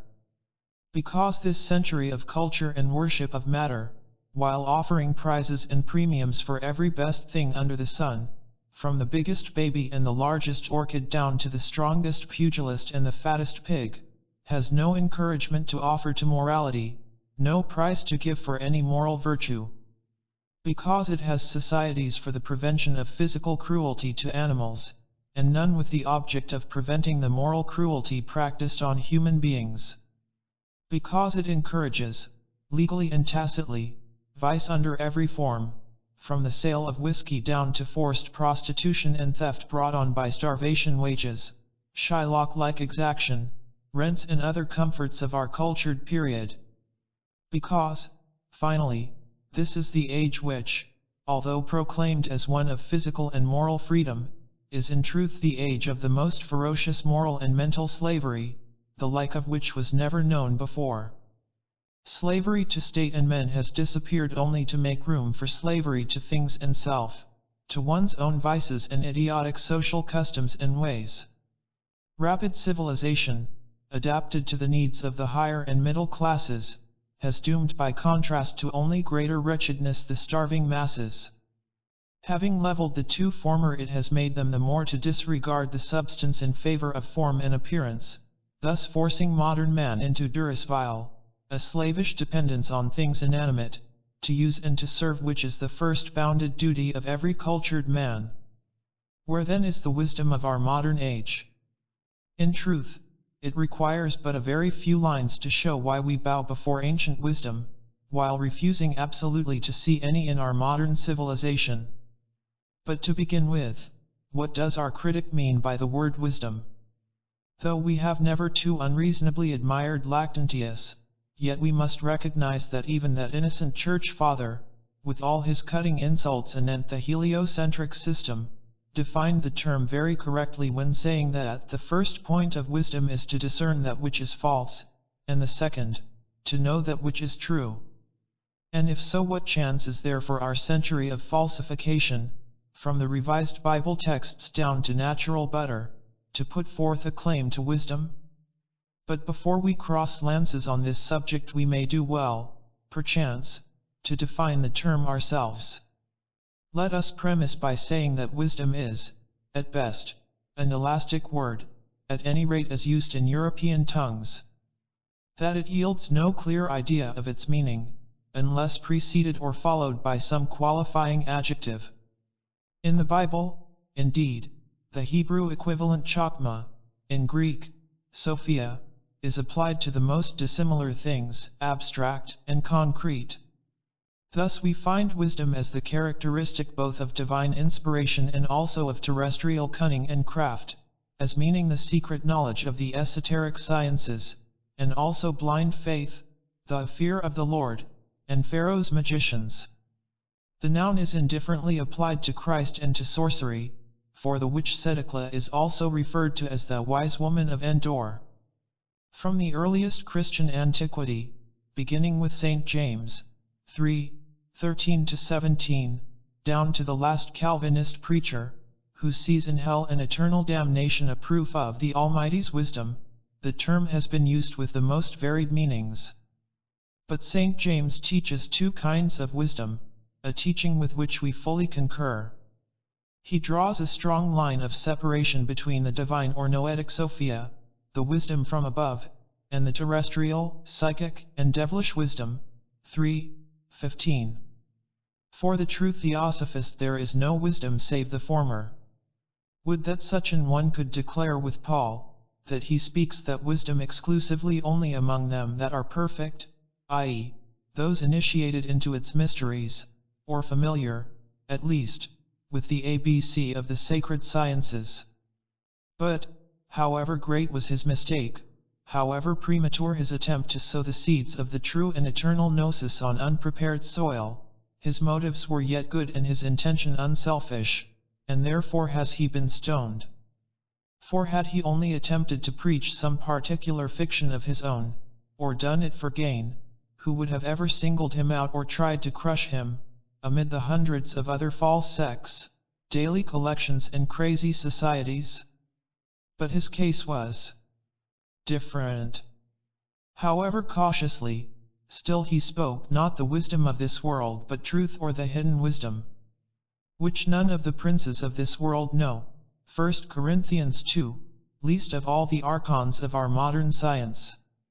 With regard to psychic wisdom, however, which James defines as terrestrial and devilish, it has existed in all ages, from the days of Pythagoras and Plato, when for one philosophist there were 9 sophistae, down to our modern era. To such wisdom our century is welcome, and indeed fully entitled, to lay a claim. Moreover, it is an attire easy to put on. There never was a period when crows refused to array themselves in peacock's feathers, if the opportunity was offered. But now as then, we have a right to analyze the terms used and inquire in the words of the Book of Job, that suggestive allegory of karmic purification and initiation rites. Where shall true wisdom be found? Where is the place of understanding? And to answer again in his words, with the ancient is wisdom and in the length of days understanding. Job 28:12 and 12:12. Here we have to qualify once more a dubious term, viz., the word ancient, and to explain it. As interpreted by the Orthodox churches, it has in the mouth of Job one meaning, but with the Kabbalist, quite another, while in the gnosis of the occultist and theosophist it has distinctly a third signification, the same which it had in the original Book of Job, a pre-Mosaic work and a recognized treatise on initiation. Thus, the Kabbalist applies the adjective ancient to the manifested word or logos, dabar, of the forever concealed and uncognizable deity. Daniel, in one of his visions, also uses it when speaking of Yahweh, the androgynous Adam Kadmon. The churchman connects it with his anthropomorphic Jehovah, the Lord God of the translated Bible. But the Eastern occultist employs the mystic term only when referring to the reincarnating higher ego. 4. Divine wisdom being diffused throughout the infinite universe, and our impersonal higher self being an integral part of it, the atmic light of the latter can be centered only in that which though eternal is still individualized, i.e., the noetic principle, the manifested God within each rational being, or our higher manas at one with Buddhai. It is this collective light which is the wisdom that is from above, and which whenever it descends on the personal ego, is found pure, peaceable, gentle. Hence, Job's assertion that wisdom is with the ancient, or Buddhai manas. For the divine spiritual I, is alone eternal, and the same throughout all births, whereas the personalities it informs in succession are evanescent, changing like the shadows of a kaleidoscopic series of forms in a magic lantern. It is the ancient, because, whether it be called Sophia, Krishna, Buddhai manas, or Christos, it is ever the firstborn of Alaya Maha, the universal soul and the intelligence of the universe. Esoterically then, Job's statement must read, with the ancient, man's higher ego, is wisdom, and in the length of days, or number of its reincarnations, is understanding. No man can learn true and final wisdom in one birth, and every new rebirth, whether we be reincarnated for weal or for woe, is one more lesson we receive at the hands of the stern yet ever-just schoolmaster, karmic life. But the world, the Western world, at any rate, knows nothing of this, and refuses to learn anything.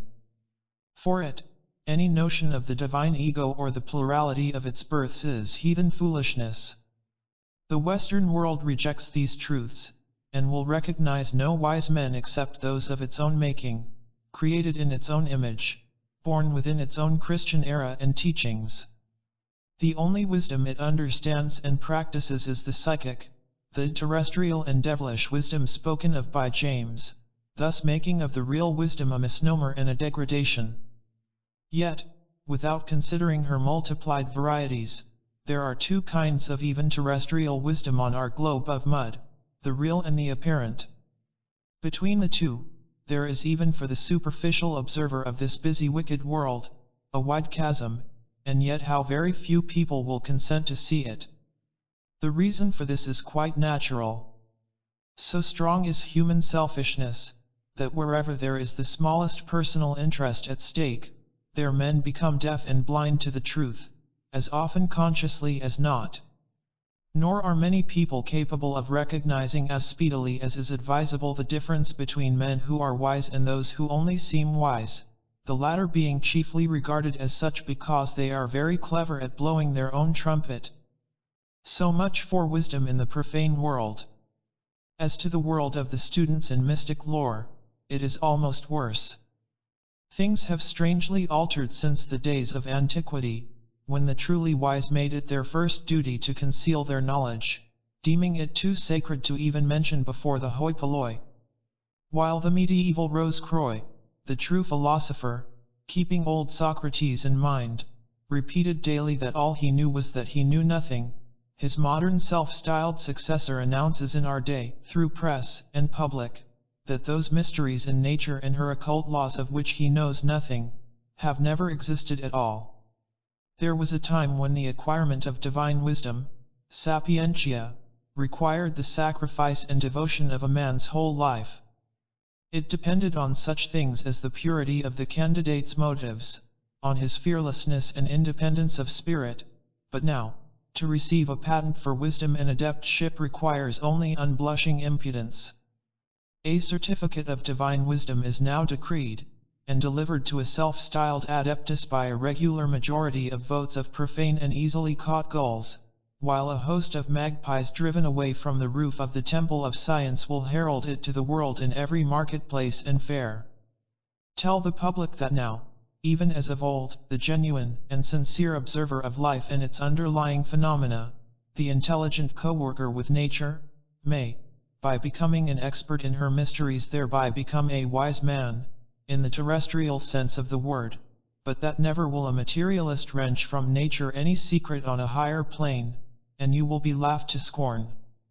Add, that no wisdom from above descends on any one save on the sine qua non condition of leaving at the threshold of the occult every atom of selfishness, or desire for personal ends and benefit, and you will be speedily declared by your audience a candidate for the lunatic asylum. Nevertheless, this is an old, very old truism. Nature gives up her innermost secrets and imparts true wisdom only to him who seeks truth for its own sake, and who craves for knowledge in order to confer benefits on others, not on his own unimportant personality.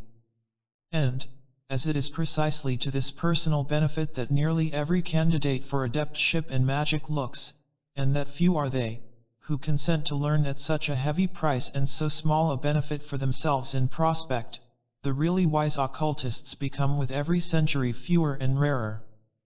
How many are there, indeed, who would not prefer the will-o'-the-wisp of even passing fame to the steady and ever-growing light of eternal, divine knowledge, if the latter has to remain, for all but oneself, a light under the bushel.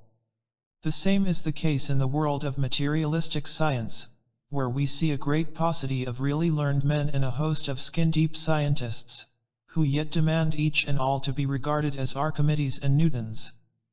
As above so below.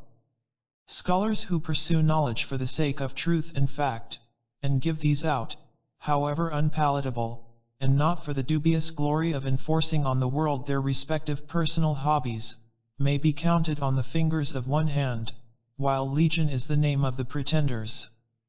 In our day, reputations for learning seem to be built by suggestion on the hypnotic principle, rather than by real merit.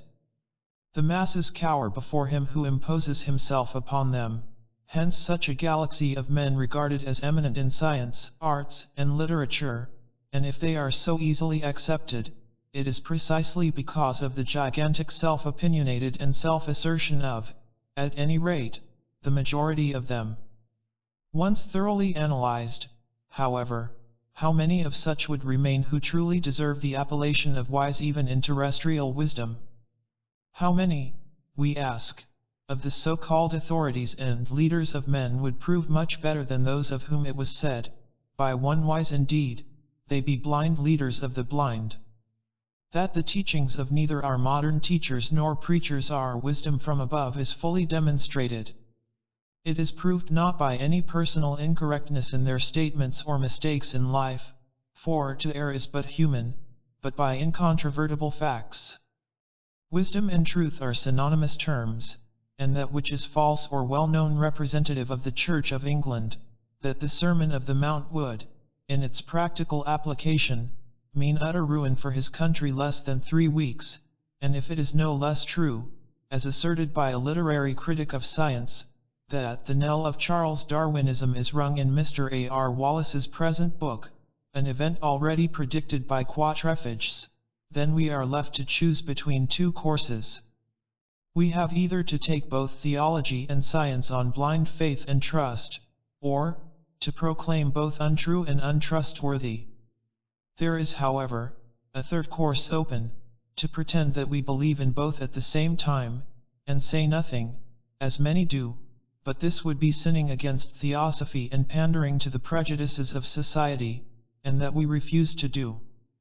More than this, we declare openly, quond mem, that not one of the two, neither theologist nor scientist, has the right in the face of this to claim, the one that he preaches that which is divine inspiration, and the other, exact science, since the former enforces that, which is on his own recognition, pernicious to men and states, i.e. the ethics of Christ, and the other, in the person of the eminent naturalist, Mr. A.R. Wallace, as shown by Mr. Samuel Butler, teaches Darwinian evolution, in which he believes no longer, a scheme, moreover, which has never existed in nature, if the opponents of Darwinism are correct. Nevertheless, if anyone would presume to call unwise or false the world-chosen authorities, or declare their respective policies dishonest, he would find himself promptly reduced to silence. To doubt the exalted wisdom of the religion of the late Cardinal Newman, of the Church of England, or again of our great modern scientists, is to sin against the Holy Ghost and culture. Woe unto him who refuses to recognize the world's elect. He has to bow before one or the other, though, if one is true, the other must be false, and if the wisdom of neither bishop nor scientist is from above, which is pretty fairly demonstrated by this time, then their wisdom is at best, terrestrial, psychic, devilish. Now our readers have to bear in mind that naught of the above is meant as a sign of disrespect for the true teachings of Christ, or true science, nor do we judge personalities but only the systems of our civilized world. Valuing freedom of thought above all things as the only way of reaching at some future time that wisdom, of which every theosophist ought to be enamored, we recognize the right to the same freedom in our foes as in our friends. All we contend for is their claim to wisdom, as we understand this term. Nor do we blame, but rather pity, in our innermost heart, the wise men of our age for trying to carry out the only policy that will keep them on the pinnacle of their authority, as they could not, if even they would, act otherwise and preserve their prestige with the masses, or escape from being speedily outcast by their colleagues. The party spirit is so strong with regard to the old tracks and ruts, that to turn on a side path means deliberate treachery to it. Thus, to be regarded nowadays as an authority in some particular subject, the scientist has to reject nolens volens the metaphysical, and the theologian to show contempt for the materialistic teachings. All this is worldly policy and practical common sense, but it is not the wisdom of either Job or James. Shall it be then regarded as too far-fetched, if, basing our words on a lifelong observation and experience, we venture to offer our ideas as to the quickest and most efficient means of obtaining our present world's universal respect and becoming an authority? Show the tender regard for the corns of every party's hobbies, and offer yourself as the chief executioner, the hangman, of the reputations of men and things regarded as unpopular. Learn that the great secret of power consists in the art of pandering to popular prejudices, to the world's likes and dislikes. Once this principal condition complied with, he who practices it is certain of attracting to himself the educated and their satellites, the less educated, they whose rule it is to place themselves invariably on the safe side of public opinion. This will lead to a perfect harmony or simultaneous action. 4. While the favorite attitude of the cultured is to hide behind the intellectual bulwarks of the favorite leaders of scientific thought, and gerari in verba magistri, that of the less cultured is to transform themselves into the faithful, mechanical telephones of their superiors, and to repeat like well-trained parrots the dicta of their immediate leaders. The now aphoristical precept of Mr. Artemus Ward, the showman of famous memory, "Scratch my back, Mr. Editor, and I will scratch yours," proves immortally true. The rising star, whether he be a theologian, a politician, an author, a scientist, or a journalist, has to begin scratching the back of public tastes and prejudices, a hypnotic method as old as human vanity. Gradually the hypnotized masses begin to purr, they are ready for suggestion. Suggest whatever you want them to believe, and forthwith they will begin to return your caresses, and purr now to your hobbies, and pander in their turn to anything suggested by theologian, politician, author, scientist, or journalist. Such is the simple secret of blossoming into an authority or a leader of men, and such is the secret of our modern-day wisdom. And this is also the secret and the true reason of the unpopularity of Lucifer and of the ostracism practiced by this same modern world on the Theosophical Society, for neither Lucifer, nor the society it belongs to, has ever followed Mr. Artemus Ward's golden precept. No true theosophist, in fact, would consent to become the fetish of a fashionable doctrine, any more than he would make himself the slave of a decaying dead-letter system, the spirit from which has disappeared forever. Neither would he pander to anyone or anything, and therefore would always decline to show belief in that in which he does not, nor can he believe, which is lying to his own soul. Therefore there, where others see the beauty and graces of modern culture, the theosophist sees only moral ugliness and the somersaults of the clowns of the so-called cultured centers. For him nothing applies better to modern fashionable society than Sidney Smith's description of popish ritualism, posture and imposture, flexions and genuflexions, bowing to the right, curtsying to the left, and an immense amount of male, and especially female, millinery. There may be, no doubt, for some worldly minds, a great charm in modern civilization, but for the theosophist all its bounties can hardly repay for the evils it has brought on the world. These are so many, that it is not within the limits of this article to enumerate these offspring of culture and of the progress of physical science, whose latest achievements begin with vivisection and end in improved murder by electricity. Our answer, we have no doubt, is not calculated to make us more friends than enemies, but this can be hardly helped. Our magazine may be looked upon as pessimistic, but no one can charge it with publishing slanders or lies, or, in fact, anything but that which we honestly believe to be true. Be it as it may, however, we hope never to lack moral courage in the expression of our opinions or in defense of Theosophy and its society. Let then 9/10 of every population arise in arms against the Theosophical Society wherever it appears, they will never be able to suppress the truths it utters. Let the masses of growing materialism, the hosts of spiritualism, all the church-going congregations, bigots and iconoclasts, Grundy worshippers, aping followers and blind disciples, let them slander, abuse, lie, denounce, and publish every falsehood about us under the sun. They will not uproot Theosophy, nor even upset her society, if only its members hold together. Let even such friends and advisers as he who is now answered, turn away in disgust from those whom he addresses in vain. It matters not, for our two paths in life run diametrically opposite. Let him keep to his terrestrial wisdom, we will keep to that pure ray that comes from above, from the light of the ancient. What indeed has wisdom? Theosophia, the wisdom full of mercy and good fruits, without wrangling or partiality and without hypocrisy, James 3:17, to do with our cruel, selfish, crafty, and hypocritical world. What is there in common between divine Sophia and the improvements of modern civilization and science, between spirit and the letter that killeth? The more so as at this stage of evolution the wisest man on earth, according to the wise Carlyle, is but a clever infant spelling letters from a hieroglyphical, prophetic book, the lexicon of which lies in eternity. The esoteric character of the Gospels. Part 1. Tell us, when shall these things be? And what shall be the sign of thy presence, and of the consummation of the age? Asked the disciples of the Master, on the Mount of Olives. The reply given by the man of sorrow, the Christos, on his trial, but also on his way to triumph, as Christos, or Christ, is prophetic, and very suggestive.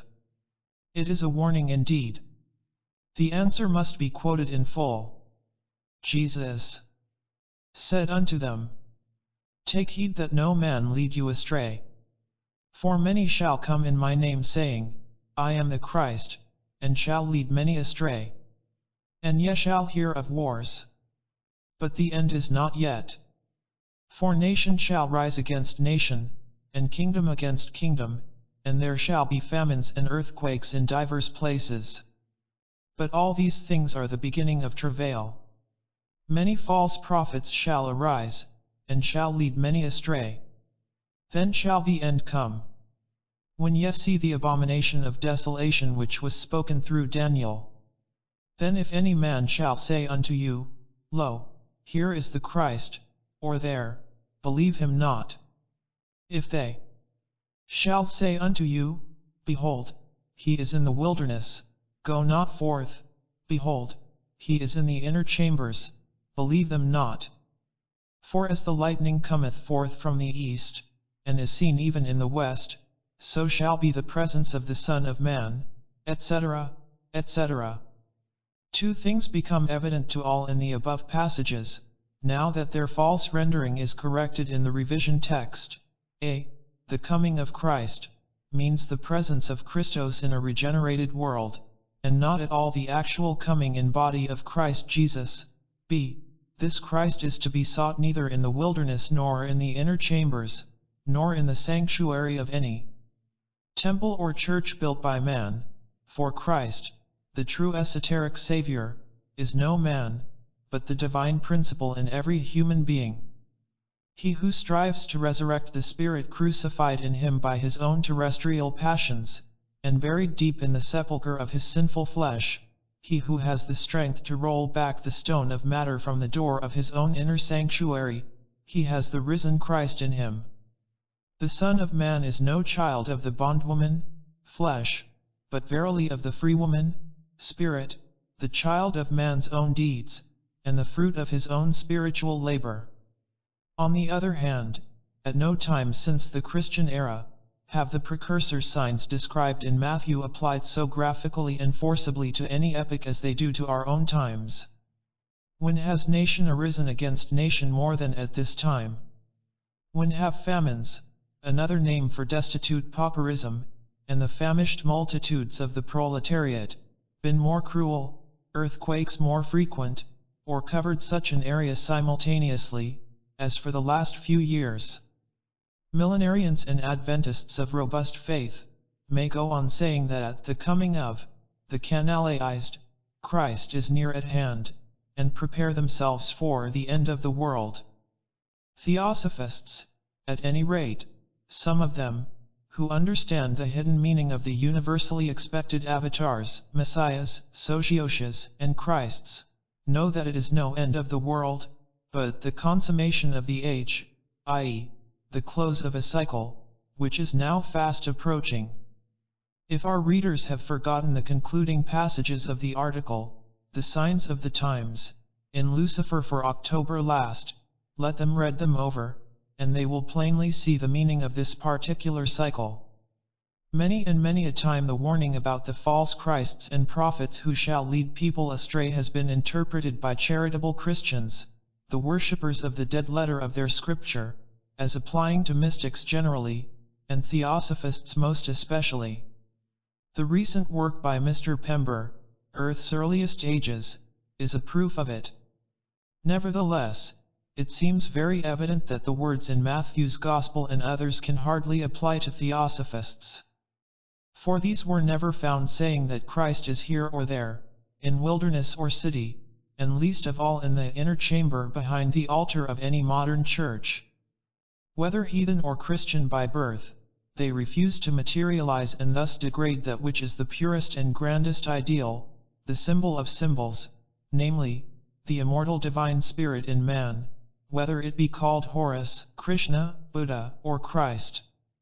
None of them has ever yet said, I am the Christ, for those born in the West feel themselves, so far, only Christians, however much they may strive to become Christians in spirit. It is to those, who in their great conceit and pride refuse to win the right of such appellation by first leading the life of Christos, to those who haughtily proclaim themselves Christians, the glorified, the anointed, by sole virtue of baptism when but a few days old, that the above-quoted words of Jesus apply most forcibly. Can the prophetic insight of him who uttered this remarkable warning be doubted by anyone who sees the numerous false prophets and pseudo-apostles of Christ, now roaming over the world?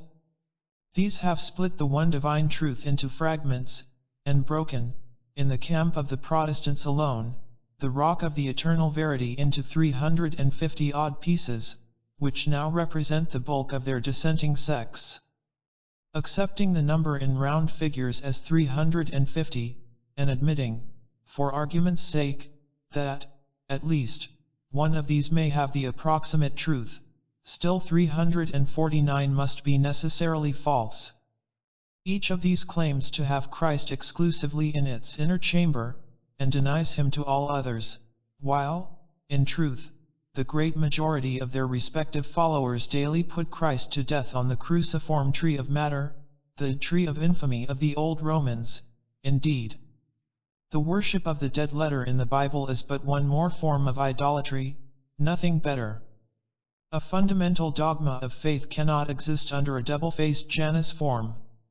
Justification by Christ cannot be achieved at one's choice and fancy, either by faith or by works, and James, therefore, 2:25, contradicting Paul, Hebrews 11:31, and vice versa, one of them must be wrong. Hence, the Bible is not the Word of God, but contains at best the words of fallible men and imperfect teachers. Yet read esoterically, it does contain, if not the whole truth, still, nothing but the truth, under whatever allegorical garb. Only, quod homines tot sententiae.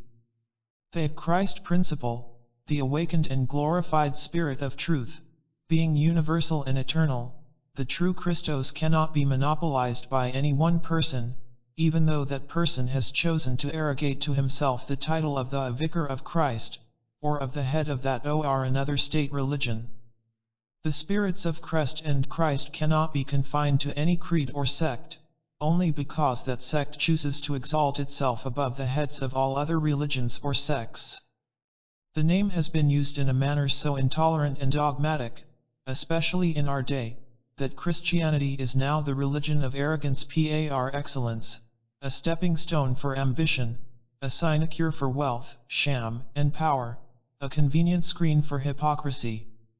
The noble epithet of old, the one that made Justin Martyr say that from the mere name, which is imputed to us as a crime, we are the most excellent, is now degraded.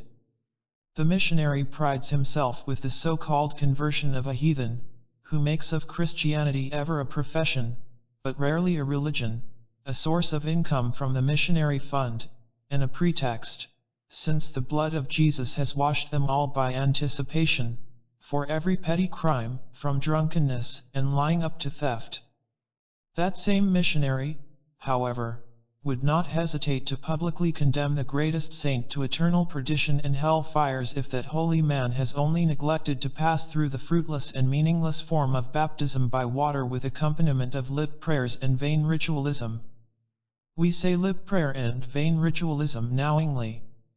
Few Christians among the laymen are aware even of the true meaning of the word Christ, and those of the clergy who happen to know it, for they are brought up in the idea that to study such subjects is sinful, keep the information secret from their parishioners. They demand blind, implicit faith, and forbid inquiry as the one unpardonable sin, though nothing of that which leads to the knowledge of the truth can be aught else than holy. For what is divine wisdom, or gnosis, but the essential reality behind the evanescent appearances of objects in nature, the very soul of the manifested logos? Why should men who strive to accomplish union with the one eternal and absolute deity shudder at the idea of prying into its mysteries, however awful? Why, above all, should they use names and words the very meaning of which is a sealed mystery to them a mere sound? Is it because an unscrupulous, power-seeking establishment called a church has cried wolf at every such attempt, and, denouncing it as blasphemous, has ever tried to kill the spirit of inquiry? But Theosophy, the divine wisdom, has never heeded that cry, and has the courage of its opinions. The world of skeptics and fanatics may call it, one, an empty ism, the other Satanism, they can never crush it. Theosophists have been called atheists, haters of Christianity, the enemies of God and the gods. They are none of these. Therefore, they have agreed this day to publish a clear statement of their ideas, and a profession of their faith, with regard to monotheism and Christianity, at any rate, and to place it before the impartial reader to judge them and their detractors on the merits of their respective faiths. No truth-loving mind would object to such honest and sincere dealing, nor will it be dazzled by any amount of new light thrown upon the subject, howsoever much startled otherwise. On the contrary, such minds will thank Lucifer, perhaps, while those of whom it was said, Qui volt discipi desipietur, let them be deceived by all means. The editors of this magazine propose to give a series of essays upon the hidden meaning or esotericism of the New Testament. No more than any other scripture of the great world religions can the Bible be excluded from that class of allegorical and symbolical writings which have been, from the prehistoric ages, the receptacle of the secret teachings of the mysteries of initiation, under a more or less veiled form. The primitive writers of the Logia, now the Gospels, knew certainly the truth, and the whole truth, but their successors had, as certainly, only dogma and form, which lead to hierarchical power at heart, rather than the spirit of the so-called Christ's teachings. Hence the gradual perversion. As Higgins truly said, in the Christologia of St. Paul and Justin Martyr, we have the esoteric religion of the Vatican, a refined Gnosticism for the cardinals, a more gross one for the people. It is the latter, only still more materialized and disfigured, which has reached us in our age. The idea of writing this series was suggested to us by a certain letter published in our October issue, under the heading of Are the Teachings Ascribed to Jesus Contradictory? Nevertheless, this is no attempt to contradict or weaken, in any one instance, that which is said by Mr. Gerald Massey in his criticism.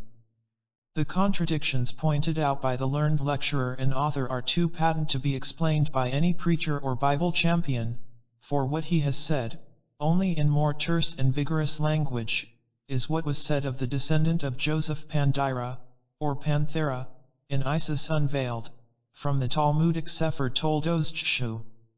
His belief with regard to the spurious character of the Bible and New Testament, as now edited, is therefore also the belief of the present writer.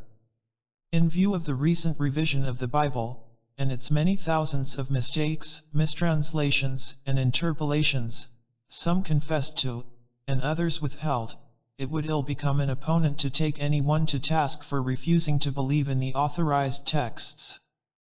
But the editors would object to one short sentence in the criticism under notice.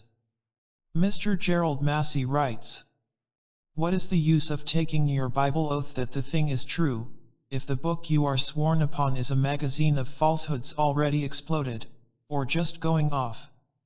Surely it is not a symbologist of Mr. Massey's powers and learning who would call the Book of the Dead, or the Vedas, or any other ancient scripture, a magazine of falsehoods. Why not regard in the same light as all the others, the Old, and, in a still greater measure, the New Testament?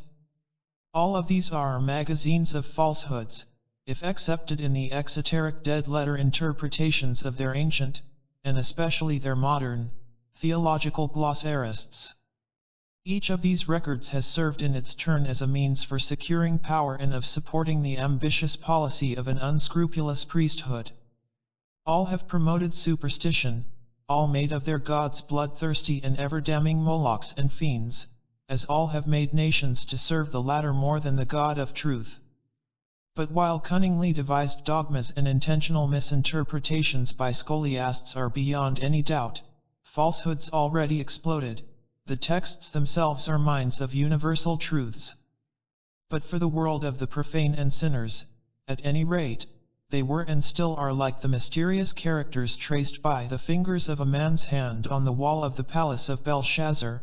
They need a Daniel to read and understand them. Nevertheless, truth has not allowed herself to remain without witnesses. There are, besides great initiates into scriptural symbology, a number of quiet students of the mysteries or archaic esotericism, of scholars proficient in Hebrew and other dead tongues, who have devoted their lives to unriddle the speeches of the Sphinx of the world religions. And these students, though none of them has yet mastered all the 7 keys that open the great problem, have discovered enough to be able to say, there was a universal mystery language, in which all the world scriptures were written, from Vedas to Revelation, from the Book of the Dead to the Acts. One of the keys, at any rate, the numerical and geometrical key to the mystery speech is now rescued, an ancient language, truly, which up to this time remained hidden, but the evidences of which abundantly exist, as may be proven by undeniable mathematical demonstrations. If, indeed, the Bible is forced on the acceptance of the world in its dead-letter meaning, in the face of the modern discoveries by Orientalists and the efforts of independent students and Kabbalists, it is easy to prophesy that even the present new generations of Europe and America will repudiate it, as all the materialists and logicians have done. For, the more one studies ancient religious texts, the more one finds that the groundwork of the New Testament is the same as the groundwork of the Vedas, of the Egyptian theogony, and the Mazdean allegories. The atonements by blood, blood covenants, and blood transferences from gods to men, and by men, as sacrifices to the gods, are the first keynote struck in every cosmogony and theogony. Soul, life, and blood were synonymous words in every language, preeminently with the Jews, and that blood-giving was life-giving. Many a legend among, geographically, alien nations ascribe soul and consciousness in newly created mankind to the blood of the god-creators. Beresis records a Chaldean legend ascribing the creation of a new race of mankind to the admixture of dust with the blood that flowed from the severed head of the god Belus. On this account it is that men are rational and partake of divine knowledge, explains Beresis. And Lenormand has shown, Beginnings of History, that the Orphics said that the immaterial part of man, his soul, his life, sprang from the blood of Dionysius Zagreus, whom Titans tore to pieces. Blood revivifies the dead, i.e., interpreted metaphysically, it gives conscious life and a soul to the man of matter or clay, such as the modern materialist is now. The mystic meaning of the injunction, "Verily I say unto you, except ye eat the flesh of the Son of Man and drink his blood, ye have not life in yourselves," etc., can never be understood or appreciated at its true occult value, except by those who hold some of the 7 keys, and yet care little for St. Peter. These words, whether said by Jesus of Nazareth, or Jeshua ben Panthera, are the words of an initiate. They have to be interpreted with the help of 3 keys, one opening the psychic door, the second that of physiology, and the third that which unlocks the mystery of terrestrial being, by unveiling the inseparable blending of theogony with anthropology. It is for revealing a few of these truths, with the sole view of saving intellectual mankind from the insanities of materialism and pessimism, that mystics have often been denounced as the servants of Antichrist, even by those Christians who are most worthy, sincerely pious, and respectable men. The first key that one has to use to unravel the dark secrets involved in the mystic name of Christ, is the key which unlocked the door to the ancient mysteries of the primitive Aryans, Sabaeans, and Egyptians. The gnosis supplanted by the Christian scheme was universal.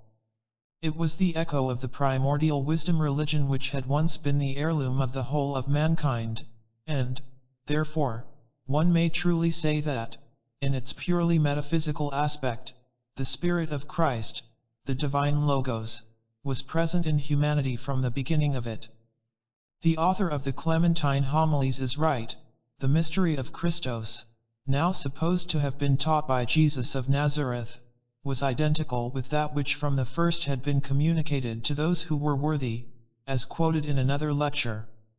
We may learn from the Gospel according to Luke, that the worthy were those who had been initiated into the mysteries of the Gnosis, and who were accounted worthy to attain that resurrection from the dead in this life, those who knew that they could die no more, being equal to the angels as sons of God and sons of the resurrection.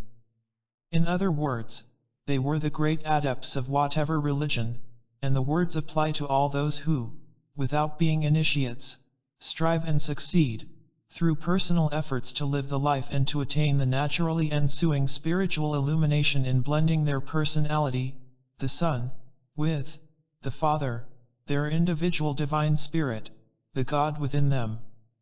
This resurrection can never be monopolized by the Christians, but is the spiritual birthright of every human being endowed with soul and spirit, whatever his religion may be. Such individual is a Christ man. On the other hand, those who choose to ignore the Christ principle within themselves must die unregenerate heathens, baptism, sacraments, lip prayers, and belief in dogmas notwithstanding. In order to follow this explanation, the reader must bear in mind the real archaic meaning of the paranomasia involved in the 2 terms Christos and Christos. The former means certainly more than merely a good and excellent man, while the latter was never applied to any one living man, but to every initiate at the moment of his second birth and resurrection. He who finds Christos within himself and recognizes the latter as his only way, becomes a follower and an apostle of Christ, though he may have never been baptized, nor even have met a Christian, still less call himself one. The esoteric character of the Gospels. Part 2. The word Christos existed ages before Christianity was heard of. It is found used, from the 5th century BC, by Herodotus, by Aeschylus, and other classical Greek writers, the meaning of it being applied to both things and persons. Thus in Aeschylus, Cho 901, we read of Pythocrestidae oracles delivered by a Pythian god, Greek-English lexicon, through a Pythoness, and Pythocrestos is the nominative singular of an adjective derived from kryo, Eurip.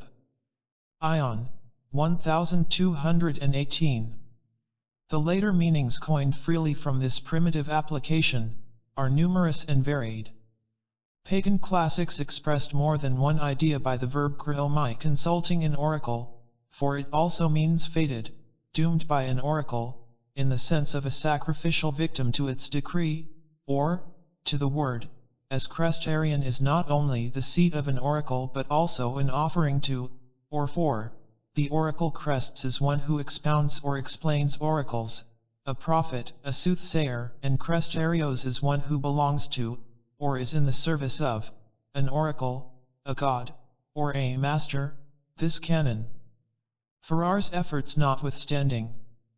All this is evidence that the terms Christ and Christians, spelt originally Crest and Christians Christianoi, were directly borrowed from the temple terminology of the pagans, and meant the same thing.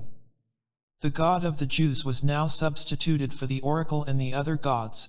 The generic designation Christos became a noun applied to one special personage, and new terms such as Christianoi and Christodoulos, a follower or servant of Christos, were coined out of the old material. This is shown by Philo-Judaeus, a monotheist, assuredly, using already the same term for monotheistic purposes. For he speaks of Theochrestos, God declared, or one who is declared by God, and of Logia Theochresta, sayings delivered by God, which proves that he wrote at a time, between the 1st century BC, and the 1st AD, when neither Christians nor Christians were yet known under these names, but still called themselves the Nazarenes. The notable difference between the two words creo, consulting or obtaining response from a god or oracle, creo being the Ionic earlier form of it, and creo to rub, to anoint, from which the name Christos, has not prevented the ecclesiastical adoption and coinage from Philo's expression Theochrestos of that other term Theochristos, anointed by God. Thus the quiet substitution of the letter I for E for dogmatic purposes was achieved in the easiest way, as we now see.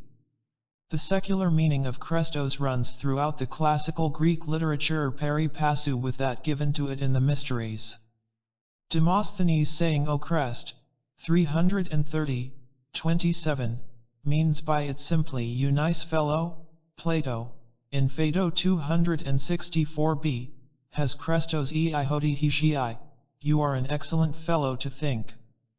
But in the esoteric phraseology of the temples Christos, a word which, like the participle crest haze, is formed under the same rule, and conveys the same sense, from the verb kreomai, to consult a god, answers to what we would call an adept, also a haikila, a disciple. It is in this sense that it is used by Euripides, ION 1320, and by Aeschylus. This qualification was applied to those whom the god, oracle, or any superior had proclaimed this, that, or anything else. An instance may be given in this case. The words krizen oikistera used by Pindar mean the oracle proclaimed him the colonizer. In this case the genius of the Greek language permits that the man so proclaimed should be called Christos. Hence this term was applied to every disciple recognized by a master, as also to every good man. Now, the Greek language affords strange etymologies. Christian theology has chosen and decreed that the name Christos should be taken as derived from kreo, chryso, anointed with scented unguents or oil. But this word has several significances. It is used by Homer, certainly, as applied to the rubbing with oil of the body after bathing as other ancient writers do. Yet the word Christs means rather a whitewasher, while the word Crests means priest and prophet, a term far more applicable to Jesus than that of the anointed, since, as Nork shows on the authority of the Gospels, he never was anointed, either as king or priest. In short, there is a deep mystery underlying all this scheme, which, as I maintain, only a thorough knowledge of the pagan mysteries is capable of unveiling. It is not what the early fathers, who had an object to achieve, may affirm or deny, that is the important point, but rather what is now the evidence for the real significance given to the two terms Christos and Christos by the ancients in the pre-Christian ages. For the latter had no object to achieve, therefore nothing to conceal or disfigure, and their evidence is naturally the more reliable of the two. This evidence can be obtained by first studying the meaning given to these words by the classics, and then their correct significance searched for in mystic symbology. Now Christos, as already said, is a term applied in various senses. It qualifies both deity and man. It is used in the former sense in the Gospels, and in Luke, where it means kind and merciful. Christos est in ap 2, in 1 Peter 2:3, where it is said, kind is the Lord, Christos o Kurios. On the other hand, it is explained by Clemens Alexandrinus as simply meaning a good man, i.e., all who believe in Christ, a good man, both are, and are called Christians, that is good men. The reticence of Clemens, whose Christianity, as King truly remarks in his Gnostics, was no more than a graft upon the congenial stock of his original Platonism, is quite natural. He was an initiate, a new Platonist, before he became a Christian, which fact, however much he may have fallen off from his earlier views, could not exonerate him from his pledge of secrecy. And as a Theosophist and a Gnostic, one who knew, Clemens must have known that Christos was the way, while Christos was the lonely traveler journeying on to reach the ultimate goal through that path, which goal was Christos, the glorified Spirit of truth, the reunion with which makes the soul, the Son, one with the Father, Spirit. That Paul knew it, is certain, for his own expressions prove it. For what do the words Palin Odino, Akris o Morphothei Christos, or as given in the authorized translations, I am again in travail until Christ be formed in you mean, but what we give in its esoteric rendering, i.e., until you find the Christos within yourselves as your only way. Vide Galatians 4:19 and 20. Thus Jesus, whether of Nazareth or Lud, was a Christos, as undeniably as that he never was entitled to the appellation of Christos, during his lifetime and before his last trial. It may have been as Higgins thinks, who surmises that the first name of Jesus was, perhaps, Christos, the second, Christos, and the third Christos. The word Christos was in use before the H, cap. Ada, was in the language. But Taylor, in his answer to Pye Smith, is quoted saying the complementary epithet Christ signified nothing more than a good man.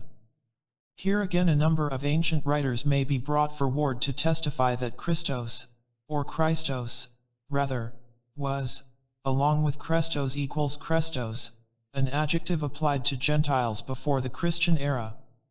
In Philopatries it is said ei do joy Christos kai en ethnisen, i.e., if Christos chanced to be even among the Gentiles, etc. Tertullian denounces in the 3rd chapter of his Apologia the word Christianus as derived by crafty interpretation.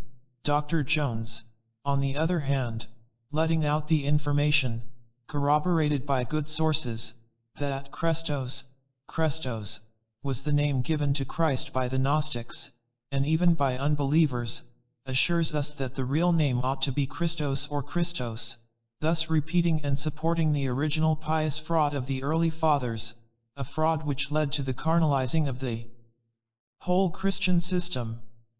But I propose to show as much of the real meaning of all these terms as lies within my humble powers and knowledge. Christos, or the Christ condition, was ever the synonym of the Mahatmic condition, i.e., the union of the man with the divine principle in him.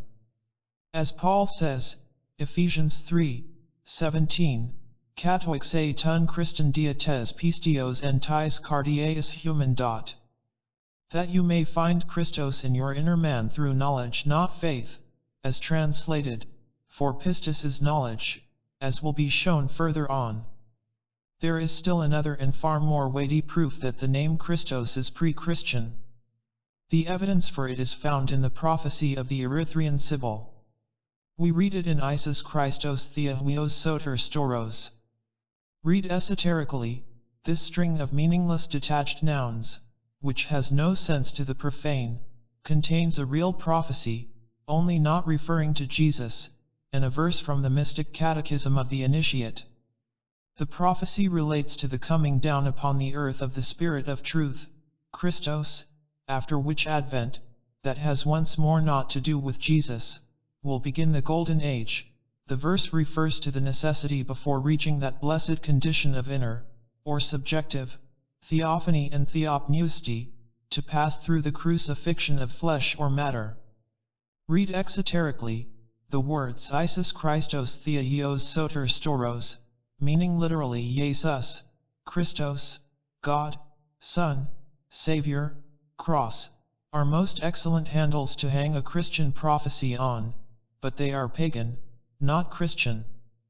If called upon to explain the names Isis Christos, the answer is, study mythology, the so-called fictions of the ancients, and they will give you the key. Ponder over Apollo, the solar god, and the healer, and the allegory about his son Janus, or Ion, his priest at Delphos, through whom alone could prayers reach the immortal gods, and his other son Asclepios, called the Soter, or Savior. Here is a leaflet from esoteric history written in symbolical phraseology by the old Grecian poets. The city of Chrysa, now spelled Crisa, was built in memory of Creusa, or Creusa, daughter of King Erechtheus and mother of Janus, or Ion, by Apollo, in memory of the danger which Janus escaped. We learn that Janus, abandoned by his mother in a grotto to hide the shame of the virgin who bore a son, was found by Hermes, who brought the infant to Delphi, nurtured him by his father's sanctuary and oracle, where, under the name of Croesus Janus became first a Crestus, a priest, soothsayer, or initiate, and then very nearly a Crestarian, a sacrificial victim, ready to be poisoned by his own mother who knew him not, and who, in her jealousy, mistook him, on the hazy intimation of the oracle, for a son of her husband. He pursued her to the very altar with the intention of killing her, when she was saved through the Pythoness, who divulged to both the secret of their relationship. In memory of this narrow escape, Creusa, the mother, built the city of Chrysa, or Chrysa.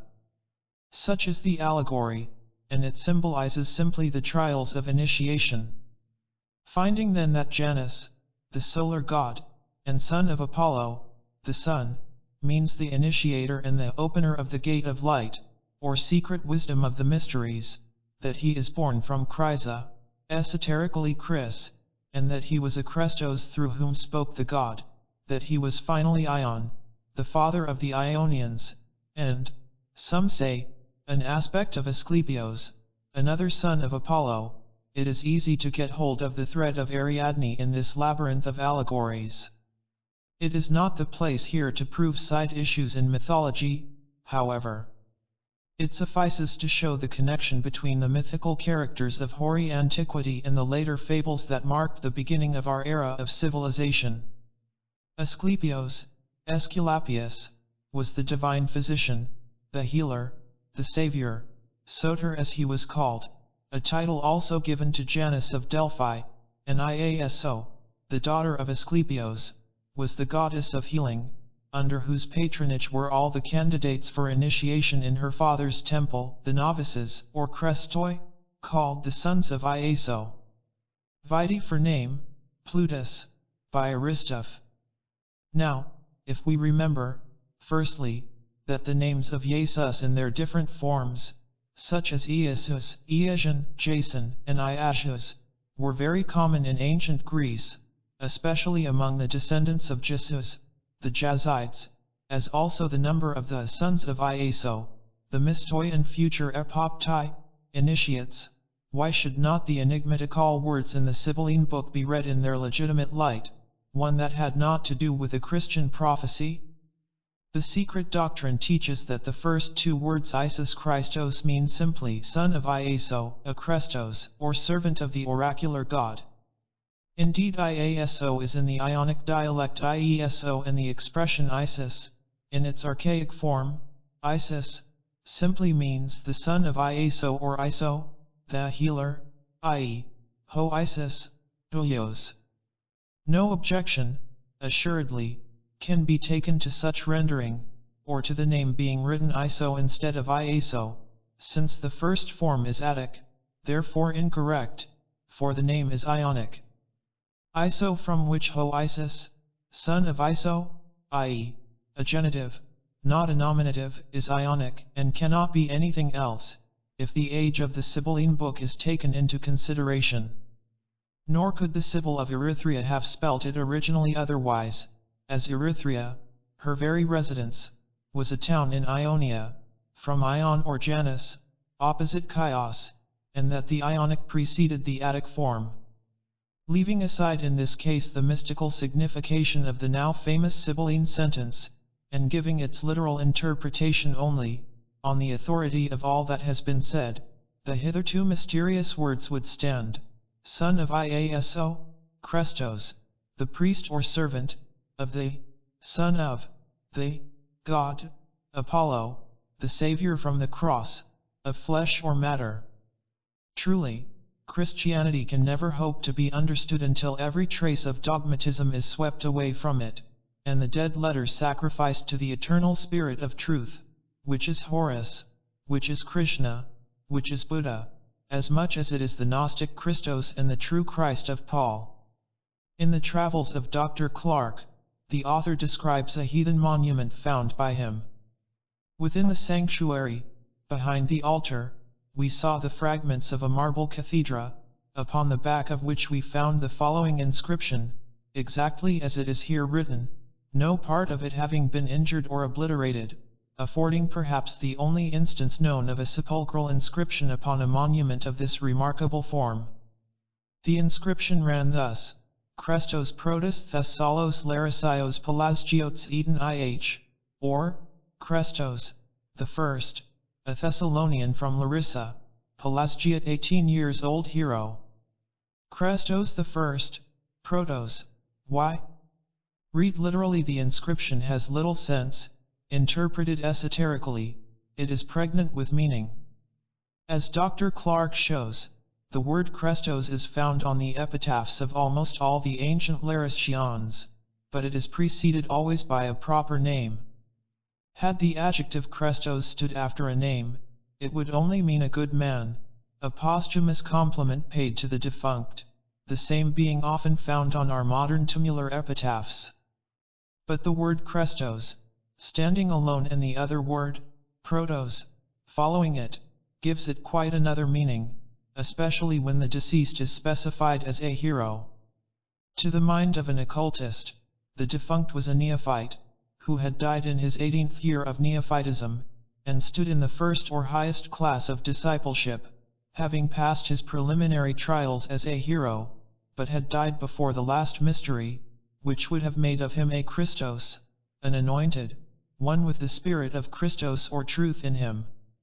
He had not reached the end of the way, though he had heroically conquered the horrors of the preliminary theurgic trials. We are quite warranted in reading it in this manner, after learning the place where Dr. Clarke discovered the tablet, which was, as Godfrey Higgins remarks, there, where I should expect to find it, at Delphi, in the temple of the god I, who, with the Christians became Yah, or Jehovah, one with Christ Jesus. It was at the foot of Parnassus, in a gymnasium, adjoining the Castalian fountain, which flowed by the ruins of Crisa, probably the town called Crestona, etc. And again, in the first part of its course from the Castalian fountain, it, the river, separates the remains of the gymnasium from the valley of Castro, as it probably did from the old city of Delphi, the seat of the great oracle of Apollo, of the town of Chrysa, or Crusa, the great center of initiations, and of the crestoi of the decrees of the oracles, where the candidates for the last labor were anointed with sacred oils before being plunged into their last trance of 49 hours duration, as to this day, in the East, from which they arose as glorified adepts or Christoi. In the Clementine recognitions it is announced that the Father anointed his Son with oil that was taken from the wood of the tree of life, and from this anointing he is called the Christ, whence the Christian name. This again is Egyptian. Horus was the anointed son of the Father. The mode of anointing him from the tree of life, portrayed on the monuments, is very primitive indeed, and the Horus of Egypt was continued in the Gnostic Christ, who is reproduced upon the Gnostic stones as the intermediate link betwixt the Christ and the Christ, also as the Horus of both sexes. The name and nature of the Christ, Gerald Massey. Mr. G. Massey connects the Greek Christos or Christ with the Egyptian Christ, the mummy type of immortality, and proves it very thoroughly. He begins by saying that in Egyptian the word of truth is Makru, and that it is the title of Horus. Thus, as he shows, Horus preceded Christ as the messenger of the word of truth, the Logos, or the manifester of the divine nature in humanity. In the same paper he writes as follows.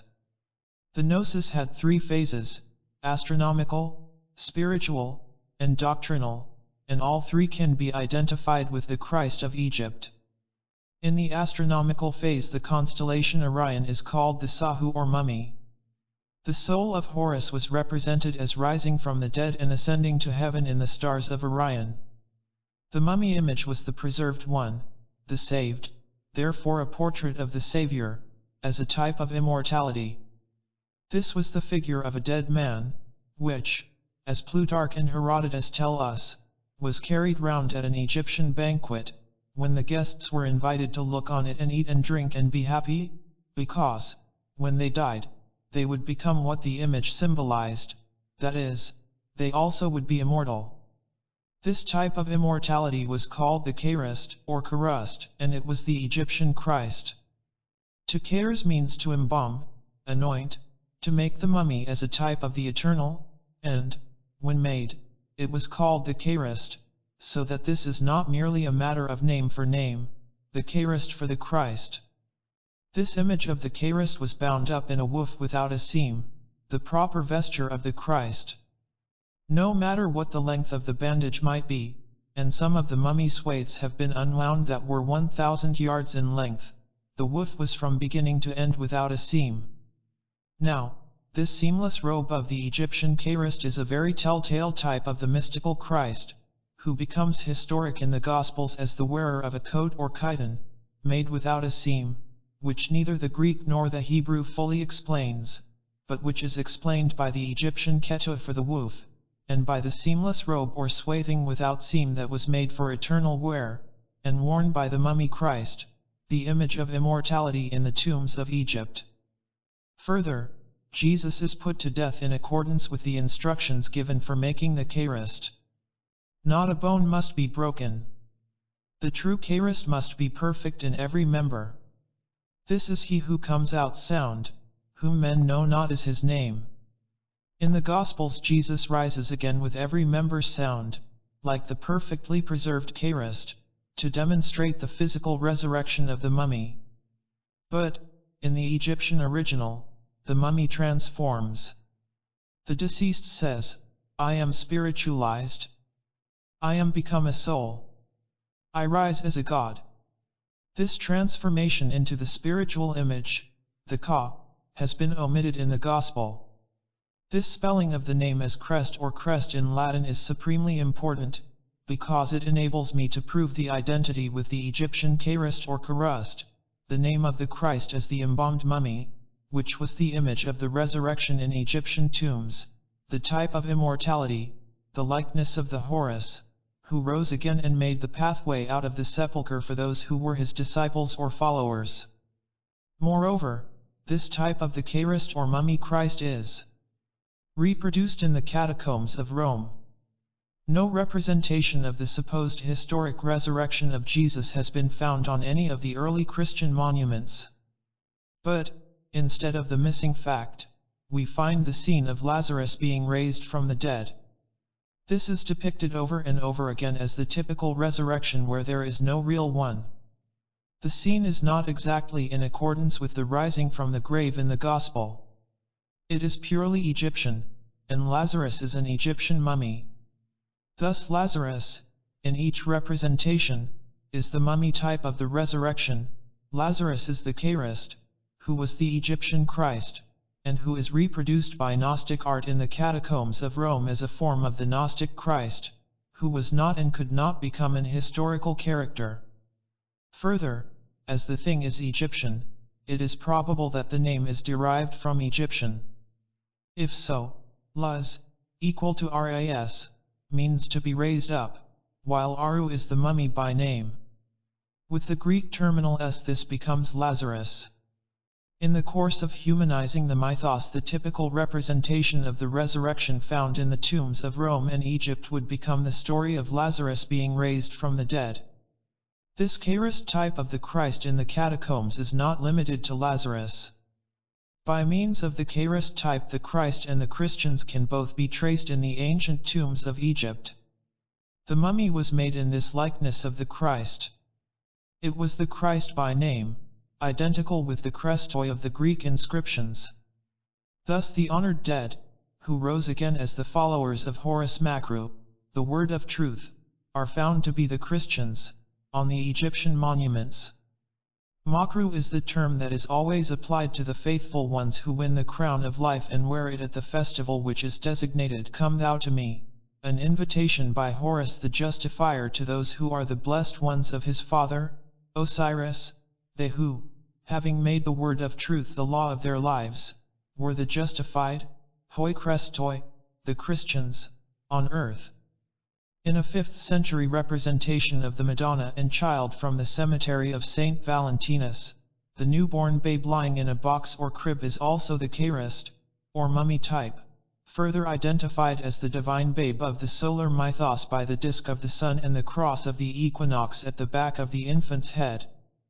Thus the child Christ of the historic faith is born, and visibly begins in the charistic image of the dead Christ, which was the mummy type of the resurrection in Egypt for thousands of years before the Christian era. This doubles the proof that the Christ of the Christian catacombs was a survival of the charistic of Egypt. Moreover, as Didron shows, there was a portrait of the Christ who had his body painted red. It was a popular tradition that the Christ was of a red complexion. This, too, may be explained as a survival of the mummy Christ. It was an aboriginal mode of rendering things tapu by coloring them red. The dead corpse was coated with red ochre, a very primitive mode of making the mummy, or the anointed one. Thus the god Te tells Ramesses II that he has refashioned his flesh in vermilion. This anointing with red ochre is called Kara by the Maori, who likewise made the charistic or Christ. We see the mummy image continued on another line of descent when we learn that among other pernicious heresies and deadly sins with which the Knights Templars were charged, was the impious custom of adoring a mummy that had red eyes. Their idol, called Baphomet, is also thought to have been a mummy. The mummy was the earliest human image of the Christ.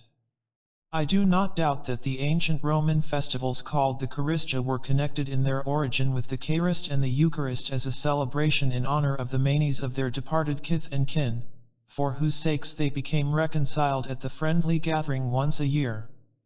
It is here, then, we have to seek the essential connection between the Egyptian Christ, the Christians, and the Roman catacombs.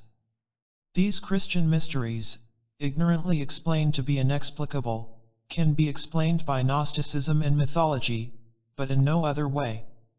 It is not that they are insoluble by human reason, as their incompetent, howsoever highly paid, expounders nowadays pretend. That is but the puerile apology of the unqualified for their own helpless ignorance, they who have never been in possession of the gnosis or science of the mysteries by which alone these things can be explained in accordance with their natural genesis. In Egypt only can we read the matter to the root, or identify the origin of the Christ by nature and by name, to find at last that the Christ was the mummy type, and that our Christology is mummified mythology, agnostic annual. The above is an explanation on purely scientific evidence, but, perhaps, a little too materialistic, just because of that science, notwithstanding that the author is a well-known spiritualist. Occultism pure and simple finds the same mystic elements in the Christian as in other faiths, though it rejects as emphatically its dogmatic and historic character. It is a fact that in the terms Isis ho Christos, see Acts 5:42 and 9:34, 1 Corinthians 3:11, etc., the article ho designating Christos proves it simply a surname, like that of Phocion, who is referred to as Phocion ho Christos. Still, the personage, Jesus, so addressed, whenever he lived, was a great initiate and a Son of God. For, we say it again, the surname Christos is based on, and the story of the crucifixion derived from, events that preceded it. Everywhere, in India as in Egypt, in Chaldea as in Greece, all these legends were built upon one and the same primitive type, the voluntary sacrifice of the Logoi, the rays of the one Logos, the direct manifested emanation from the one ever-concealed infinite and unknown, whose rays incarnated in mankind. They consented to fall into matter, and are, therefore, called the fallen ones. This is one of those great mysteries which can hardly be touched upon in a magazine article, but shall be noticed in a separate work of mine, The Secret Doctrine, very fully. Having said so much, a few more facts may be added to the etymology of the two terms. Christos being the verbal adjective in Greek of kreo, to be rubbed on, as ointment or salve, and the word being finally brought to mean the anointed one, in Christian theology, and kri, in Sanskrit, the first syllable in the name of Krishna, meaning to pour out, or rub over, to cover with. 36. Among many other things, this may lead one as easily to make of Krishna, the anointed one. Christian philologists try to limit the meaning of Krishna's name to its derivation from Krish, black, but if the analogy and comparison of the Sanskrit with the Greek roots contained in the names of Krestos, Christos, and Krishna are analyzed more carefully, it will be found that they are all of the same origin. In Bacchus Christian inscriptions, numbering 1287, there is no single instance of an earlier date than the 3rd century, wherein the name is not written Crest or Christ. The Name and Nature of the Christ, by G. Massey, The Agnostic Annual. Yet none of these names can be unriddled, as some Orientalists imagine, merely with the help of astronomy and the knowledge of zodiacal signs in conjunction with phallic symbols. Because, while the sidereal symbols of the mystic characters or personifications in Puranas or Bible fulfill astronomical functions, their spiritual antitypes rule invisibly, but very effectively, the world. They exist as abstractions on the higher plane, as manifested ideas on the astral, and become males, females, and androgyne powers on this lower plane of ours. Scorpio, as Christos Mashiach, and Leo, as Christos Messiah, antedated by far the Christian era in the trials and triumphs of initiation during the mysteries, Scorpio standing as symbol for the latter, Leo for the glorified triumph of the Sun of Truth. The mystic philosophy of the allegory is well understood by the author of The Source of Measures, who writes, 1. Christos, causing himself to go down into the pit of Scorpio, or incarnation in the womb, for the salvation of the world. This was the sun, shorn of his golden rays, and crowned with blackened ones, symbolizing this loss, as the thorns. The other was the triumphant Messiah, mounted up to the summit of the arch of heaven, personated as the Lion of the tribe of Judah. In both instances he had the cross, once in humiliation, as the son of copulation, and once holding it in his control, as the law of creation, he being Jehovah, in the scheme of the authors of dogmatic Christianity. 4.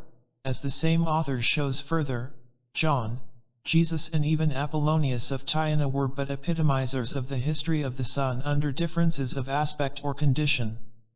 The explanation, he says, is simple enough, when it is considered that the names Jesus, Hebrew JSH, and Apollonius, or Apollo, are alike names of the Son in the heavens, and, necessarily, the history of the one, as to his travels through the signs, with the personifications of his sufferings, triumphs and miracles, could be but the history of the other, where there was a widespread, common method of describing those travels by personification. The fact that the secular church was founded by Constantine, and that it was a part of his decree that the venerable day of the sun should be the day set apart for the worship of Jesus Christ as Sunday, shows that they knew well in that secular church that the allegory rested upon an astronomical basis, as the author affirms. Yet, again, the circumstance that both Puranas and Bible are full of solar and astronomical allegories, does not militate against that other fact that all such scriptures in addition to these two are closed books to the scholars having authority.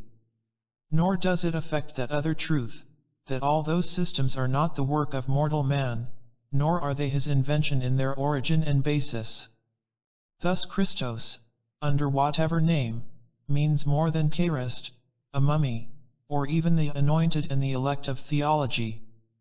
Both of the latter apply to Christos, the man of sorrow and tribulation, in his physical, mental, and psychic conditions, and both relate to the Hebrew Mashiach, from whence Messiah, condition, as the word is etymologized by Furst, and the author of the source of measures. Christos is the crown of glory of the suffering Christos of the mysteries, as of the candidate to the final union, of whatever race and creed.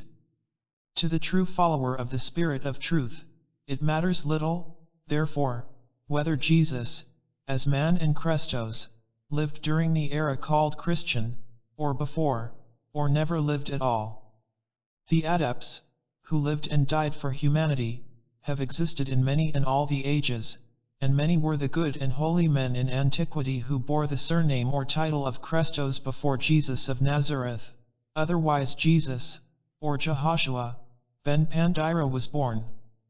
Therefore, one may be permitted to conclude, with good reason, that Jesus, or Jehoshua, was like Socrates, like Phocion, like Theodorus, and so many others surnamed Christos, i.e., the good, the excellent, the gentle, and the holy initiate, who showed the way to the Christos condition, and thus became himself the way in the hearts of his enthusiastic admirers.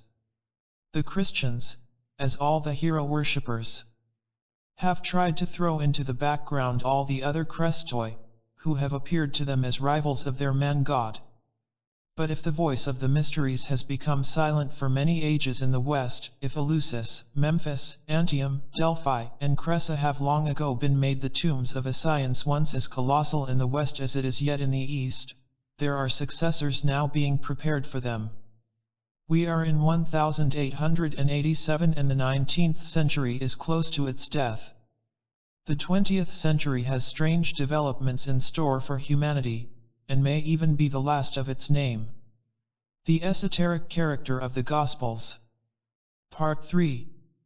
No one can be regarded as a Christian unless he professes, or is supposed to profess, belief in Jesus, by baptism, and in salvation, through the blood of Christ.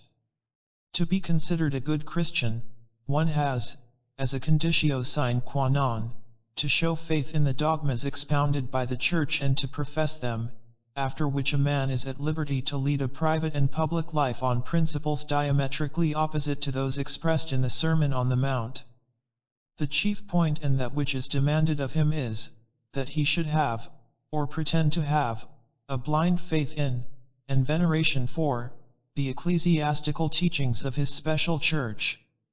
Faith is the key of Christendom, saith Chaucer, and the penalty for lacking it is as clearly stated as words can make it, in St. Mark's Gospel, chapter 16, verse 16. He that believeth and is baptized shall be saved, but he that believeth not shall be damned. It troubles the Church very little that the most careful search for these words in the oldest texts during the last centuries remained fruitless, or, that the recent revision of the Bible led to a unanimous conviction in the truth-seeking and truth-loving scholars employed in that task, that no such un-Christ-like sentence was to be found, except in some of the latest, fraudulent texts. The good Christian people had assimilated the consoling words, and they had become the very pith and marrow of their charitable souls. To take away the hope of eternal damnation, for all others except themselves, from these chosen vessels of the God of Israel, was like taking their very life. The truth-loving and God-fearing revisers got scared. They left the forged passage, an interpolation of 11 verses, from the 9th to the 20th, and satisfied their consciences with a footnote remark of a very equivocal character, one that would grace the work and do honor to the diplomatic faculties of the craftiest Jesuits. It tells the believer that the 2 oldest Greek manuscripts and some other authorities omit from verse 9 to the end. Some authorities have a different ending to the Gospel, and explains no further. But the 2 oldest Greek manuscripts omit the verses nolens volens, as these have never existed. And the learned and truth-loving revisers know this better than any of us do, yet the wicked falsehood is printed at the very seat of Protestant divinity, and it is allowed to go on, glaring into the faces of coming generations of students of theology and, hence, into those of their future parishioners. Neither can be, nor are they deceived by it, yet both pretend belief in the authenticity of the cruel words worthy of a theological Satan. And this Satan Moloch is their own God of infinite mercy and justice in heaven, and the incarnate symbol of love and charity on earth, blended in one. Truly mysterious are your paradoxical ways, O churches of Christ. I have no intention of repeating here stale arguments and logical exposes of the whole theological scheme, for all this has been done, over and over again, and in a most excellent way, by the ablest infidels of England and America. But I may briefly repeat a prophecy which is a self-evident result of the present state of men's minds in Christendom. Belief in the Bible literally, and in a canalized Christ, will not last a quarter of a century longer.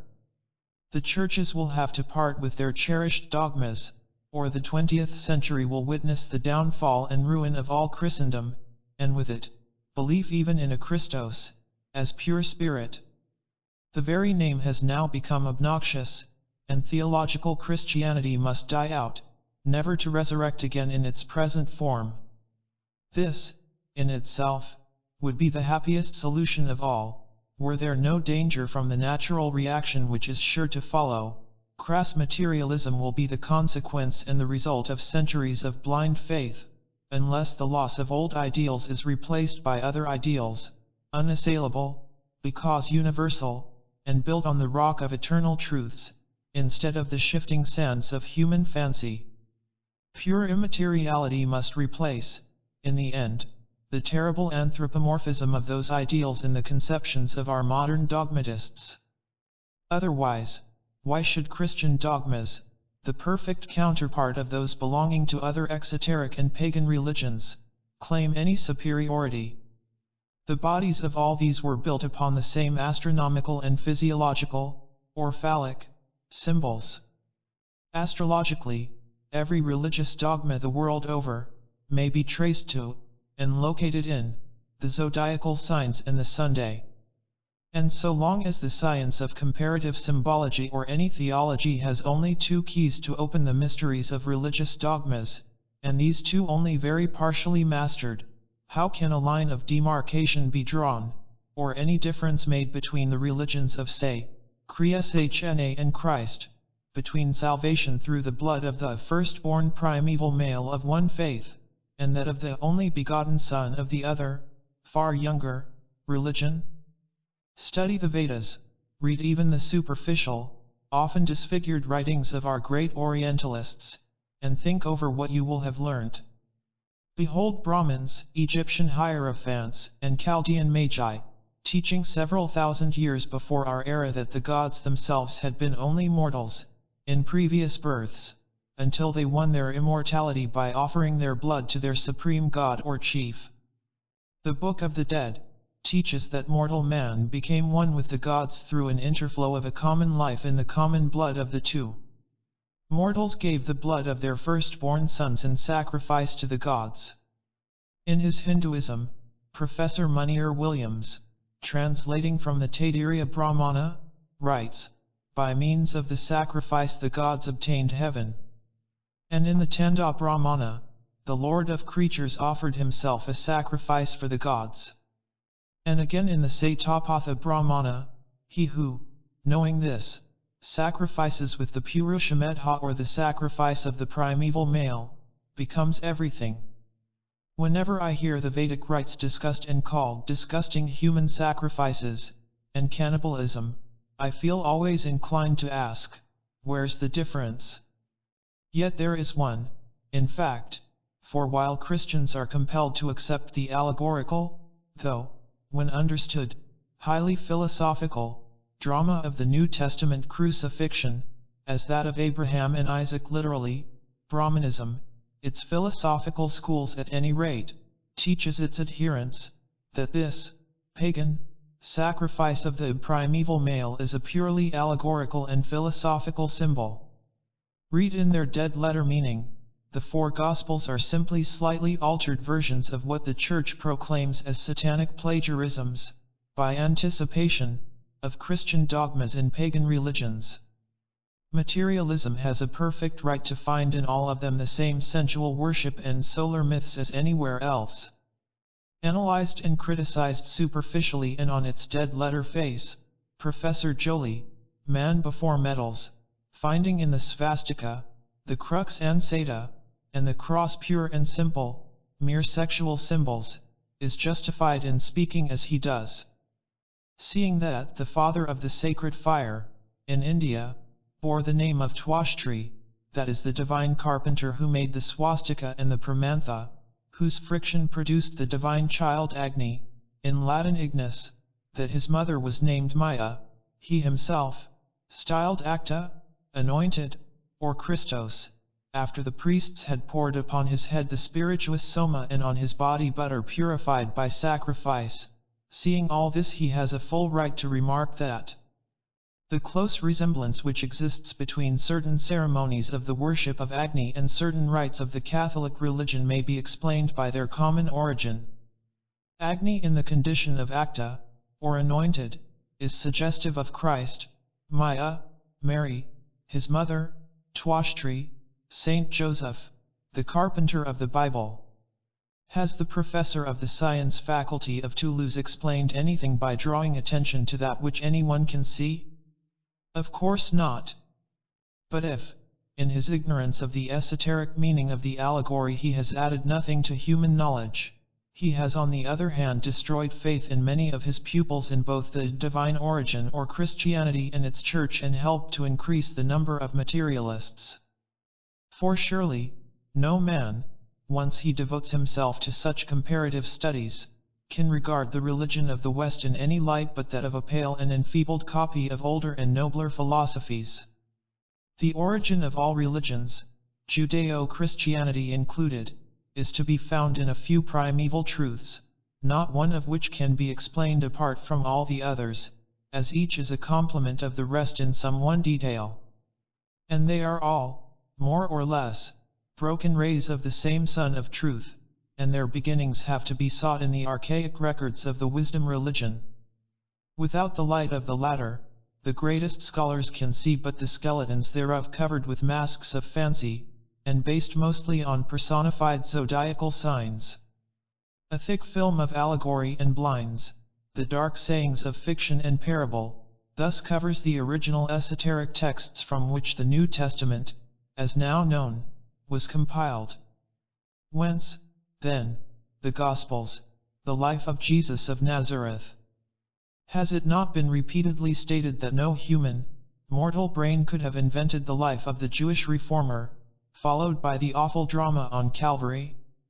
We say, on the authority of the esoteric Eastern school, that all this came from the Gnostics, as far as the name Christos and the astronomico-mystical allegories are concerned, and from the writings of the ancient Tannim as regards the Kabbalistic connection of Jesus or Joshua, with the biblical personifications. One of these is the mystic esoteric name of Jehovah, not the present fanciful God of the profane Jews ignorant of their own mysteries, the God accepted by the still more ignorant Christians, but the compound Jehovah of the pagan initiation. This is proven very plainly by the glyphs or mystic combinations of various signs which have survived to this day in the Roman Catholic hieroglyphics. The Gnostic records contained the epitome of the chief scenes enacted during the mysteries of initiation, since the memory of man, though even that was given out invariably under the garb of semi-allegory, whenever entrusted to parchment or paper. But the ancient Tannim, the initiates from whom the wisdom of the Kabbalah, oral tradition, was obtained by the later Talmudists, had in their possession the secrets of the mystery language, and it is in this language that the Gospels were written. He alone who has mastered the esoteric cipher of antiquity, the secret meaning of the numerals, a common property at one time of all nations, has the full proof of the genius which was displayed in the blending of the purely Egypto-Jewish, Old Testament allegories and names, and those of the pagan Greek Gnostics, the most refined of all the mystics of that day. Bishop Newton proves it himself quite innocently, by showing that Saint Barnabas, the companion of Saint Paul, in his epistle discovers the name of Jesus crucified in the number 318, namely, Barnabas finds it in the mystic Greek iht, the tau being the glyph of the cross. On this, a Kabbalist, the author of an unpublished Ms on the key of formation of the mystery language, observes, "But this is but a play upon the Hebrew letters Jod, Cheth, and Shin, from whence the IHS is the monogram of Christ coming down to our day, and this reads as JCHSH or 381, and some of the letters being 318 or the number of Abraham and his Satan, and of Joshua and his Amalek. Also the number of Jacob and his antagonist." Godfrey Higgins gives the authority for the number 608. It is the number of Melchizedek's name, for the value of the last is 304, and Melchizedek was the priest of the Most High God, without beginning or ending of days. The solution and secret of Melchizedek are found in the fact that, in the ancient pantheons, the two planets which had existed from eternity, eonic eternity, and were eternal, were the sun and the moon, or Osiris and Isis, hence the terms of without beginning or ending of days.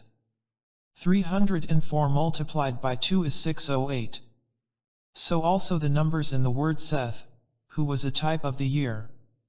There are a number of authorities for the number 888 as applying to the name of Jesus Christ, and as said this is in antagonism to the 666 of the Antichrist. The staple value in the name of Joshua was the number 365, the indication of the solar year, while Jehovah delighted in being the indication of the lunar year, and Jesus Christ was both Joshua and Jehovah in the Christian pantheon. This is but an illustration to our point to prove that the Christian application of the compound name Jesus Christ is all based on Gnostic and Eastern mysticism. It was only right and natural that chroniclers like the initiated Gnostics, pledged to secrecy, should veil or cloak the final meaning of their oldest and most sacred teachings. The right of the Church Fathers to cover the whole with an epitheme of euhemerized fancy is rather more dubious. The Gnostic scribe and chronicler deceived no one. Every initiate into the archaic gnosis, whether of the pre-Christian or post-Christian period, knew well the value of every word of the mystery language. For these Gnostics, the inspirers of primitive Christianity, were the most cultured, the most learned and most wealthy of the Christian name, as Gibbon has it. Neither they, nor their humbler followers, were in danger of accepting the dead letter of their own texts. But it was different with the victims of the fabricators of what is now called Orthodox and historic Christianity. Their successors have all been made to fall into the mistakes of the foolish Galatians reproved by Paul, who, as he tells them, Galatians 3:1-5, having begun, by believing in the Spirit, of Christos, ended by believing in the flesh, i.e., a corporeal Christ. For such is the true meaning of the Greek sentence, en arzamenoi pneumati, non sarki epiteleisth. That Paul was a Gnostic, a founder of a new sect of Gnosis which recognized, as all other Gnostic sects did, a Christ spirit, though it went against its opponents, the rival sects, is sufficiently clear to all but dogmatists and theologians. Nor is it less clear that the primitive teachings of Jesus, whenever he may have lived, could be discovered only in Gnostic teachings, against which discovery, the falsifiers who dragged down spirit into matter, thus degrading the noble philosophy of primeval wisdom religion, have taken ample precautions from the first. The works of Basilides alone, the philosopher devoted to the contemplation of divine things, as Clement describes him, the 24 volumes of his interpretations upon the Gospels, were all burned by order of the Church, Eusebius tells us. As these interpretations were written at a time when the Gospels we have now were not yet in existence, here is a good proof that the Evangel, the doctrines of which were delivered to Basilides by the Apostle Matthew, and Glaucus, the disciple of Peter, must have differed widely from the present New Testament. Nor can these doctrines be judged by the distorted accounts of them left to posterity by Tertullian. Yet even the little this partisan fanatic gives, shows the chief Gnostic doctrines to be identical, under their own peculiar terminology and personations, with those of the secret doctrine of the East. For, discussing Basilides, the pious, godlike, theosophic philosopher, as Clement of Alexandria thought him, Tertullian exclaims. After this, Basilides, the heretic, broke loose. He asserted that there is a supreme God, by name Abraxas, by whom mind Maha was created, which the Greeks call nous. From this emanated the word, from the word, providence, from providence, virtue and wisdom, from these two again, virtues, principalities, and powers were made, thence infinite productions and emissions of angels. Among the lowest angels, indeed, and those that made this world, he sets last of all the God of the Jews, whom he denies to be God himself, affirming that he is but one of the angels. Another proof of the claim that the Gospel of Matthew in the usual Greek texts is not the original Gospel written in Hebrew, is given by no less an authority than Saint Jerome, or Hieronymus. The suspicion of a conscious and gradual euhemerization of the Christ principle ever since the beginning, grows into a conviction, once that one becomes acquainted with a certain confession contained in Book 2 of the Comment to Matthew by Hieronymus. For we find in it the proofs of a deliberate substitution of the whole Gospel, the one now in the canon having been evidently rewritten by this too zealous Church Father. He says that he was sent toward the close of the 4th century by their felicities, the bishops Chromatius and Heliodorus to Caesarea, with the mission to compare the Greek text, the only one they ever had, with the Hebrew original version preserved by the Nazarenes in their library, and to translate it. He translated it, but under protest, for, as he says, the Evangel exhibited matter not for edification, but for destruction. The destruction of what? Of the dogma that Jesus of Nazareth and the Christos are one, evidently, hence for the destruction of the newly planned religion.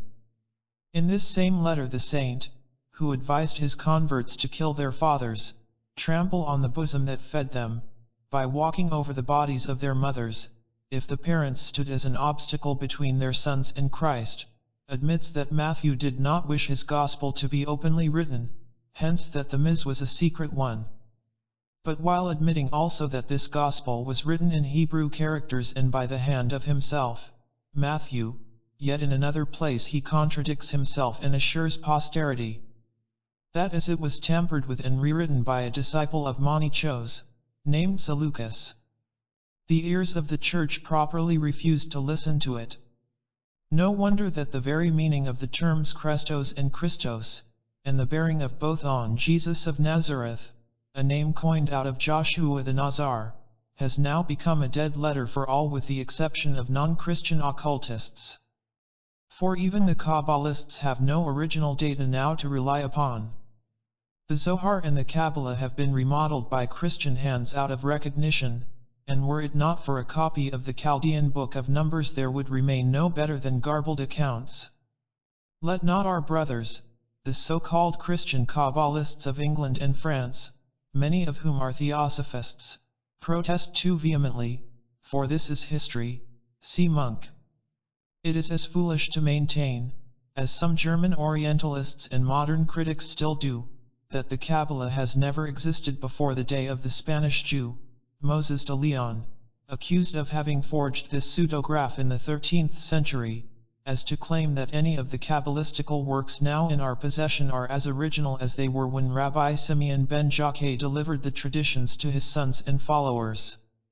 Not a single of these books is immaculate, none has escaped mutilation by Christian hands.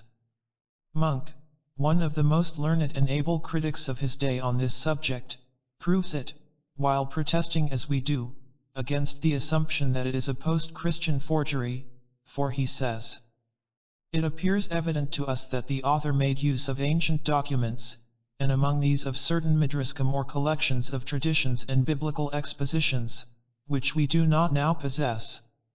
After which, quoting from Tholuck, he adds, Hayajaon, who died in 1038, is to our knowledge the first author who developed the theory of the Sephiroth, and he gave to them the names which we find again to be among the Kabbalists. This doctor, who had intimate intercourse with the Syrian and Chaldean Christian savans, was enabled by these last to acquire a knowledge of some of the Gnostic writings, which Gnostic writings and esoteric tenets passed part and parcel into the Kabbalistic works, with many more modern interpolations that we now find in the Zohar, as Monk well proves. The Kabbalah is Christian now, not Jewish. Thus, what with several generations of most active church fathers ever working at the destruction of old documents and the preparation of new passages to be interpolated in those which happen to survive, there remains of the Gnostics, the legitimate offspring of the archaic wisdom religion, but a few unrecognizable shreds. But a particle of genuine gold will glitter forever, and, however garbled the accounts left by Tertullian and Epiphanius of the doctrines of the heretics, an occultist can yet find even in them traces of those primeval truths which were once universally imparted during the mysteries of initiation. Among other works with most suggestive allegories in them, we have still the so-called apocryphal Gospels, and the last discovered as the most precious relic of Gnostic literature, a fragment called Pistis Sophia, Knowledge Wisdom. In my next article upon the esoteric character of the Gospels, I hope to be able to demonstrate that those who translate pistis by faith are utterly wrong. The word faith as grace or something to be believed in through unreasoned or blind faith, is a word that dates only since Christianity. Nor has Paul ever used this term in this sense in his epistles, and Paul was undeniably an initiate. This series was never completed by HPB. Astral bodies, or doppelgangers. MC. Great confusion exists in the minds of people about the various kinds of apparitions, wraiths, ghosts, or spirits. Ought we not to explain once for all the meaning of these terms? You say there are various kinds of doubles. What are they? HPB. Our occult philosophy teaches us that there are three kinds of doubles, to use the word in its widest sense. First, man has his double or shadow, properly so called, around which the physical body of the fetus, the future man, is built. The imagination of the mother, or an accident which affects the child, will affect also the astral body. The astral and the physical both exist before the mind is developed into action, and before the Atma awakes. This occurs when the child is 7 years old, and with it comes the responsibility attaching to a conscious sentient being. This double is born with man, dies with him, and can never separate itself far from the body during life, and though surviving him, it disintegrates, pari passu, with the corpse. It is this which is sometimes seen over the graves like a luminous figure of the man that was, during certain atmospheric conditions. From its physical aspect it is, during life, man's vital double, and after death, only the gases given off from the decaying body. But, as regards its origin and essence, it is something more. This double is what we have agreed to call Lingasara, but which I would propose to call, for greater convenience, protean or plastic body. MC. Why protean or plastic? HPB. Protean, because it can assume all forms, e.g., the shepherd magicians whom popular rumor accuses, perhaps not without some reason, of being werewolves, and mediums in cabinets, whose own plastic bodies play the part of materialized grandmothers and John Kings. Otherwise, why the invariable custom of the dear departed angels to come out but little further than arm's length from the medium, whether entranced or not? Mind, I do not at all deny foreign influences in this kind of phenomena.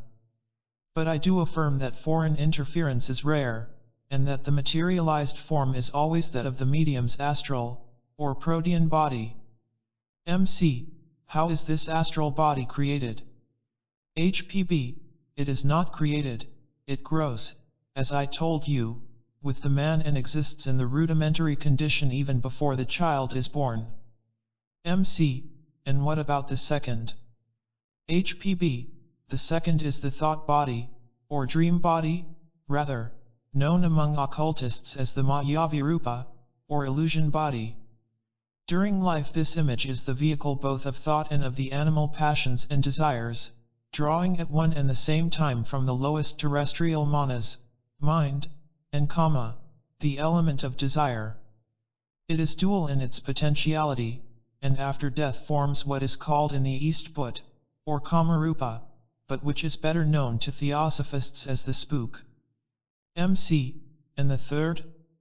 HPB. The third is the true ego, called in the East by a name meaning causal body, but which in the trans-Himalayan schools is always called the karmic body, which is the same.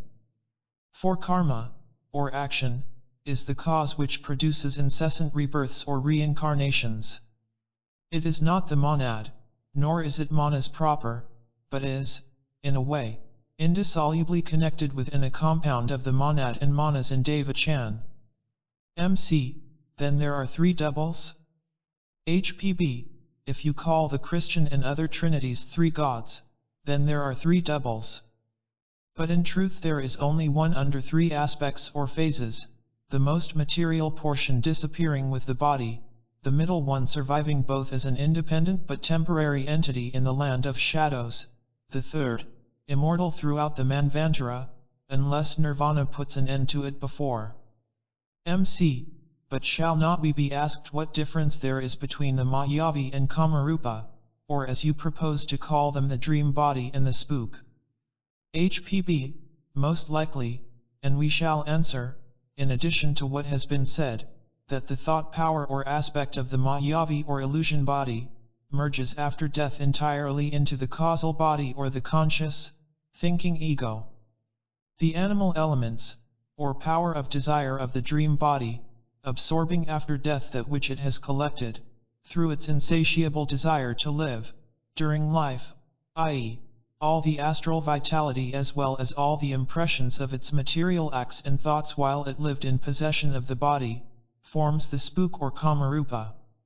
Our Theosophists know well enough that after death the higher manas unites with the monad and passes into Devachan, while the dregs of the lower manas or animal mind go to form this spook. This has life in it, but hardly any consciousness, except, as it were, by proxy, when it is drawn into the current of a medium. MC. Is it all that can be said upon the subject? HPB. For the present this is enough metaphysics, I guess. Let us hold to the double in its earthly phase. What would you know? MC. Every country in the world believes more or less in the double or doppelganger. The simplest form of this is the appearance of a man's phantom the moment after his death, or at the instant of death, to his dearest friend. Is this appearance the Mayavirupa? HPB. It is, because produced by the thought of the dying man. MC. Is it unconscious? HPB. It is unconscious to the extent that the dying man does not generally do it knowingly, nor is he aware that he so appears. What happens is this. If he thinks very intently at the moment of death of the person he either is very anxious to see, or loves best, he may appear to that person.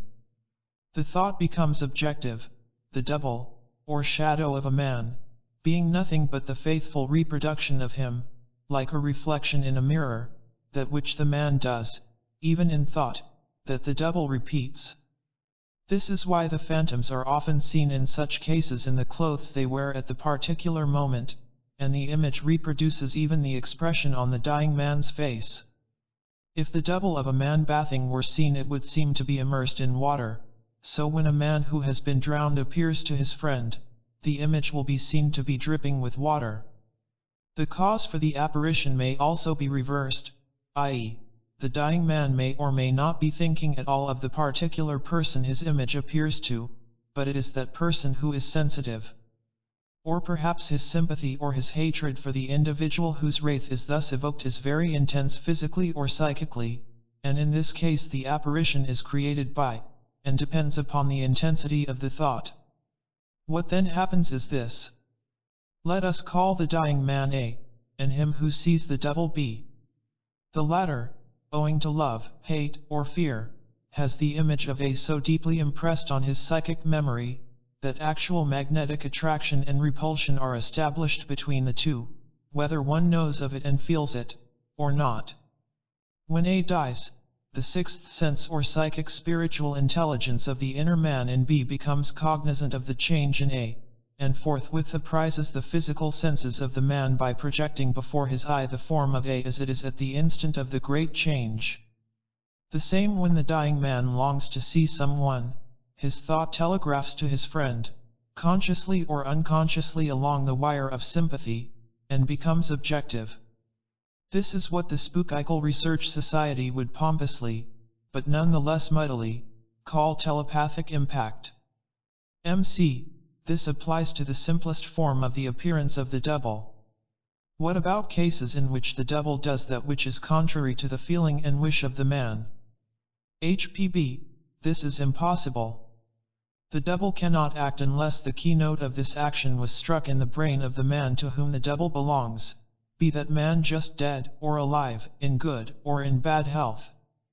If he paused on the thought a second, long enough to give it form, before he passed on to other mental pictures, this 1 second is as sufficient for the objectivization of his personality on the astral waves, as for your face to impress itself on the sensitized plate of a photographic apparatus. Nothing prevents your form then being seized upon by the surrounding forces, as a dry leaf fallen from a tree is taken up and carried away by the wind, being made to caricature or distort your thought. MC. Supposing the double expresses in actual words a thought uncongenial to the man, and expresses it, let us say to a friend far away, perhaps on another continent? I have known instances of this occurring. HPB. Because it then so happens that the created image is taken up and used by a shell. Just as in seance rooms when images of the dead, which may perhaps be lingering unconsciously in the memory or even the auras of those present, are seized upon by the elementals or elementary shadows and made objective to the audience, and even caused to act at the bidding of the strongest of the many different wills in the room. In your case, moreover, there must exist a connecting link, a telegraph wire, between the two persons, a point of psychic sympathy, and on this the thought travels instantly. Of course there must be, in every case, some strong reason why that particular thought takes that direction. It must be connected in some way with the other person. Otherwise such apparitions would be of common and daily occurrence. MC. This seems very simple, why then does it only occur with exceptional persons? HPB. Because the plastic power of the imagination is much stronger in some persons than in others. The mind is dual in its potentiality. It is physical and metaphysical. The higher part of the mind is connected with the spiritual soul or buddhi, the lower with the animal soul, the karma principle. There are persons who never think with the higher faculties of their minds at all. Those who do so are the minority and are thus, in a way, beyond, if not above, the average of humankind. These will think even upon ordinary matters on that higher plane. The idiosyncrasy of the person determines in which principle of the mind the thinking is done, as also the faculties of a preceding life, and sometimes the heredity of the physical. This is why it is so very difficult for a materialist, the metaphysical portion of whose brain is almost atrophied, to raise himself, or for one who is naturally spiritually minded to descend to the level of the matter-of-fact vulgar thought. Optimism and pessimism depend on it also in a great measure. But the habit of thinking in the higher mind can be developed, else there would be no hope for persons who wish to alter their lives and raise themselves. And that this is possible must be true, or there would be no hope for the world. Certainly it can be developed, but only with great difficulty, a firm determination, and through much self-sacrifice. But it is comparatively easy for those who are born with the gift. Why is it that one person sees poetry in a cabbage or a pig with her little ones, while another will perceive in the loftiest things only their lowest and most material aspect, will laugh at the music of the spheres, and ridicule the most sublime conceptions and philosophies? This difference depends simply on the innate power of the mind to think on the higher or on the lower plane, with the astral, in the sense given to the word by Saint Martin, or with the physical brain. Great intellectual powers are often no proof of, but are impediments to spiritual and right conceptions, witness most of the great men of science. We must rather pity than blame them. But how is it that the person who thinks on the higher plane produces more perfect and more potential images in objective forms by his thought? Not necessarily that person alone, but all those who are generally sensitives. The person who is endowed with this faculty of thinking about even the most trifling things from the higher plane of thought has, by virtue of that gift which he possesses, a plastic power of formation, so to say, in his very imagination. Whatever such a person may think about, his thought will be so far more intense than the thought of an ordinary person, that by this very intensity it obtains the power of creation. Science has established the fact that thought is an energy. This energy in its action disturbs the atoms of the astral atmosphere around us. I already told you, the rays of thought have the same potentiality for producing forms in the astral atmosphere as the sun rays have with regard to a lens. Every thought so evolved with energy from the brain, creates, nolens volens, a shape. Is that shape absolutely unconscious? Perfectly unconscious unless it is the creation of an adept, who has a preconceived object in giving it consciousness, or rather in sending along with it enough of his will and intelligence to cause it to appear conscious. This ought to make us more cautious about our thoughts. But the wide distinction that obtains between the adept in this matter and the ordinary man must be borne in mind. The adept may at his will use his Mayavirupa, but the ordinary man does not, except in very rare cases. It is called Mayavirupa because it is a form of illusion created for use in the particular instance, and it has quite enough of the adept's mind in it to accomplish its purpose. The ordinary man merely creates a thought image, whose properties and powers are at the time wholly unknown to him. Then one may say that the form of an adept appearing at a distance from his body, as for instance Ram Lal in Mr. Isaacs, is simply an image? Exactly. It is a walking thought. In which case an adept can appear in several places almost simultaneously. He can. Just as Apollonius of Tyana, who was seen in 2 places at once, while his body was at Rome. But it must be understood that not all of even the astral adept is present in each appearance. Then it is very necessary for a person of any amount of imagination and psychic powers to attend to their thoughts? Certainly, for each thought has a shape which borrows the appearance of the man engaged in the action of which he thought. Otherwise how can clairvoyance see in your aura your past and present? What they see is a passing panorama of yourself represented in successive actions by your thoughts. You asked me if we are punished for our thoughts. Not for all, for some are stillborn, but for the others, those which we call silent but potential thoughts, yes.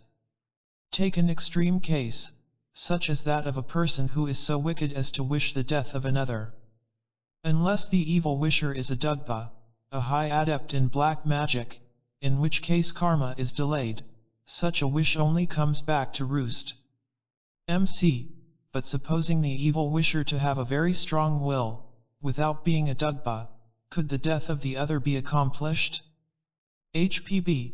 Only if the malicious person has the evil eye, which simply means possessing enormous plastic power of imagination working involuntarily, and thus turned unconsciously to bad uses. For what is the power of the evil eye? Simply a great plastic power of thought, so great as to produce a current impregnated with the potentiality of every kind of misfortune and accident, which inoculates, or attaches itself to any person who comes within it. A jeditor, one with the evil eye, need not be even imaginative, or have evil intentions or wishes. He may be simply a person who is naturally fond of witnessing or reading about sensational scenes, such as murder, executions, accidents, etc., etc. He may be not even thinking of any of these at the moment his eye meets his future victim. But the currents have been produced and exist in his visual ray ready to spring into activity the instant they find suitable soil, like a seed fallen by the way and ready to sprout at the first opportunity. MC. But how about the thoughts you call silent? Do such wishes or thoughts come home to roost? HPB. They do, just as a ball which fails to penetrate an object rebounds upon the thrower. This happens even to some Dugpas or sorcerers who are not strong enough, or do not comply with the rules, for even they have rules they have to abide by, but not with those who are regular, fully developed black magicians, for such have the power to accomplish what they wish. MC. When you speak of rules, it makes me want to wind up this talk by asking you what everybody wants to know who takes any interest in occultism. What is a principle or important suggestion for those who have these powers and wish to control them rightly, in fact to enter occultism? HPB. The first and most important step in occultism is to learn how to adapt your thoughts and ideas to your plastic potency. MC. Why is this so important? HPB. Because otherwise you are creating things by which you may be making bad karma. No one should go into occultism or even touch it before he is perfectly acquainted with his own powers, and that he knows how to commensurate it with his actions. And this he can do only by deeply studying the philosophy of occultism before entering upon the practical training. Otherwise, as sure as fate, he will fall into black magic. Constitution of the inner man. Of course it is most difficult, and, as you say, puzzling to understand correctly and distinguish between the various aspects, called by us the principles of the real ego. It is the more so as there exists a notable difference in the numbering of those principles by various Eastern schools, though at the bottom there is the same identical substratum of teaching in all of them. X. Are you thinking of the Vedantins? They divide our 7 principles into 5 only, I believe. M. They do. But though I would not presume to dispute the point with a learned Vedantin, I may yet state as my private opinion that they have an obvious reason for it. With them it is only that compound spiritual aggregate which consists of various mental aspects that is called man at all, the physical body being in their view something beneath contempt, and merely an illusion. Nor is the Vedanta the only philosophy to reckon in this manner. Lao Tzu in his Tao Te King mentions only 5 principles, because he, like the Vedantins, omits to include 2 principles, namely, the spirit, Atma, and the physical body, the latter of which, moreover, he calls the cadaver. Then there is the Taraka Raja Yoga school. Its teaching recognizes only 3 principles in fact, but then, In reality, there's chalopati, or the physical body in its jagrata or waking conscious state, there's sukshmopadki, the same body in svapna or the dreaming state, and their karanopati or causal body, or that which passes from one incarnation to another, are all dual in their aspects, and thus make 6. Add to this Atma, the impersonal divine principle or the immortal element in man, undistinguished from the universal spirit, and you have the same 7, again, as in the esoteric division. X. Then it seems almost the same as the division made by mystic Christians, body, soul, and spirit? M. Just the same. We could easily make of the body the vehicle of the vital devil, of the latter the vehicle of life or prana, of kamarupa or animal, soul, the vehicle of the higher and the lower mind, and make of this 6 principles, crowning the whole with the one immortal spirit. In occultism, every qualificative change in the state of our consciousness gives to man a new aspect, and if it prevails and becomes part of the living and acting ego, it must be, and is, given a special name, to distinguish the man in that particular state from the man he is when he places himself in another state. X. It is just that which is so difficult to understand. M. It seems to me very easy, on the contrary, once that you have seized the main idea, i.e., that man acts on this, or another plane of consciousness, in strict accordance with his mental and spiritual condition. But such is the materialism of the age that the more we explain, the less people seem capable of understanding what we say. Divide the terrestrial being called man into 3 chief aspects, if you like, but, unless you make of him a pure animal, you cannot do less.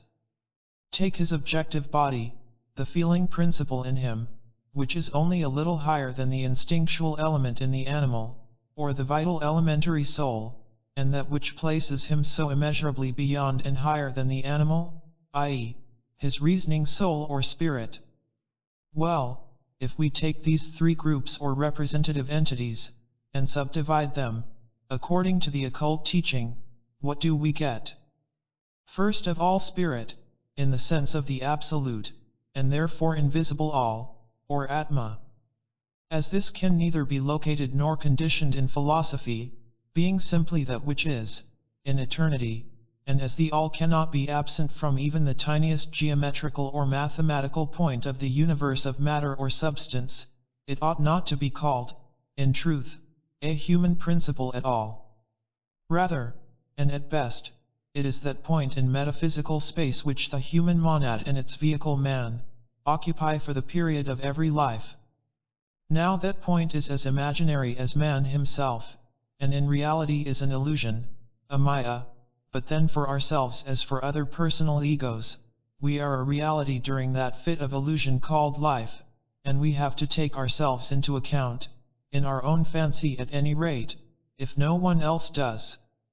To make it more conceivable to the human intellect, when first attempting the study of occultism, and to solve the ABC of the mystery of man, occultism calls it the 7th principle, the synthesis of the 6, and gives it for vehicle the spiritual soul, buddhi. Now the latter conceals a mystery, which is never given to anyone with the exception of irrevocably pledged chalice, those at any rate, who can be safely trusted. Of course there would be less confusion, could it only be told, but, as this is directly concerned with the power of projecting one's double consciously and at will, and as this gift like the ring of Gyges might prove very fatal to men at large and to the possessor of that faculty in particular, it is carefully guarded. Alone the adepts, who have been tried and can never be found wanting, have the key of the mystery fully divulged to them. Let us avoid side issues, however, and hold to the principles. This divine soul or buddhi, then, is the vehicle of the spirit. In conjunction, these two are one, impersonal, and without any attributes, on this plane, of course, and make 2 spiritual principles. If we pass on to the human soul, manas, the mens, everyone will agree that the intelligence of man is dual to say the least, e.g., the high-minded man can hardly become low-minded. The very intellectual and spiritual-minded man is separated by an abyss from the obtuse, dull, and material, if not animal-minded man. Why then should not these men be represented by two principles or two aspects rather? Every man has these two principles in him, one more active than the other, and in rare cases, one of these is entirely stunted in its growth, so to say paralyzed by the strength and predominance of the other aspect, during the life of man. These, then, are what we call the two principles or aspects of manas, the higher and the lower, the former, the higher manas, or the thinking, conscious ego gravitating toward the spiritual soul, buddhi, and the latter, or its instinctual principle attracted to kama, the seat of animal desires and passions in man. Thus, we have four principles justified, the last three being, 1. The double which we have agreed to call protean, or plastic soul, the vehicle of, 2. The life principle, and, 3. The physical body. Of course no physiologist or biologist will accept these principles, nor can he make head or tail of them. And this is why, perhaps, none of them understand to this day either the functions of the spleen, the physical vehicle of the protean double, or those of a certain organ on the right side of man, the seat of the above-mentioned desires, nor yet does he know anything of the pineal gland, which he describes as a horny gland with a little sand in it, and which is the very key to the highest and divinest consciousness in man, his omniscient, spiritual and all-embracing mind. This seemingly useless appendage is the pendulum which, once the clockwork of the inner man is wound up, carries the spiritual vision of the ego to the highest planes of perception, where the horizon open before it becomes almost infinite. But the scientific materialists assert that after the death of man nothing remains, that the human body simply disintegrates into its component elements, and that what we call soul is merely a temporary self-consciousness produced as a byproduct of organic action, which will evaporate like steam. Is not theirs a strange state of mind? Not strange at all, that I see. If they say that self-consciousness ceases with the body, then in their case they simply utter an unconscious prophecy. For once that they are firmly convinced of what they assert, no conscious afterlife is possible for them. But if human self-consciousness survives death as a rule, why should there be exceptions? In the fundamental laws of the spiritual world which are immutable, no exception is possible. But there are rules for those who see, and rules for those who prefer to remain blind. Quite so, I understand. It is an aberration of a blind man, who denies the existence of the sun because he does not see it. But after death his spiritual eyes will certainly compel him to see. They will not compel him, nor will he see anything. Having persistently denied an afterlife during this life, he will be unable to sense it. His spiritual senses having been stunted, they cannot develop after death, and he will remain blind. By insisting that he must see it, you evidently mean one thing and I another. You speak of the spirit from the spirit, or the flame from the flame, of Atma in short, and you confuse it with the human soul, manas. You do not understand me, let me try to make it clear. The whole gist of your question is to know whether, in the case of a downright materialist, the complete loss of self-consciousness and self-perception after death is possible? Isn't it so? I say, it is possible. Because, believing firmly in our esoteric doctrine, which refers to the post-mortem period, or the interval between two lives or births as merely a transitory state, I say, whether that interval between two acts of the illusionary drama of life lasts 1 year or 1,000,000, that post-mortem state may, without any breach of the fundamental law, prove to be just the same state as that of a man who is in a dead swoon. But since you have just said that the fundamental laws of the after-death state admit of no exceptions, how can this be? nor do I say now that they admit of exceptions. But the spiritual law of continuity applies only to things which are truly real. To one who has read and understood Mandukya Upanishad and Vedanta Sara, all this becomes very clear. I will say more. It is sufficient to understand what we mean by buddhi and the duality of manas to have a very clear perception why the materialist may not have a self-conscious survival after death, because manas, in its lower aspect, is the seat of the terrestrial mind, and, therefore, can give only that perception of the universe which is based on the evidence of that mind, and not on our spiritual vision.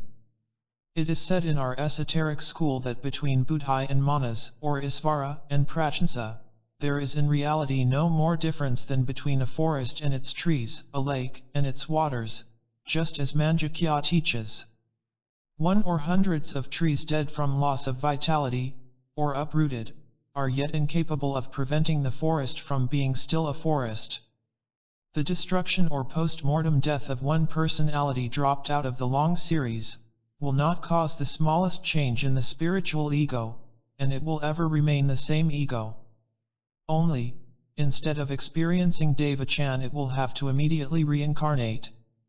But as I understand it, ego buddhi represents in this simile the forest and the personal minds the trees.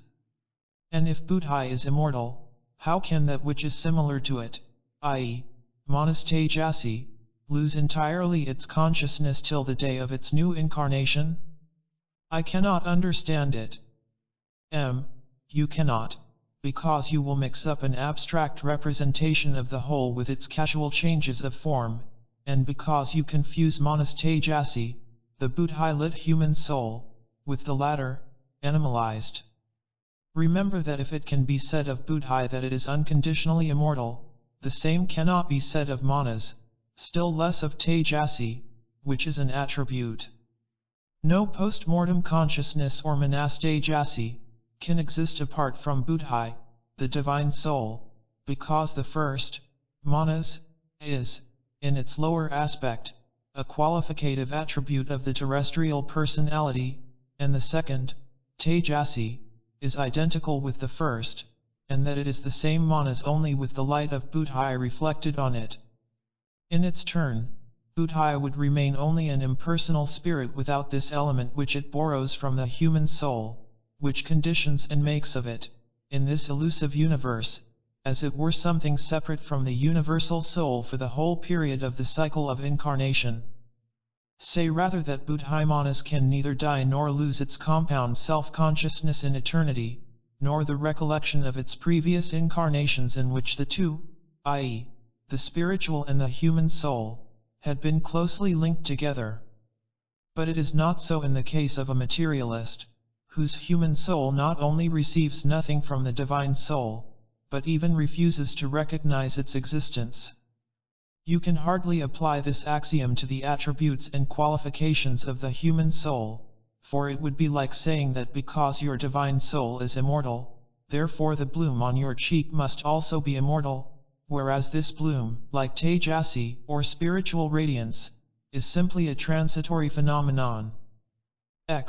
Do I understand you to say that we must not mix in our minds the noumenon with the phenomenon, the cause with its effect?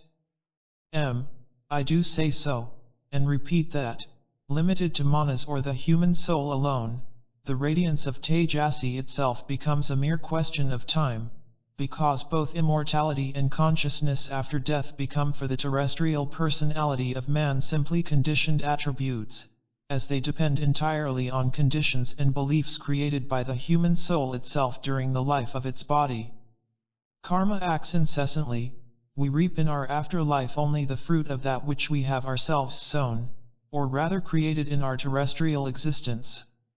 But if my ego can, after the destruction of my body, become plunged in a state of entire unconsciousness, then where can be the punishment for the sins of my past life? Our philosophy teaches that karmic punishment reaches the ego only in its next incarnation. After death it receives only the reward for the unmerited sufferings endured during its just past existence.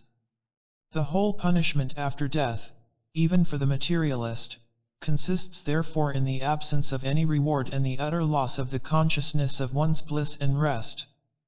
Karma is the child of the terrestrial ego, the fruit of the actions of the tree which is the objective personality visible to all, as much as the fruit of all the thoughts and even motives of the spiritual eye. But karma is also the tender mother, who heals the wounds inflicted by her during the preceding life, before she will begin to torture this ego by inflicting upon him new ones. If it may be said that there is not a mental or physical suffering in the life of a mortal, which is not the fruit and consequence of some sin in this, or a preceding existence on the other hand, since he does not preserve the slightest recollection of it in his actual life and feels himself not deserving of such punishment, but believes sincerely he suffers for no guilt of his own, this alone is quite sufficient to entitle the human soul to the fullest consolation, rest, and bliss in his post-mortem existence. Death comes to our spiritual selves ever as a deliverer and friend. For the materialist, who, notwithstanding his materialism, was not a bad man, the interval between the two lives will be like the unbroken and placid sleep of a child, either entirely dreamless, or with pictures of which he will have no definite perception. For the believer it will be a dream as vivid as life and full of realistic bliss and visions. As for the bad and cruel man, whether materialist or otherwise, he will be immediately reborn and suffer his hell on earth. To enter Avicii is an exceptional and rare occurrence. As far as I remember, the periodical incarnations of Sutratma are likened in some Upanishad to the life of a mortal which oscillates periodically between sleep and waking. This does not seem to me very clear, and I will tell you why. For the man who awakes, another day commences, but that man is the same in soul and body as he was the day before, whereas at every new incarnation a full change takes place not only in his external envelope, sex, and personality, but even in his mental and psychic capacities. Thus the simile does not seem to me quite correct. The man who arises from sleep remembers quite clearly what he has done yesterday, the day before, and even months and years ago.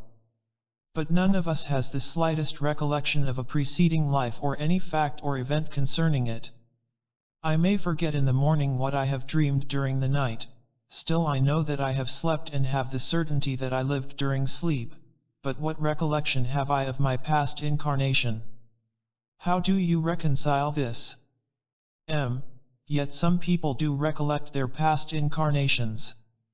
This is what the Arhats call Samasambuddha, or the knowledge of the whole series of one's past incarnations. But we ordinary mortals who have not reached Samasambuddha, how can we be expected to realize this simile? By studying it and trying to understand more correctly the characteristics of the three states of sleep. Sleep is a general and immutable law for man as for beast, but there are different kinds of sleep and still more different dreams and visions. Just so. But this takes us from our subject. Let us return to the materialist, who, while not denying dreams, which he could hardly do, yet denies immortality in general and the survival of his own individuality especially. And the materialist is right for once, at least, since for one who has no inner perception and faith, there is no immortality possible. In order to live in the world to come a conscious life, one has to believe first of all in that life during one's terrestrial existence. On these two aphorisms of the secret science all the philosophy about the post-mortem consciousness and the immortality of the soul is built. The ego receives always according to its deserts. After the dissolution of the body, there commences for it either a period of full clear consciousness, a state of chaotic dreams, or an utterly dreamless sleep indistinguishable from annihilation, and these are the three states of consciousness. Our physiologists find the cause of dreams and visions in an unconscious preparation for them during the waking hours. Why cannot the same be admitted for the post-mortem dreams? I repeat it, death is sleep. After death begins, before the spiritual eyes of the soul, a performance according to a program learned and very often composed unconsciously by ourselves, the practical carrying out of correct beliefs or of illusions which have been created by ourselves. A Methodist will be a Methodist, a Musulman of course, just for a time, in a perfect fool's paradise of each man's creation and making. These are the post-mortem fruits of the tree of life. Naturally, our belief or unbelief in the fact of conscious immortality is unable to influence the unconditioned reality of the fact itself, once that it exists, but the belief or unbelief in that immortality, as the continuation or annihilation of separate entities, cannot fail to give color to that fact in its application to each of these entities. Now do you begin to understand it? X. I think I do. The materialist, disbelieving in everything that cannot be proven to him by his five senses or by scientific reasoning, and rejecting every spiritual manifestation, accepts life as the only conscious existence. Therefore, according to their beliefs so will it be unto them. They will lose their personal ego, and will plunge into a dreamless sleep until a new awakening. Is it so? Almost so. Remember the universal esoteric teaching of the two kinds of conscious existence, the terrestrial and the spiritual. The latter must be considered real from the very fact that it is the region of the eternal, changeless, immortal cause of all, whereas the incarnating ego dresses itself up in new garments entirely different from those of its previous incarnations, and in which all except its spiritual prototype is doomed to a change so radical as to leave no trace behind. X. Stop. Can the consciousness of my terrestrial egos perish not only for a time, like the consciousness of the materialist, but in any case so entirely as to leave no trace behind? According to the teaching, it must so perish and in its fullness, all except that principle which, having united itself with the monad, has thereby become a purely spiritual and indestructible essence, one with it in the eternity. But in the case of an out-and-out materialist, in whose personal I no buddhi has ever reflected itself, how can the latter carry away into the infinitudes one particle of that terrestrial personality? Your spiritual I is immortal, but from your present self it can carry away into afterlife but that which has become worthy of immortality, namely, the aroma alone of the flower that has been mown by death. X. Well, and the flower, the terrestrial I? The flower, as all past and future flowers which blossomed and died, and will blossom again on the mother bough, the Sutratma, all children of one root or buddhi, will return to dust. Your present I, as you yourself know, is not the body now sitting before me, nor yet is it what I would call Manasutratma, but Sutratma buddhi. X. But this does not explain to me at all, why you call life after death immortal, infinite, and real, and the terrestrial life a simple phantom or illusion, since even that post-mortem life has limits, however much wider they may be than those of terrestrial life. No doubt. The spiritual ego of man moves in eternity like a pendulum between the hours of life and death. But if these hours marking the periods of terrestrial and spiritual life are limited in their duration, and if the very number of such stages in eternity between sleep and awakening, illusion and reality, has its beginning and its end, on the other hand the spiritual pilgrim is eternal. Therefore are the hours of his post-mortem life, when, disembodied he stands face to face with truth and not the mirages of his transitory earthly existences during the period of that pilgrimage which we call the cycle of rebirths, the only reality in our conception.